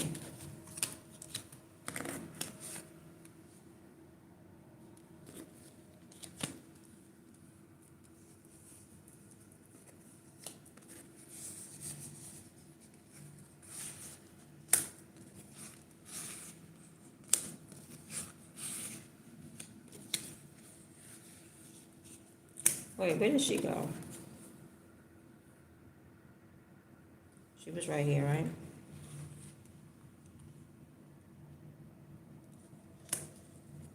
All right. So you feel like you're good because you got everything done in the physical world, but you're not. You need to tap into the spiritual realm. Now, let us clarify a little bit more. All right. So you could be like, with this Nine of Pentacles here and this Virgo energy, you could be very smart, right? You're the type of person that likes to read a lot. You are a bookworm. You're a scholar. You're highly intelligent. You could also be like a brainiac. Like you like to study every single day. You like to learn new things every day. It's like you know that you're a student. All right. You could be whatever you're learning is changing your life for the better. All right, so that Nine of Pentacles, you're being rewarded because your life is changing and going in a positive direction.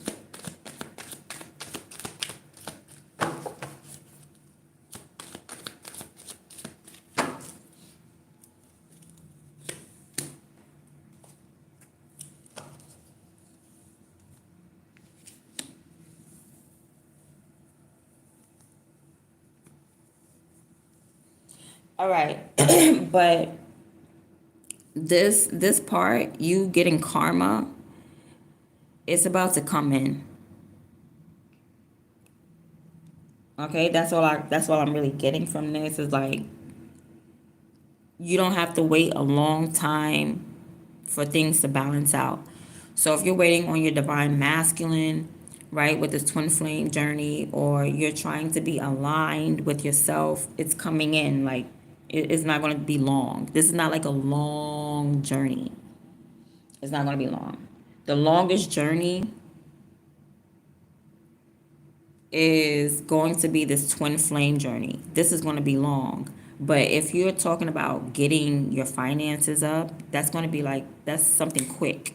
Okay, you're going to be able to do that within like 3 months or something like that to get to this status. To get to Empress status, it doesn't take a long time. Just get a job. Empress is just, someone who physically has their life together. They take care of their kids. They take care of home. Anything somebody gives you, you nurture it. You're able to be a grandma. Everybody go to grandma's house. She has stability. That's all the Empress has is physical stability. Then you need spiritual. You need to learn the spiritual part. And that is going to be a lifelong journey. Like this twin flame journey probably going to take about 25 years. you getting on your feet probably only took like 5. You get what I'm saying? So this you balance, but you want a husband. You could even get a husband or something like that. That'll even come quickly, but it will not balance out the spiritual part of you. Because more than likely, you'll probably be getting a karmic. You don't want a karmic relationship. You want this divine masculine.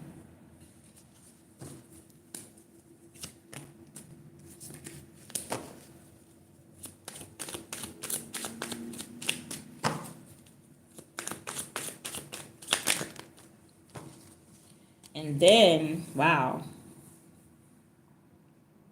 So there's a hater or there's a troll. This person, it may be a hater that's a Capricorn in your energy. This person's a troll. They're open enemy. This person is like an adversary. Okay, so you could have been going up against someone, and financially, you know how women like to do. Women like to be catty. Like I told you, Beyonce said the best revenge is your paper. So you could be getting revenge on your haters just by putting yourself in a financial position.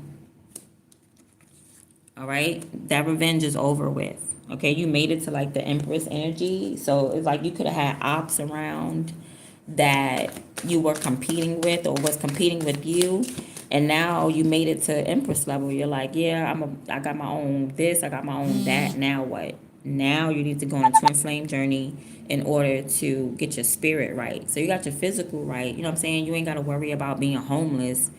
You know what I mean? You ain't got to worry about sleeping on nobody's couch. You ain't got to worry about your stability, somebody putting you out. And that's the best place to be. So it's like you have a foundation now.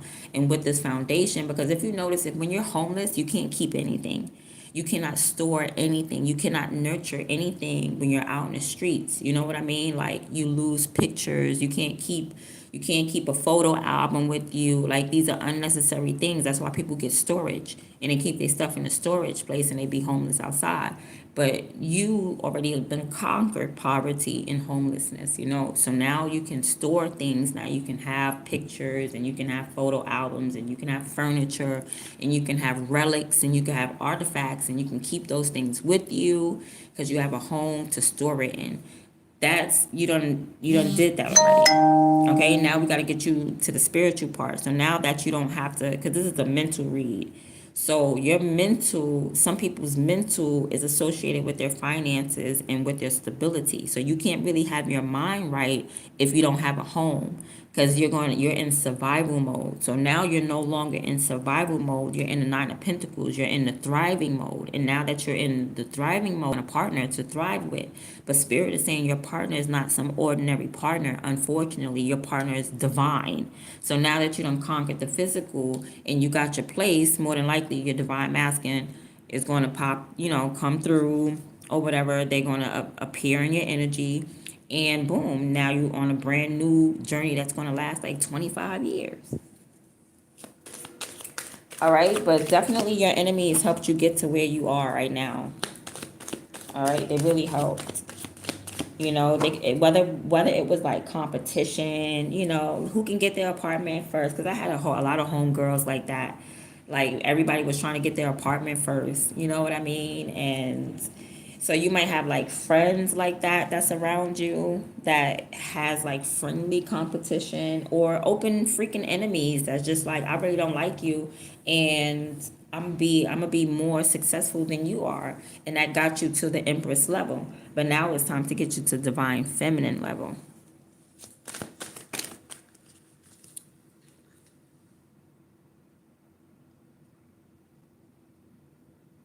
All right, so pay attention to how you use your energy. Also pay attention to like loving on yourself, like your joints. Make sure you stretch, make sure you exercise. There's something going on with your skin, your hair, your neck. Like make sure you take care of all of this. Make sure you stay hydrated.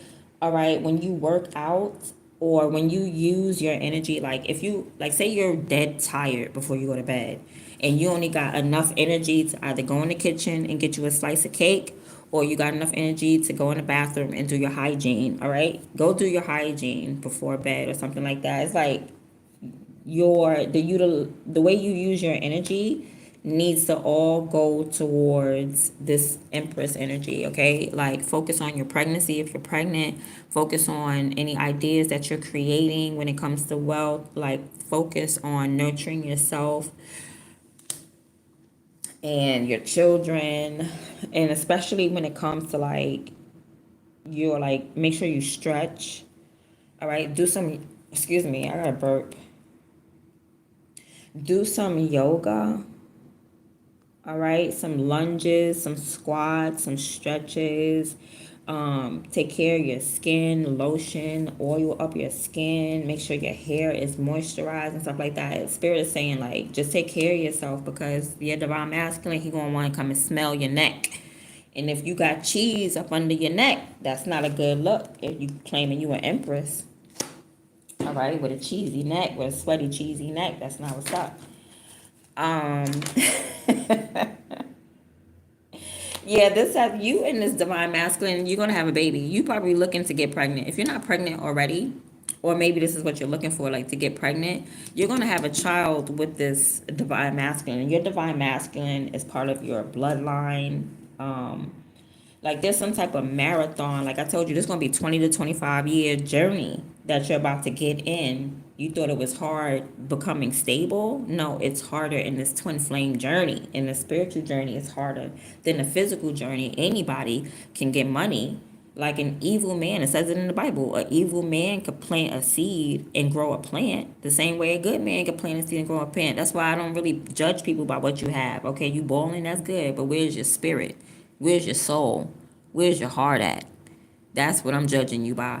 So it's like you got the physical part down pat. That's easy. We all got that. But it's the spiritual part that we're working on, right? So you're working on your spirituality. Your divine masculine is connected to your lineage, your legacy, your genealogy. So you're more than likely you're supposed to have kids together. Okay, and Spirit also saying this is a marathon, so this is not like a race. Like, I gotta hurry up and hunch him and get on him and find him, and we got to do it because I'm ovulating. No, this is God's journey. This is going to take its own personal time.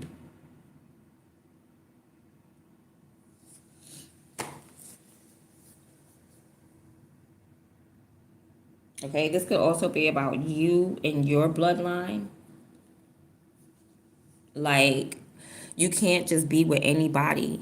God has picked a specific person for you to be with. Like, there's an ordained marriage. Like, I always heard this lady always say, and I believe it too. I believe it.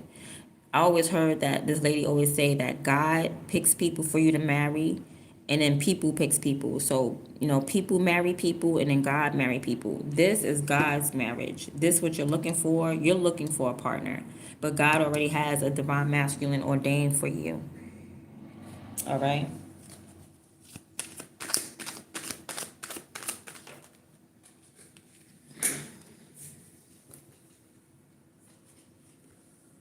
Okay. So there's somebody that's already in your heart space. You already love somebody, and that's what's gonna help you. Okay, is that the fact that whoever that you love, that's probably like your divine masculine. Okay, so you may be looking for physical union. Y'all gotta go through something spiritual first. So I don't know what that is. It could be, like I said, because the twin flame is not just a balance with you and two people. It's also a balancing out in your own energies. So you could be like overly feminine. Just tap into your masculine side. All right. So like you may need to have some type of inner balance before you can be with your divine masculine. So it says the good thing is that whoever this is, I feel like there's love already there. There's love, like there's somebody that so you don't have to find your divine masculine. Whoever you are, you already know who this is. You're already in love with this person.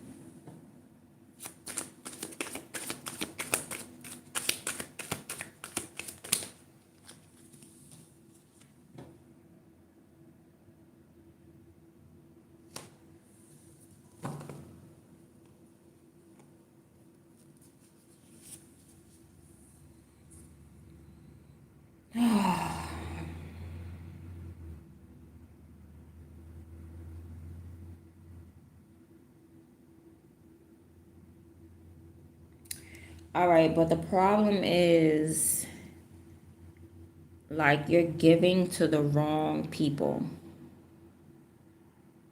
Like you keep trying to help the wrong people.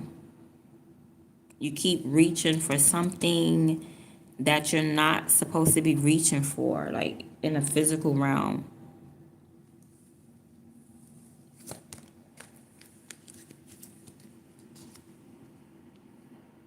Hereditary. So I feel as though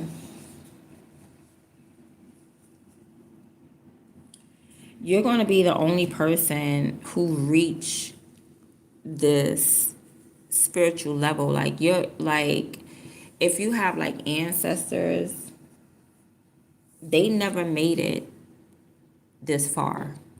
Okay, and that's why I keep telling y'all, stop tapping into your ancestors, because they never made it to your point. They never made it to where you're going. It's a marathon, like, or it's like one of them races where you have to pass the baton. So you like, you have to pick up where your ancestors left off. So if they didn't complete something, and I'm not talking about bank robbing Uncle Willie. I'm talking about the divine ones. I'm talking about the ones who never got to be with their divine masculine.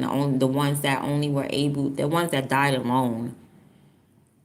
Okay? I feel like you have an ancestor around that doesn't want you to die alone. Okay? There's some type of spiritual barrier that you are breaking. And that's the minute that you like balance out your own energies, and the minute that you balance out your own energies, that's it. Like you got to tap into this spiritual realm a little harder. You want balance, but it's not physical balance that you're looking for. It's spiritual balance that you're looking for. But you keep giving it like to the wrong people. You keep feeding the wrong people. You keep caring for the wrong people.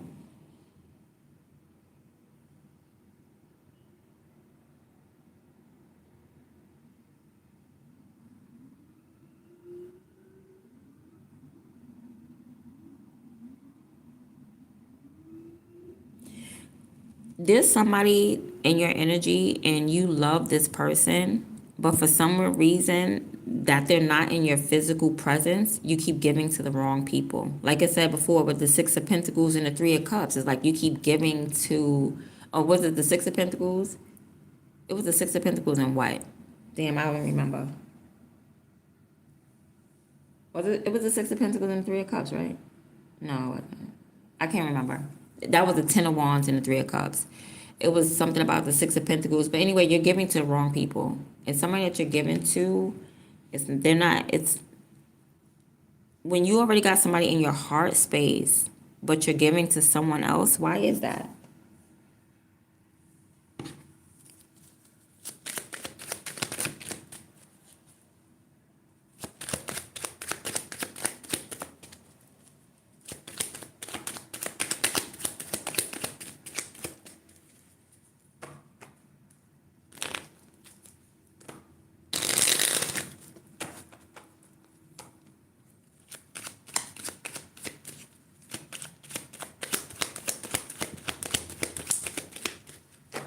Okay, first of all, you have an enemy in your energy.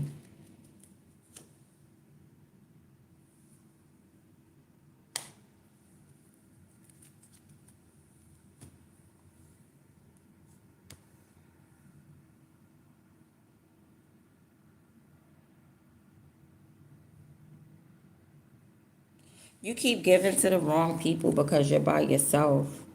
It's like you're the type of person that done gone hermit, or you're introverted. So you might be, but it's okay. So you might be like wanting outside contact. You know what I mean? You might be feeling alone or lonely, but Spirit is telling me that this is the only path to your divinity, is to be by yourself and to be single. That's the only path to your divinity. Okay, there's some type of law, like some type of spiritual law. So I guess you cannot just give your time and your energy to anyone and at the same time be balanced asking for a divine partner. You're yeah, it's like you're giving your energy, you're giving your time, you're giving your mentality, you're giving your resources to what kind of people are these? Okay, Aquarius at the bottom. Knight of Swords at the bottom. So this is some type of like you need to stand up for yourself. That's what this is. This is you needing to speak your mind at the end of the day.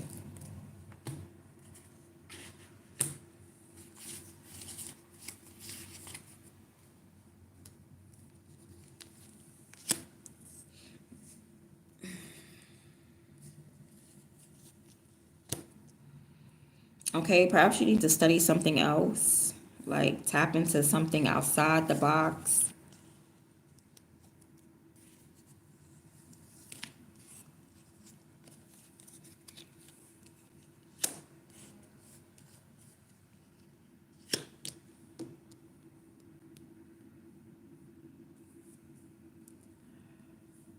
Oh, God. Excuse me. Yeah, there's somebody in your heart space already, but you keep giving to other people that's not in your heart space. Like you keep trying to give to people who they're not the one that you love. They're not on your life path. And I guess it's because this divine masculine hasn't physically appeared and that's what you're waiting for. Like you're looking for something, but you're looking in the wrong direction. You know what I mean? Like you think your husband is going to come from some type of rich family or something like that. He's going to come in like the King of Pentacles or something like that.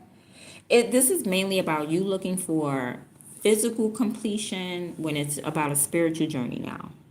There's no more physical. You done did that part. You done made it to the empress level. You could be looking for an emperor. Like, yes, we're going to be king and queen, and we're going to run stuff like Jay-Z and Beyonce. Whoever this message is for, that's not it.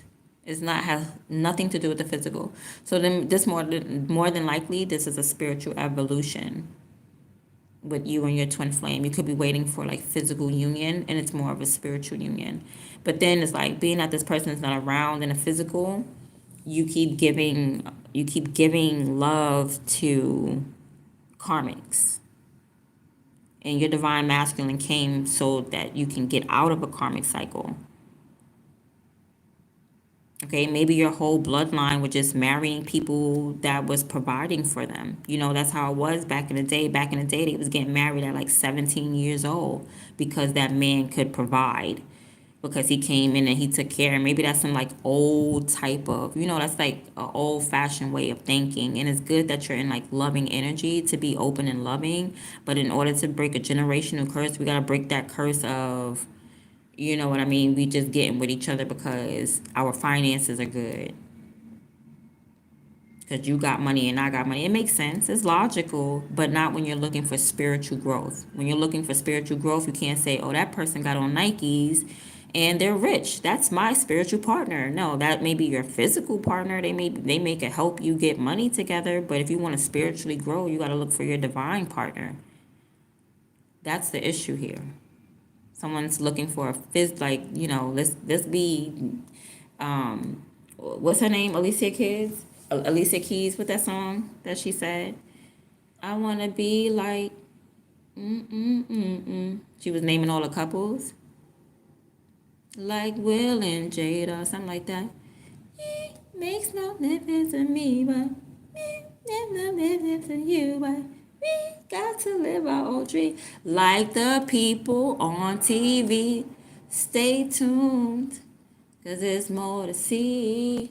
Unbreakable through the technical difficulties. Yeah, you might be breaking up. Y'all know we'll be back next week. Sing it. This love is unbreakable. But the point was, She's saying she want a relationship like the mainstream relationship. You could be looking for a mainstream relationship. It's not that way when you're a divine feminine. All right, and you're a hermit. That's for so first of all, it's not going to be mainstream. This is a spiritual journey. This is not Jay-Z and Beyonce. You're not Jay-Z and Beyonce. Okay? They're probably karmics, to be honest. All right? You're not, you're on a spiritual journey. You're on a spiritual path. So it's not, about being like Will and Jada or Stedman and, was it Oprah? Oprah and Stedman, whoever. It makes no difference to you, but. If this is not a TV relationship, okay, this is not a mainstream have a Coke and a smile. This is not that type of relationship. This is like spiritual law, hermeticism, and you know what I mean. This is different. This is spiritual. Okay, so it's good that you the boss. We all are. Okay, a lot of us are single women out here doing a damn thing.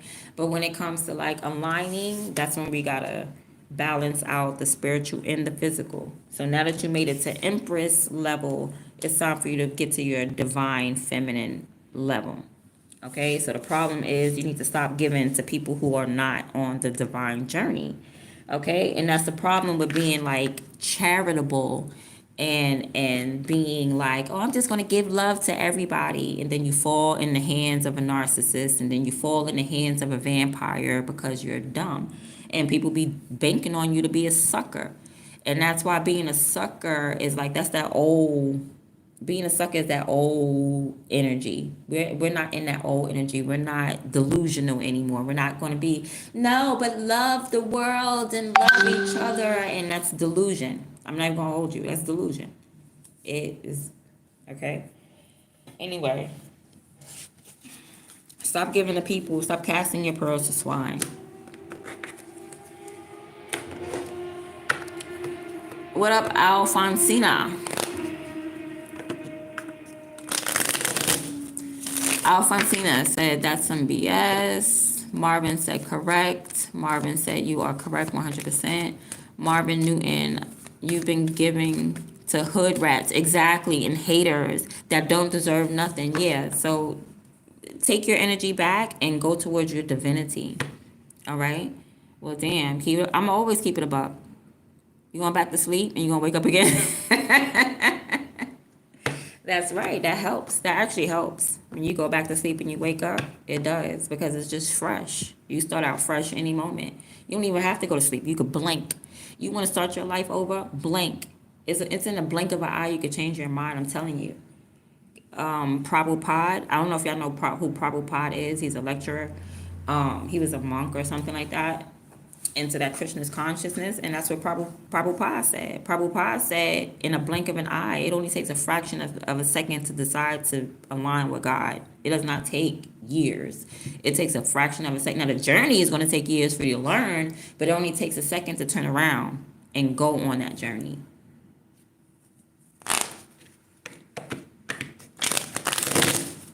All right, so I'm about to get off. I'll probably do one more reading.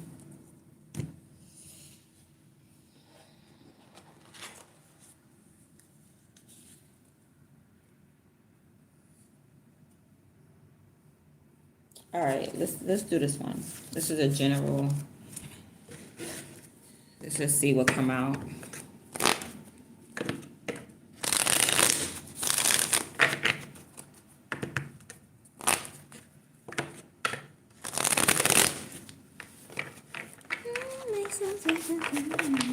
Yeah, stop giving to people who don't deserve it. Stop. These are just people in your way.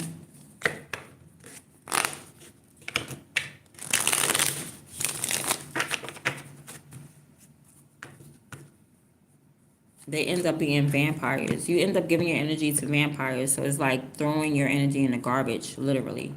Throwing your whole legacy in the garbage. All right, so some of you may be messengers with the Eight of Wands. So you yourself could be a messenger. Yeah, so I'm talking to like messengers and psychics. All right, and your messages cause healing. So whoever you are, you're a messenger who causes people to heal.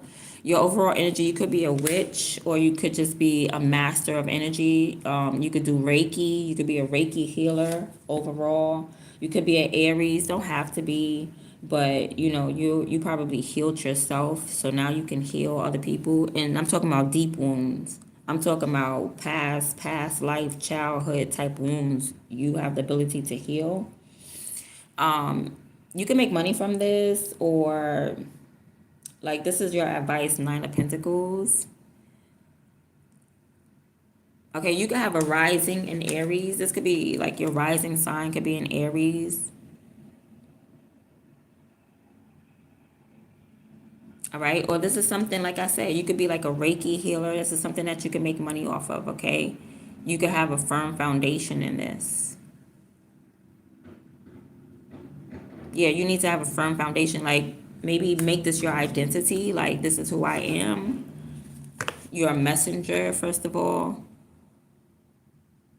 All right, and you're using like you probably healed yourself, and now you can heal other people. All right, that's what I'm getting. I'm gonna end it right there. All right, I'll see you guys in the next one. I'm out.